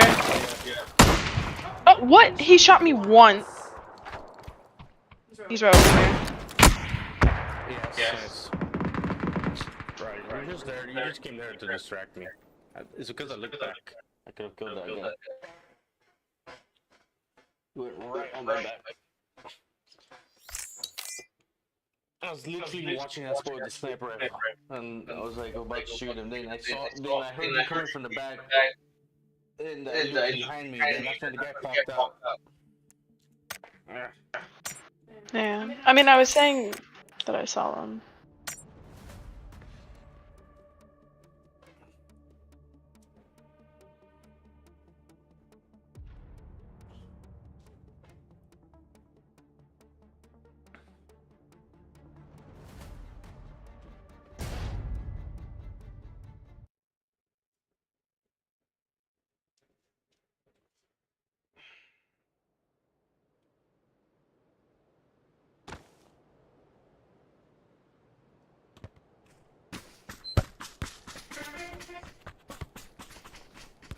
Tables have turned.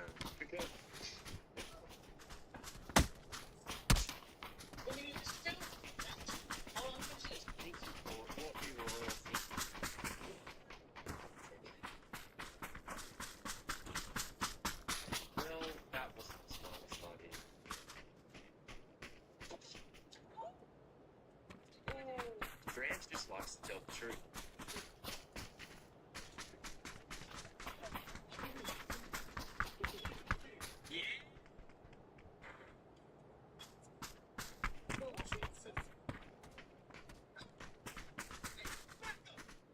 You trying to get yourself killed? Okay, the wish was one time to explain, but if you don't come with me right now, we're all going to die. Please.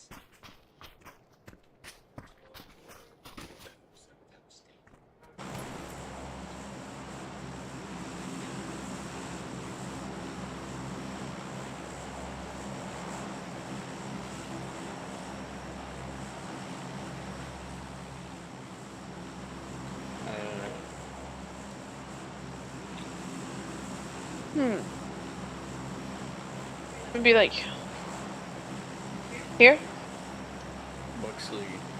Yeah. like on that edge. Make sure you just ping the building you want to land on, and I'll go there. Okay, well, I'm gonna go where my ping is now. Yeah, like that one. If I can. Yeah, ping the individual buildings so that way. See, but I don't know how to ping when I'm not on the map. Is my issue. You're missing your draw. Oh shit. I mean, you don't with the map, you just press the map and scroll. You can scroll in and like look at it too.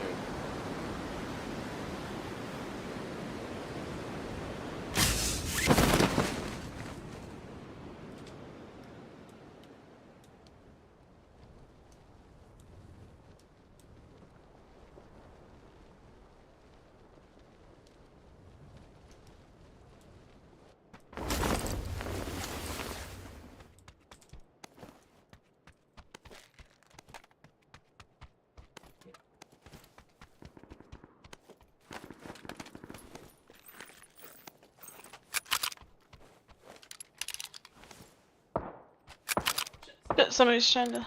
And make sure you group over me then. Oh my god. There's a giant fence around this building. There it is. That's the stuff in here.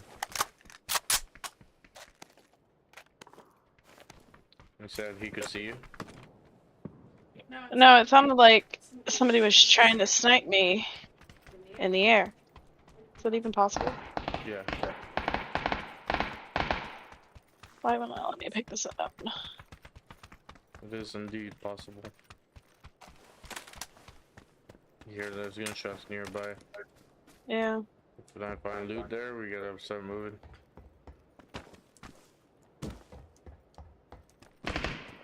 Hear that? Yeah. I don't really have that much ammo. What kind of ammo? I don't know. You tab and it says it on the top right of the gun. Someone's coming now. Right here. What my direction? You hear it? Oh, I see him. Is it far? No, it's like right behind this thing. He's hidden now. He was right behind I this. see him. I see him. I see him. He's behind the fence. Oh, is it behind us? It's like I'm carrying so much weight right now.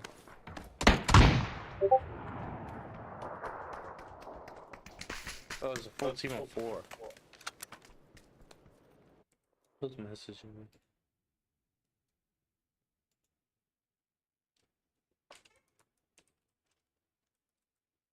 Okay. Maybe PUBG's not what I want to play. Are you done?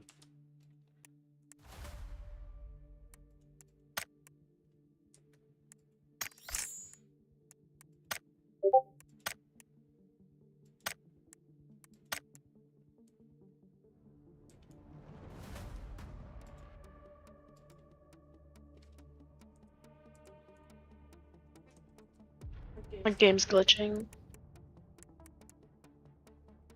Oops. Can you exit up?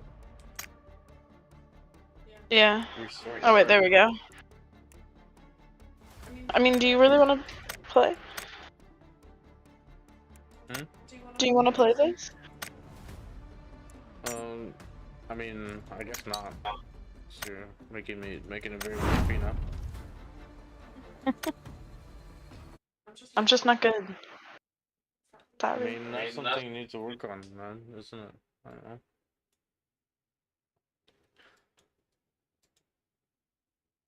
Because the only way to learn how to do it is to play it. And, you know, try and think a little bit more, I guess. Oh, the menu's frozen again? Trying to get you. You're not on the game anymore, so. I only reckon you just said you were gonna get off, so I got off. I don't know what I want to do. And you know what for you don't know what you want to do. If I tell you what to do, you won't listen to me. So, like it's gonna be annoying.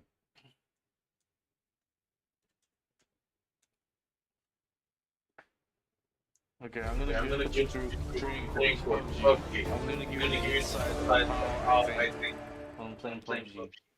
Okay? Okay.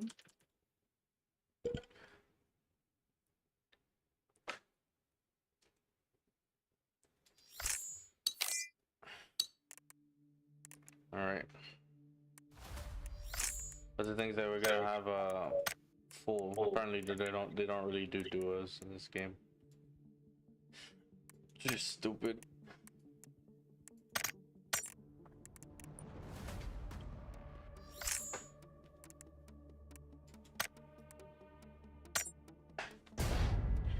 So pretty much with the pinging, like you have to pick the building you want to go. Like pretty much, like you have to zoom in. Yeah. With the scroll wheel. And you have to kind of make sure you land there. If not, like it's gonna throw off a lot of things. Your characters, they'll move fast like Apex, where you get there. You know what I mean? In a short period of time. So like if you don't land near me or the same building, you have to land like building next to me. If not, like you're always gonna be late to the fight, or like you're not gonna hear the sounds I'm hearing. I was there. But yeah. I know, but like I was trying to hit you to where it was, you know, like but as we go to get weapons, I'm gonna show you, but.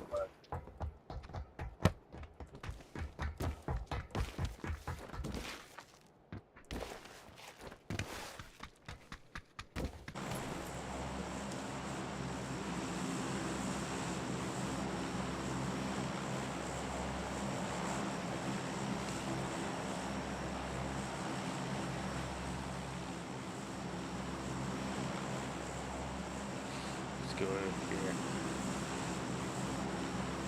You want to go there? Yeah. To that building? Yeah. Or that area. That top area.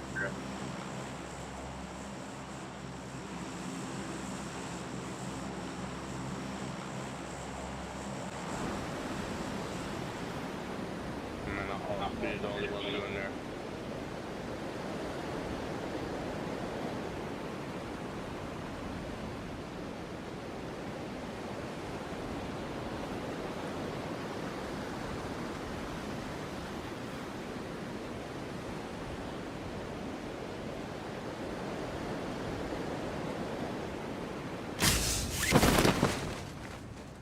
So pretty much just controlling the characters is pretty easy. Just use, you know, if you want to move forward, just hold control so you can glide towards the direction. And once you're like somewhat closer to where you want to land, you just hold shift. You can see there's people ahead of us, so I'm gonna try and land as soon as possible. Yeah.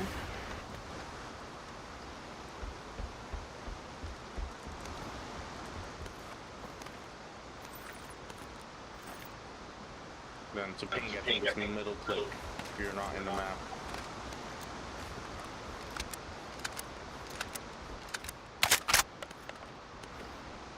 Definitely need some guns.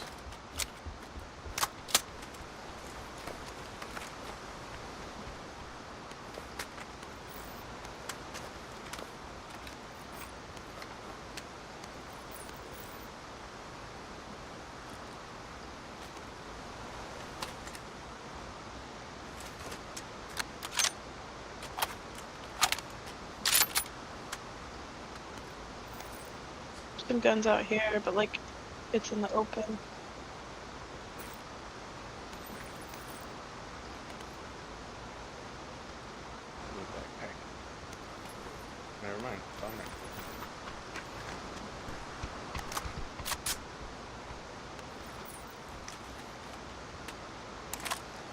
726. 45. So they landed southeast. So like in the game, if you're gonna call out people, you have to call out by numbers on the compass. Oh, behind us, north. This is down the hill here on us.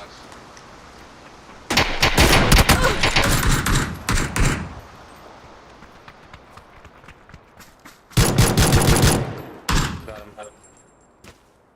I'm stuck behind a tree. Dickhead.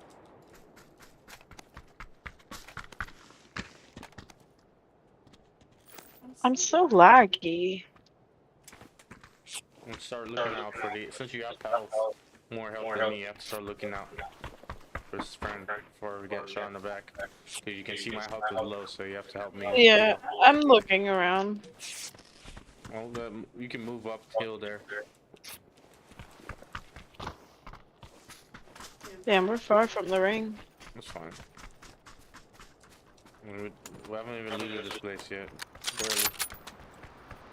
Still like a no scope fucking sniper rifle. Wait, you hear that? No. The car? Oh no, I thought I heard footsteps. Could have been you. Oh wait. That's Did you get him? Where's the guy? I would have not been able to see him uphill. That was entirely behind this building. Was he the last one? Yeah, he died instantly. Okay. Bruh.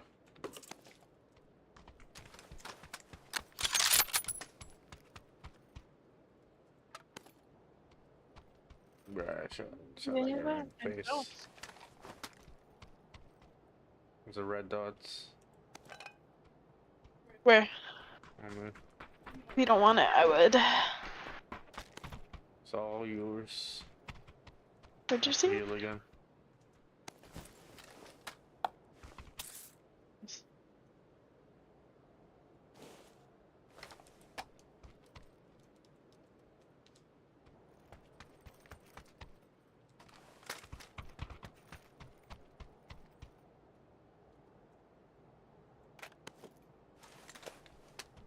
Alright. Man, I'm ready to go now. I got a nice scope. This is what I used to shoot that guy in the face.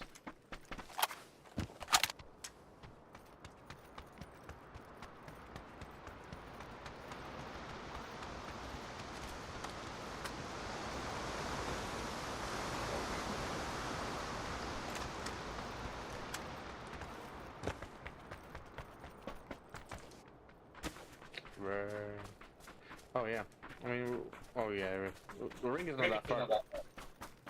That's good.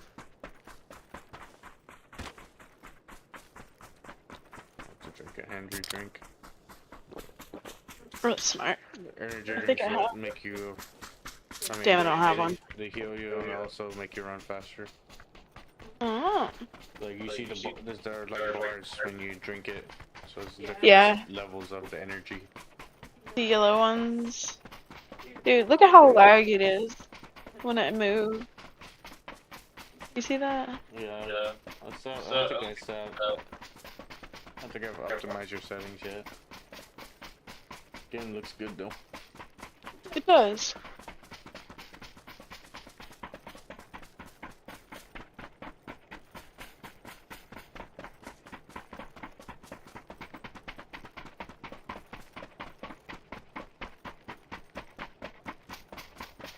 Louis gonna get shot in the back. I know, I was just using my free lock and looking around.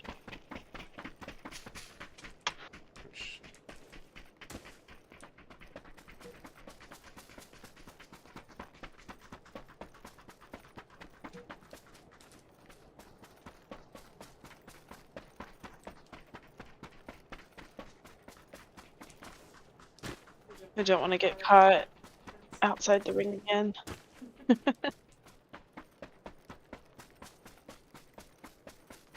Definitely need a car. There's one right over here. Hmm? It's kind of far, but there's one right There. Oh no, closer than that. What am I doing? Stop that.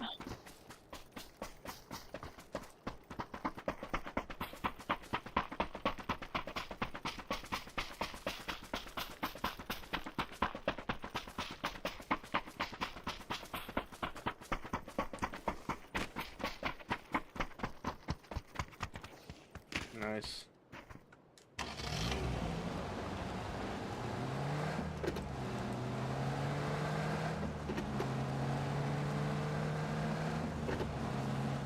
Okay, mark your spot on the map. Where? Mark what's where we want to go? Yeah, we're just in the zone. Oh, never mind, we have to get up here anyway. I have to turn off the ignition ahead of time, so that they don't hear us. Okay, I'm hopping on.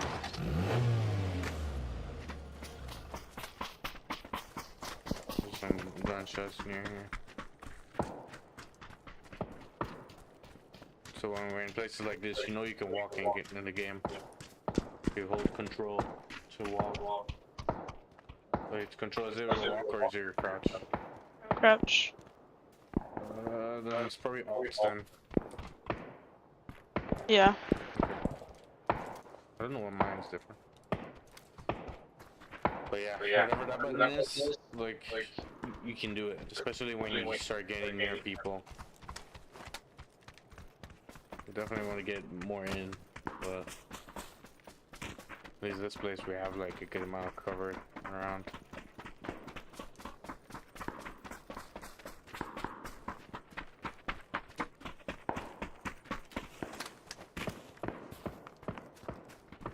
We hear that?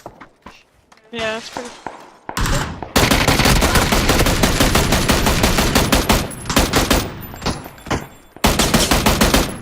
Here, my left. Your left? Yeah.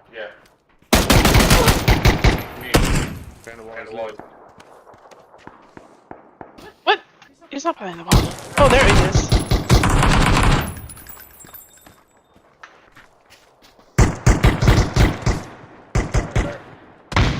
Nice.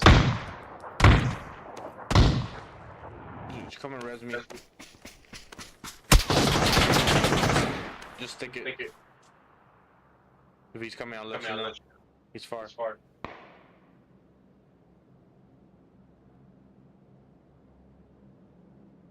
Okay, just keep watch. I mean, pop him. Medi. He might be resing that other dude. I'm about to put a stop to that. Let's surround them. You see him? Where? Hit him. He's on the road. You got him? No. Got him. He died. Instantly? Nice, we got him all. Yep. That was a 2v3 right here, I just did to them. Nice.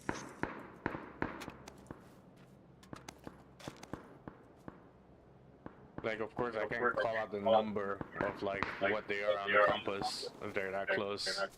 So you just kind of have to, like, pay attention when doing fights. Yeah.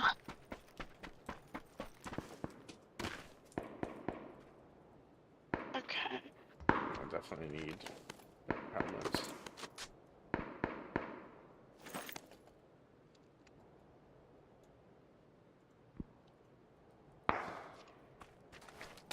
So need new vests. Also check. Also pay attention to your. Oh shit! Let's go get the car. This car? It's already in the thing. Damn it. There's other cars, maybe? Shit. So did you get any like meds? Yeah, I did. Oh god, it's moving. Yeah, I used 2 already. Alright. God damn it. I'll use mine too. If you find a car, just hop on it.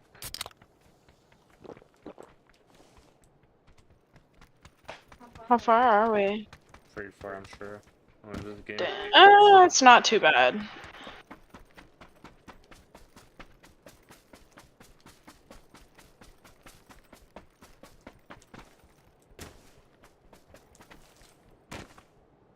Oh my god, the auto run is so stupid.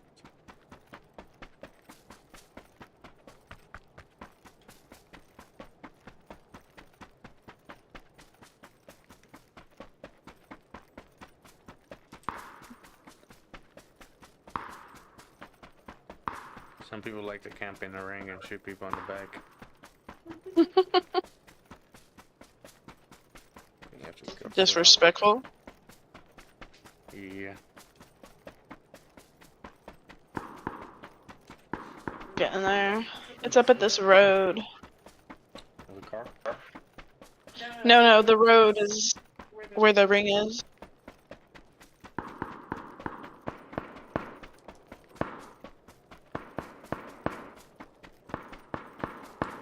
Yeah, those guys are having a blast, aren't they?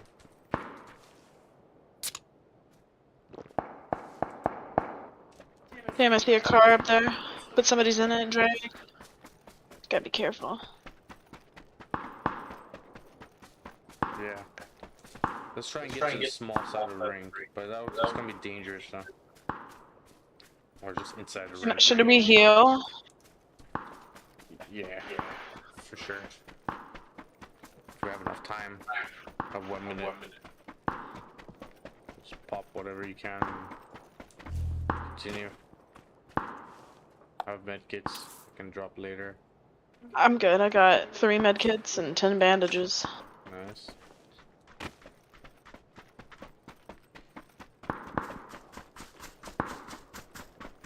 Oh no.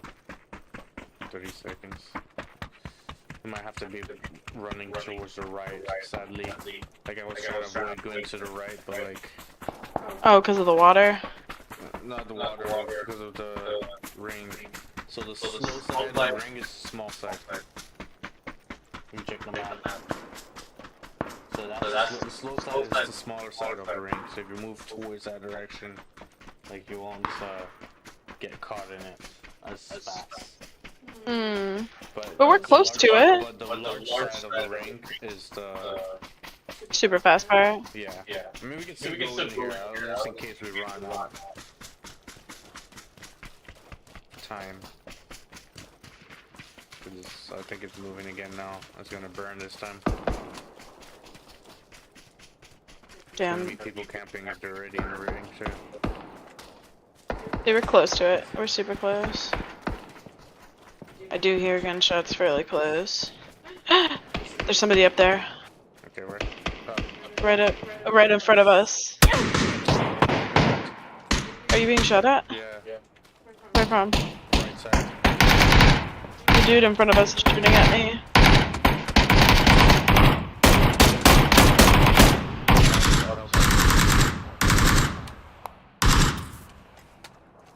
There's somebody by our right too. North. I need to... 320. He's probably trying to shoot at you. Using... The ring is coming. I'm fairly low.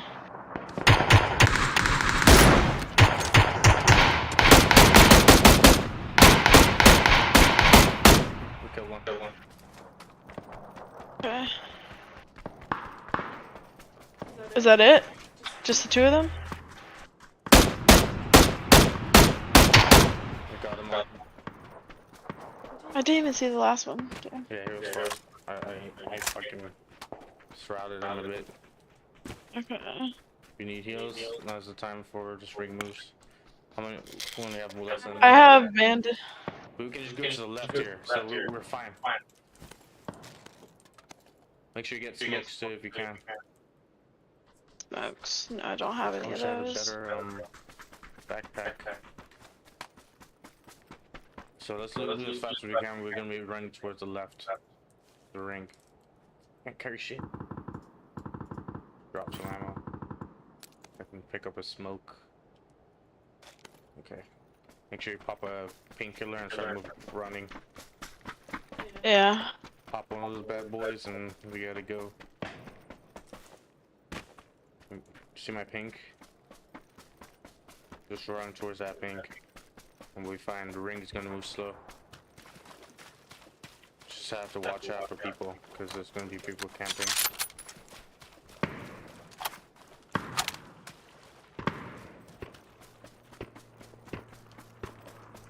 hit that pink.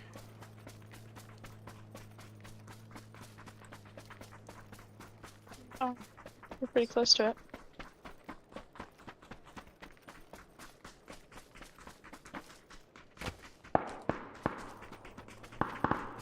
No, our ring is gonna move slower since we're on this side. Yeah. We just have to watch out to see if somebody else is not here with us.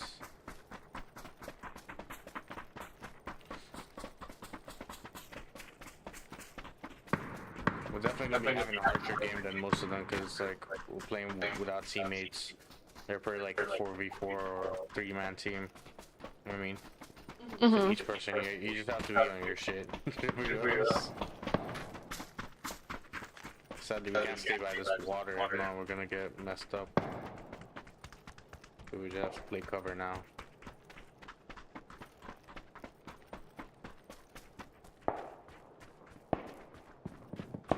Just such a bad spot too.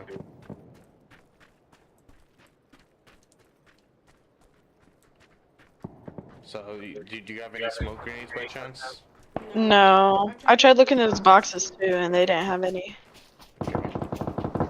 So now we have to play a bit slow, so if you start running around they can see you. We have to play behind this building. Oh, there's somebody over there at 280. There's a team behind that rock. To be honest, at this point we can't, best we don't even shoot at them, so let's start shooting. Yeah. Just, I'm just gonna prone here. You hear that? Yeah. Are they shooting at us? Yep, I got him, never mind. Nah, he won't expose us. Damn. I did him right in the face. Just, yeah, we just have to be... Oh shit, we have to move too. Yeah. 1 minute. Let's just try and spot as many people as we can without killing them. Or else they're shooting at us like that guy just did. Cause Well, that team that was over there is gone now. They went in to the woods. So we could probably go over. we could probably take this rock right here. See this rock? This is a rock right here. Someone might spot us going towards the middle. Of course, everybody's trying to come here. But like, we can just prone behind it and not move, hoping nobody sees us coming here. Okay. If I'm someone else, I'm gonna throw smoke, so it's fine. It sounds like they're fighting. Yeah. How do I prone? Z. So you watch the left side of this rock, I'll watch right. I see them too. At least I see their car. I don't think there's no anybody else by our right, to be honest. Only up the hill.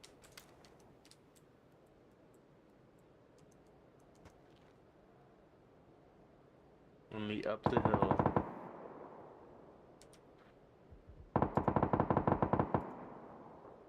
You don't think there's anybody behind us, right? Good thing about our spot is there's definitely not anybody behind us. Yeah, the reason why I'm I'm crouching is because everyone behind us is dead. But we still have people from like northeast up to the left. You see my compass northeast. Yeah. Then left of that. That's where they're going to be coming from. On the hill. No, it's more like they've shifted north. I hear a car. Oh, somebody's still in the ring. Or you see him? Did you get him? No.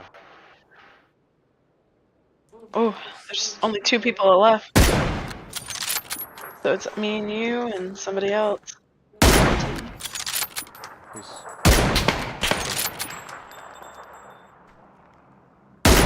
Got him. He's dead. 1 left. So it's 2v1. We can't miss this one.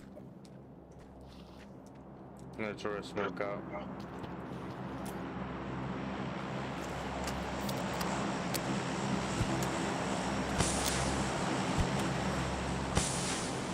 Okay, let's get inside the circle.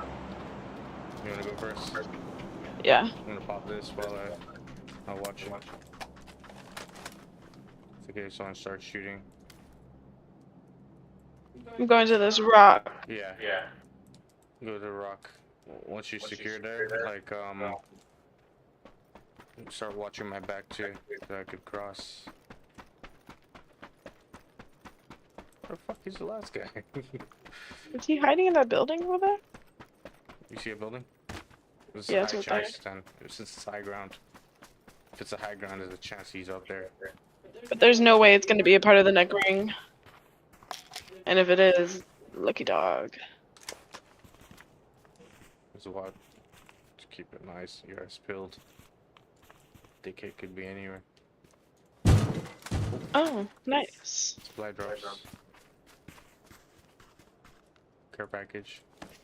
You can find like special weapons and stuff usually. The guys are gonna be watching this shit, to be honest.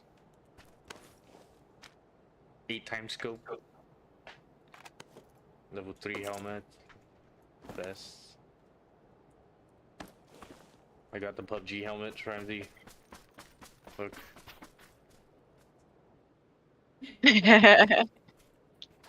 PUBG helmet. Oh! I'm just being shot from somewhere. I think he's up there. Yeah, it's definitely uphill. But he's up to the west. West. Okay. Yeah. We're gonna have to move up to that next rock. Are you sure? West? Behind the trees west? Yeah, because I was standing right here and I got shot. Okay. We're gonna have to move up to that next rock. What? No! Oh! Oh! Oh! Damn. So he moved. Hopefully he doesn't chuck a nade here. I have 30 seconds, so as soon as I get you up, just start healing. And I'm gonna start making noise for this guy. I'm gonna start moving up.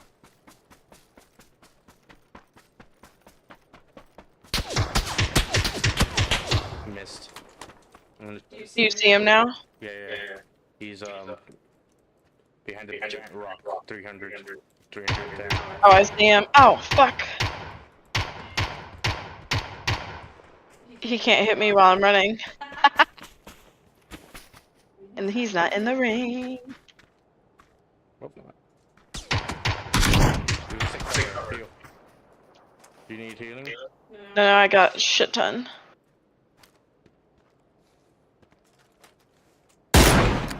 Wait. How did I miss it?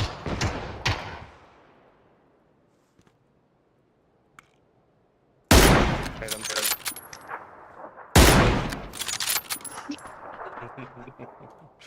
Yeah, your first 5G win.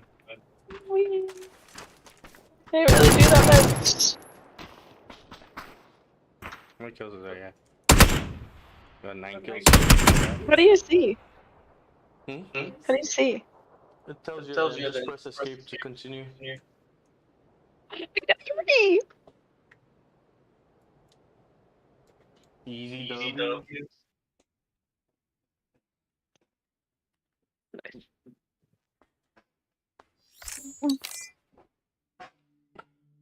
Alright, you wanna try out your new game?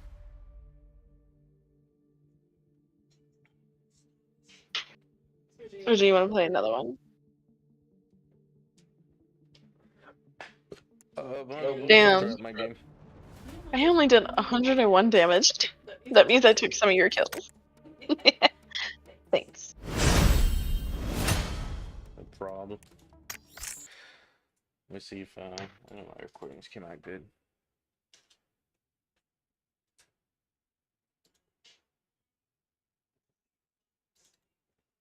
For this guy,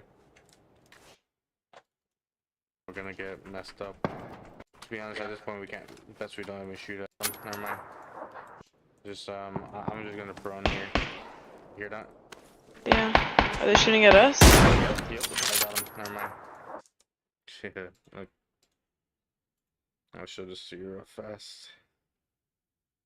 So this is the guy. What happened to that guy I was shooting you in the back? Look. We have to play a bit slow, so if you start running around, they can see you. We're going to be in the building. Oh, there's somebody over there at 280. There's a team behind that rock. To be honest, at this point we can't. Best we don't even shoot at them. So let's start shooting. Yeah. Just I'm just gonna prone here. hear that? Yeah. Are they shooting at us? Yep, I got him. Never mind. Nah, he won't expose us. Then, for this guy. This is our victory royale kill.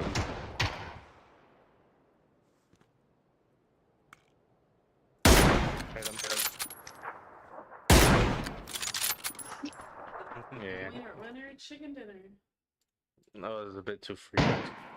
Are you being? This is what happens to the final guys, the guys before.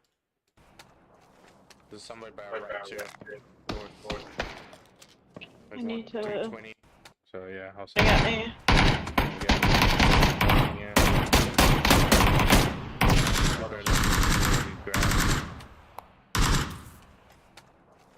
There's somebody by our right too. North. I need to. 220. Trying to shoot at you. Using. Do you see it? The ring is coming. I'm fairly low.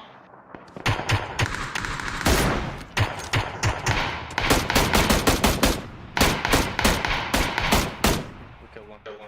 Damn, okay. Yeah. Those are Is that it? shooting at us Just the first. two of them? We got him up. I didn't even see the lock. Oh, guns to God. This is the type of shot. You see, look at the kind of shots I'm doing in the game, bro.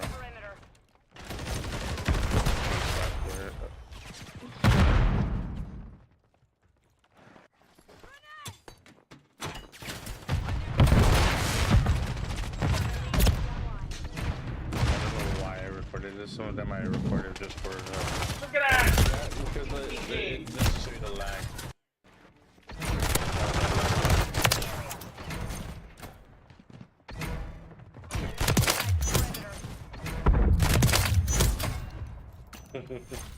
That's a cool guy. Yeah. No, I'm not close. Go that far. You can't shoot me over.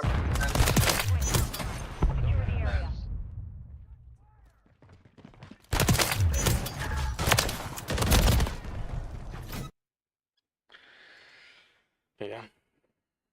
I guess I'll go hang out in this Discord. I don't think anyone's gonna come out here.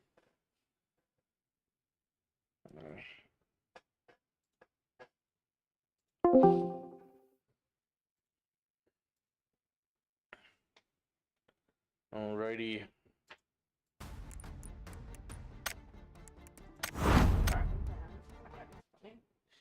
Yeah, the frying pan actually saves you. I think you had a frying pan and that's what saved you last match we just playing. Really? Because it hangs on your back, so like the frying pan can deflect bullets. Yeah.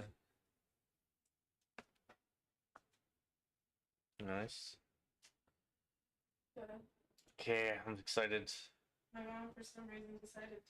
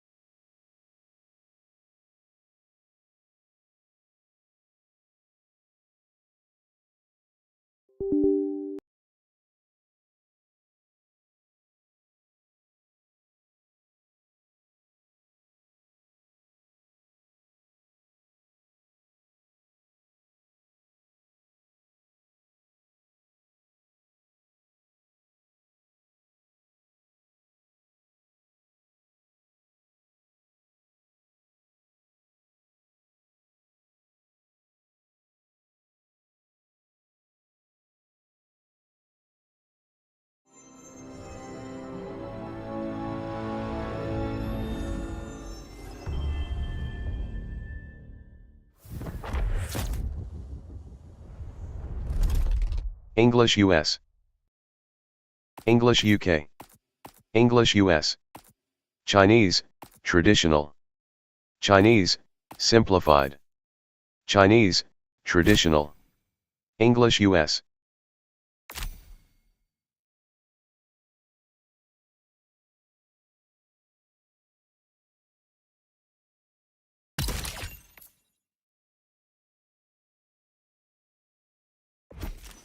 Subtitle mode. Text to speech. Text to speech. Subtitle mode. Subtitle size. Text to speech. Off. On screen only. Off. In world only.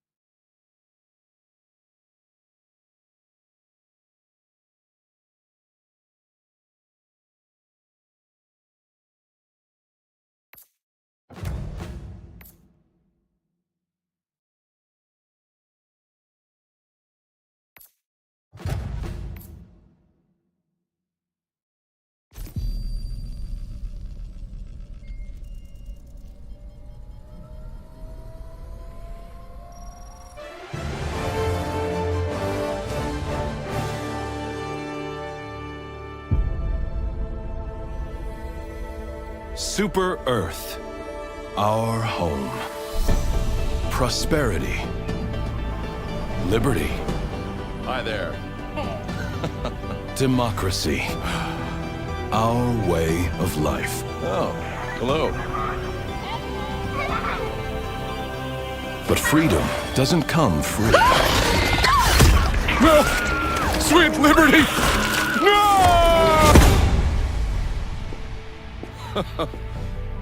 Look familiar? Scenes like these are happening all over the galaxy right now. You could be next. That is, unless you make the most important decision of your life. Prove to yourself that you have the strength and the courage to be free. Join the Helldivers. Become part of an elite peacekeeping force! See exotic new life forms. And spread managed democracy throughout the galaxy. Become a hero. Become a legend. Become a Helldiver.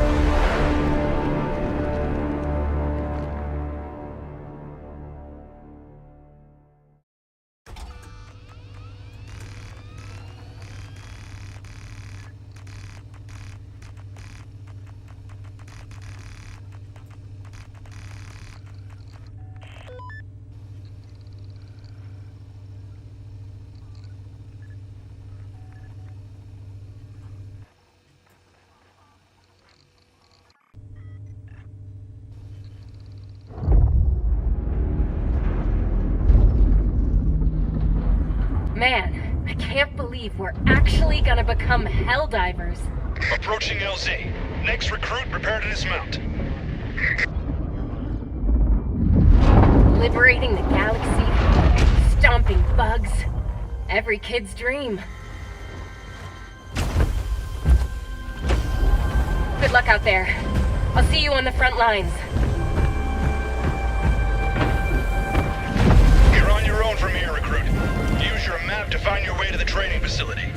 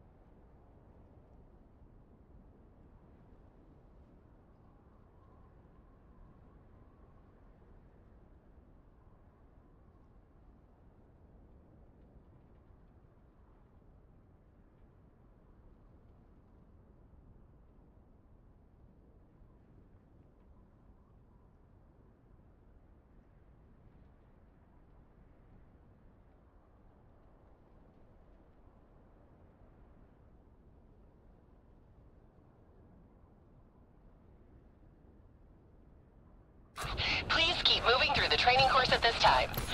Over.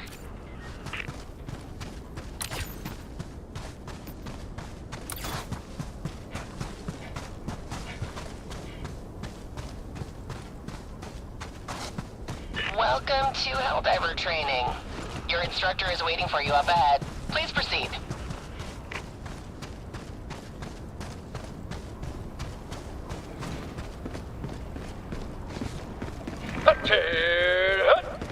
I'm General Fresh, Super Earth's oldest and most grizzled war hero, and I'm not easy to impress. Helldiver training is the toughest test in the galaxy, but I can tell that doesn't scare you. Impressive. Now, enough jib-jab.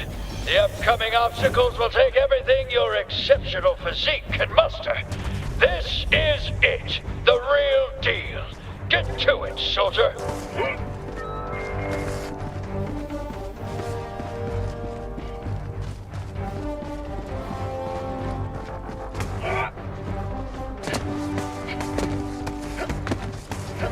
In all my years, I've never witnessed such acrobatic perfection.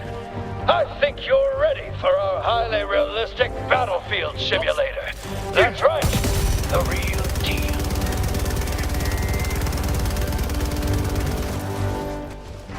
Impeccable.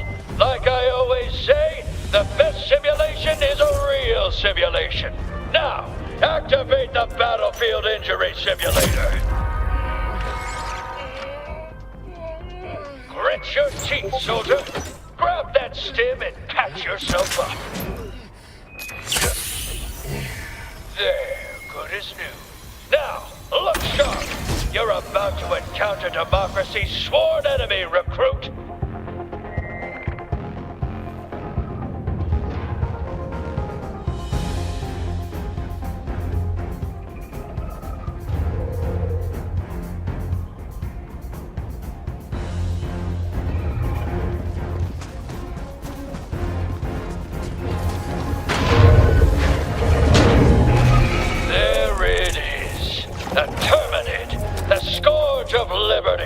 Arm yourself and show that bug the true meaning of freedom. Dead-eye precision. Now, use a grenade to close up that bug hole.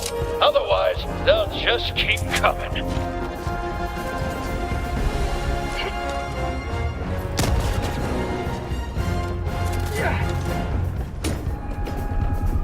What a catapult of an arm! On to the next section. Look up in the sky, recruit. That there is a super destroyer. And its all-powerful stratagems are yours to command. Use a stratagem now to take care of those bugs. Just make sure you take a few steps back.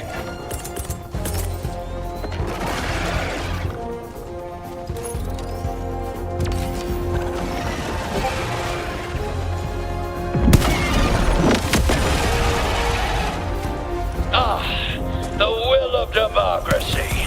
Good work. Out of ammo!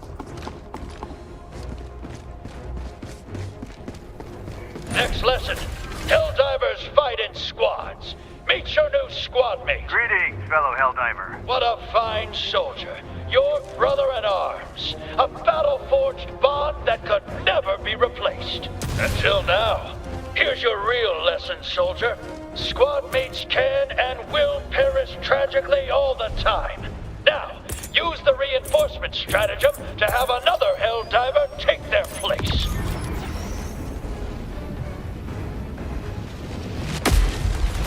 Greetings, fellow Helldiver. Well done, soldier. It takes uncommon resolve to move past the death of your ally with so little pause.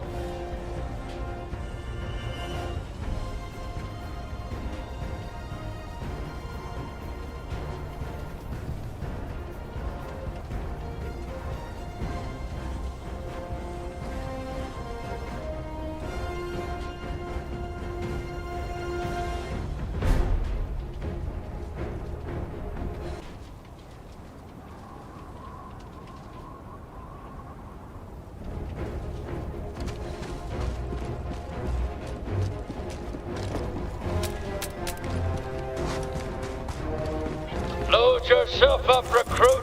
This is the real deal. It's just you, the gun in your hands, and 2,000 megatons of explosives in close orbit. That's it!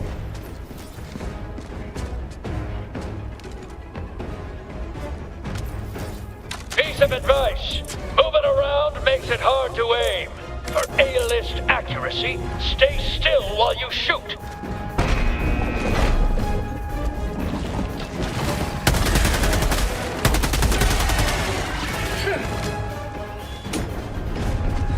Those unthinking bugs never stood a chance against a genius tactical mind like yourself. You are little. Hold up, recruit. It's finally time to call in the big guns. Use the support weapon stratagem to get yourself a real weapon.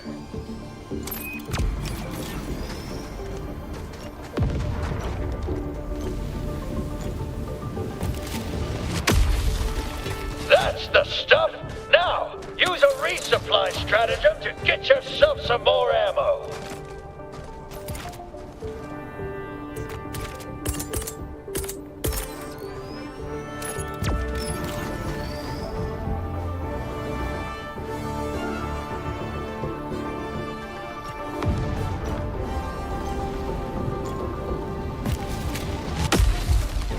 up, soldier, because playtime's over.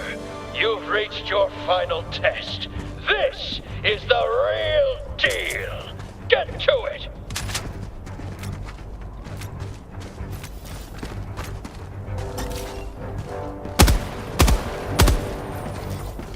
This area is in dire need of liberation from the Terminid Scourge. Activate that terminal!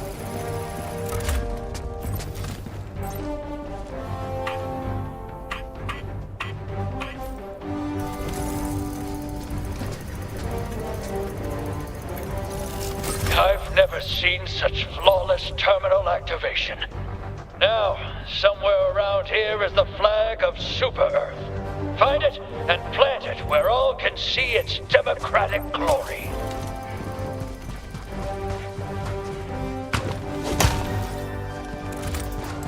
Make sure you show it the proper respect.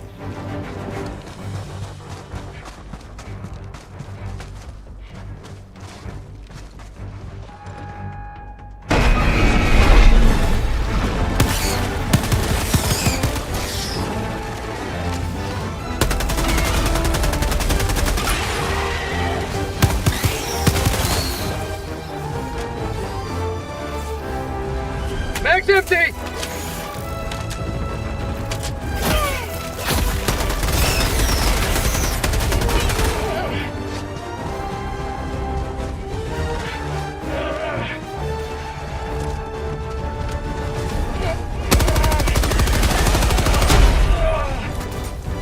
Glorious work, recruit! Already you've advanced the cause of democracy farther than any soldier I've ever seen. You've proved your worth. You're ready to don your cape. Gotta fix this Step up to the platform, recruit. You've earned it.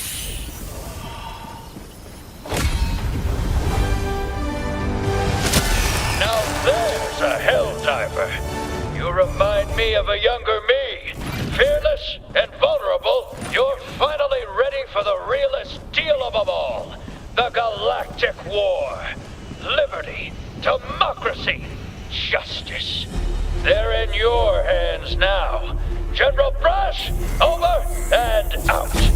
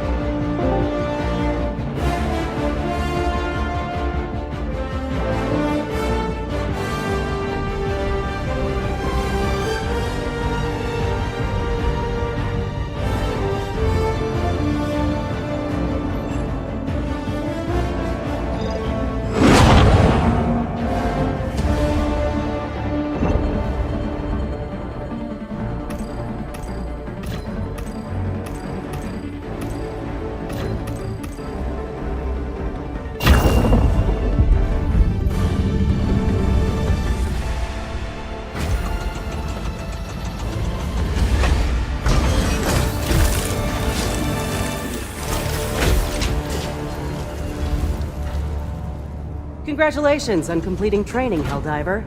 You're in charge of this vessel now. The Democracy Officer awaits you on the bridge. Welcome to the Galactic War.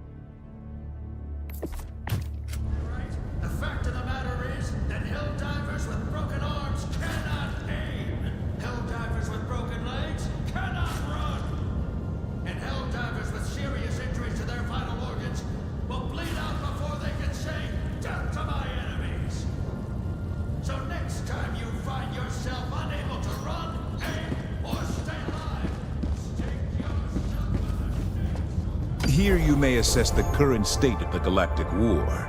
The conflict rages across many sectors. It is up to you where to lend your aid.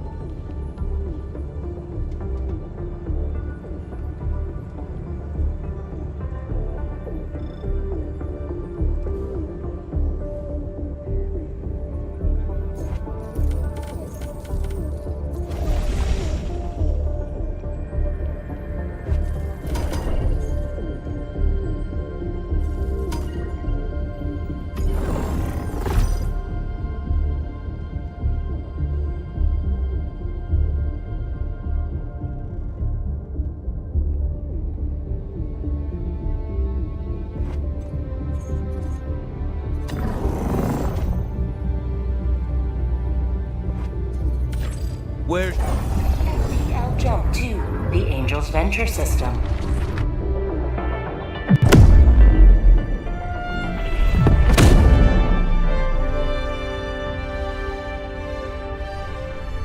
FTL jump successful. Hellpods primed. Mission coordinates locked.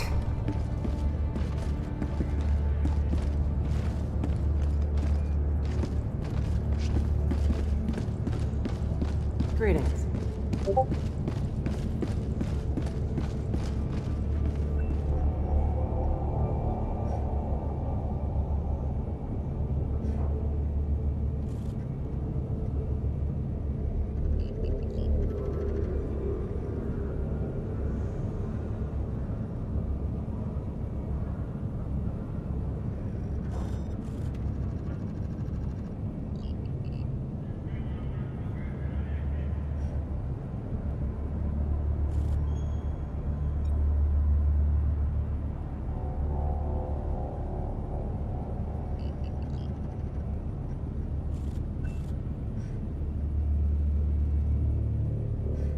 Helldivers to Hellpods. Repeat, Helldivers to Hellpods.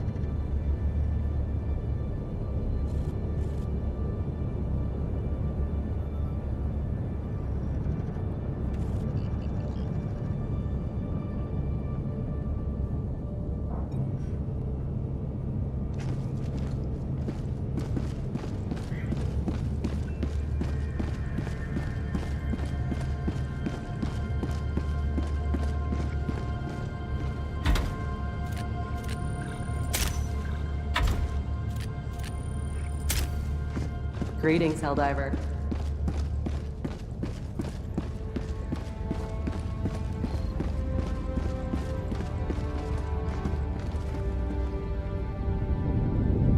Helldivers to Hellpods. Repeat, Helldivers to Hellpods.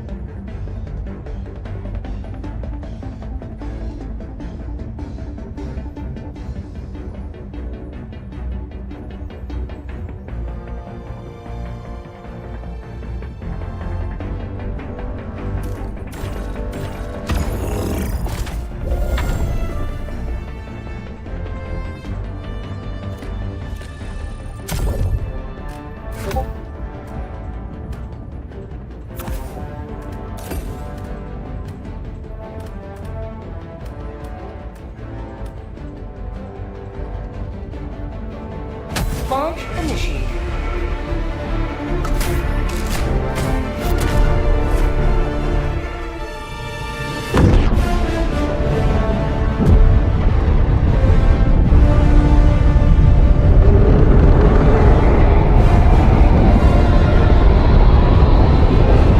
Objective critical stratagem available.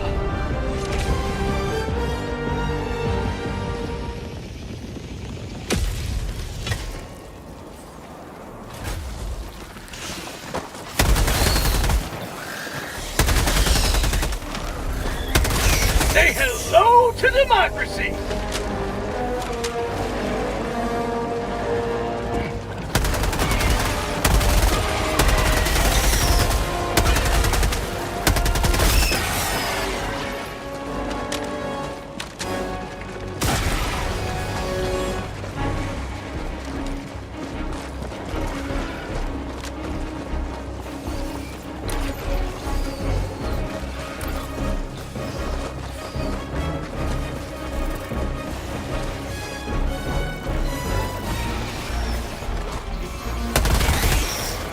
Objective critical stratagem no longer available.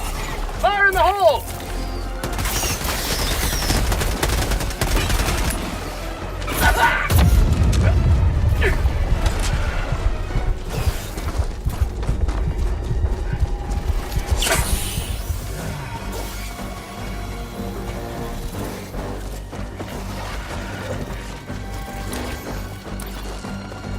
Objective critical stratagem available.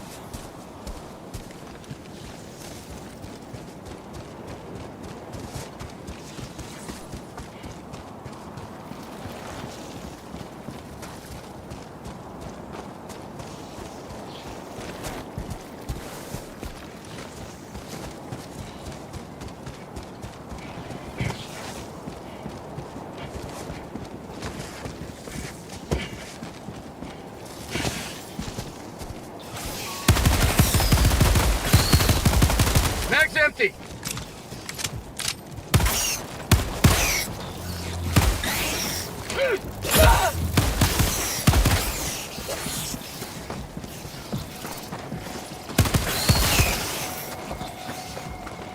Mag's empty! Last reload! Yeah.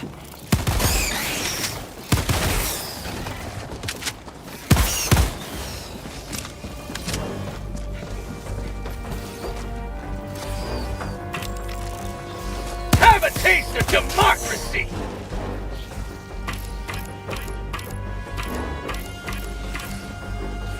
Extraction shuttle inbound.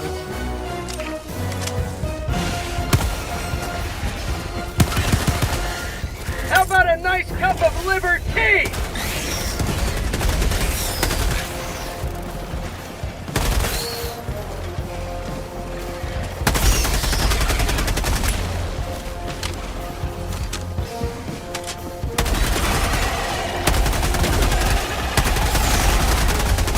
ETA T-minus 1 minute, 30 seconds.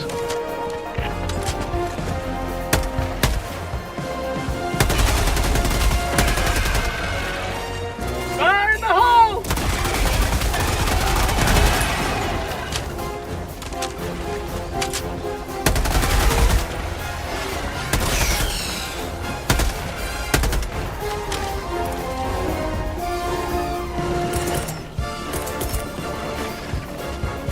ETA T-minus 1 minute.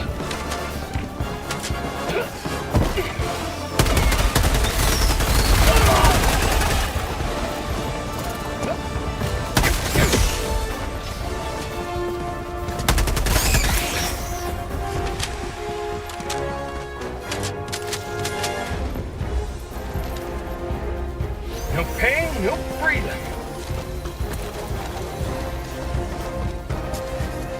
ETA T-minus 30 seconds.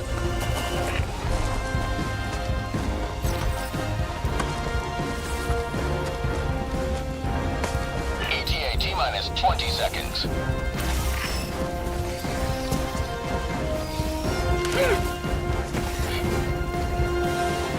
What's the location? T-minus 10 seconds.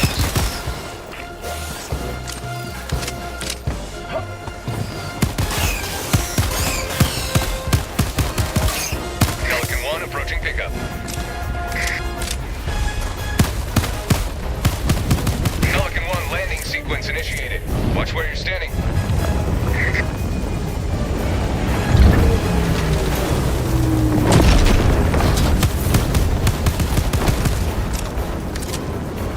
Extraction complete. Pelican 1 beginning ascent.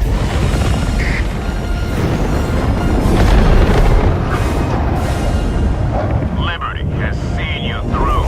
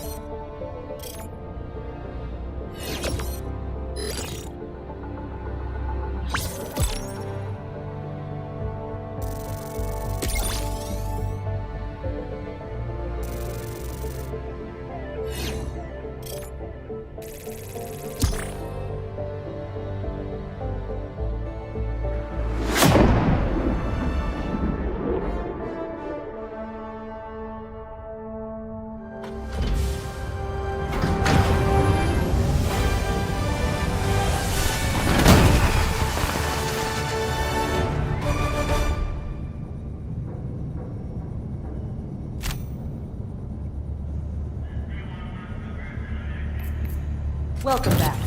Democracy's reach extends a bit further thanks to you.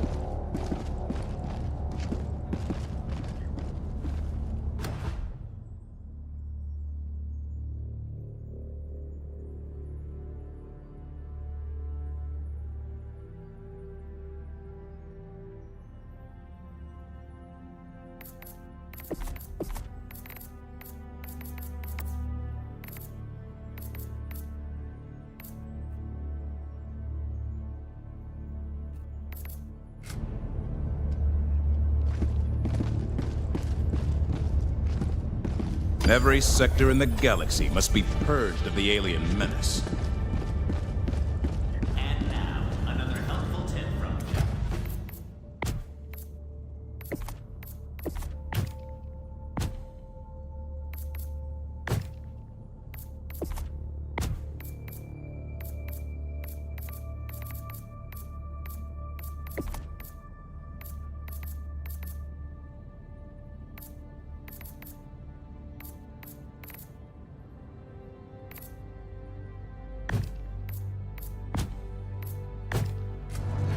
Or stay alive! Stick yourself with a stem, soldier!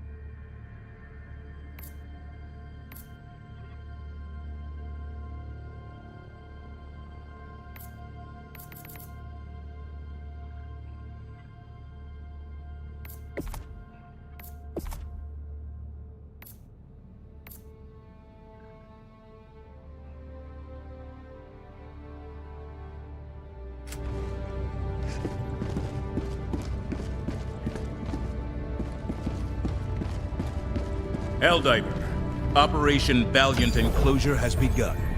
Join your fellow Helldivers in containing the Terminate menace.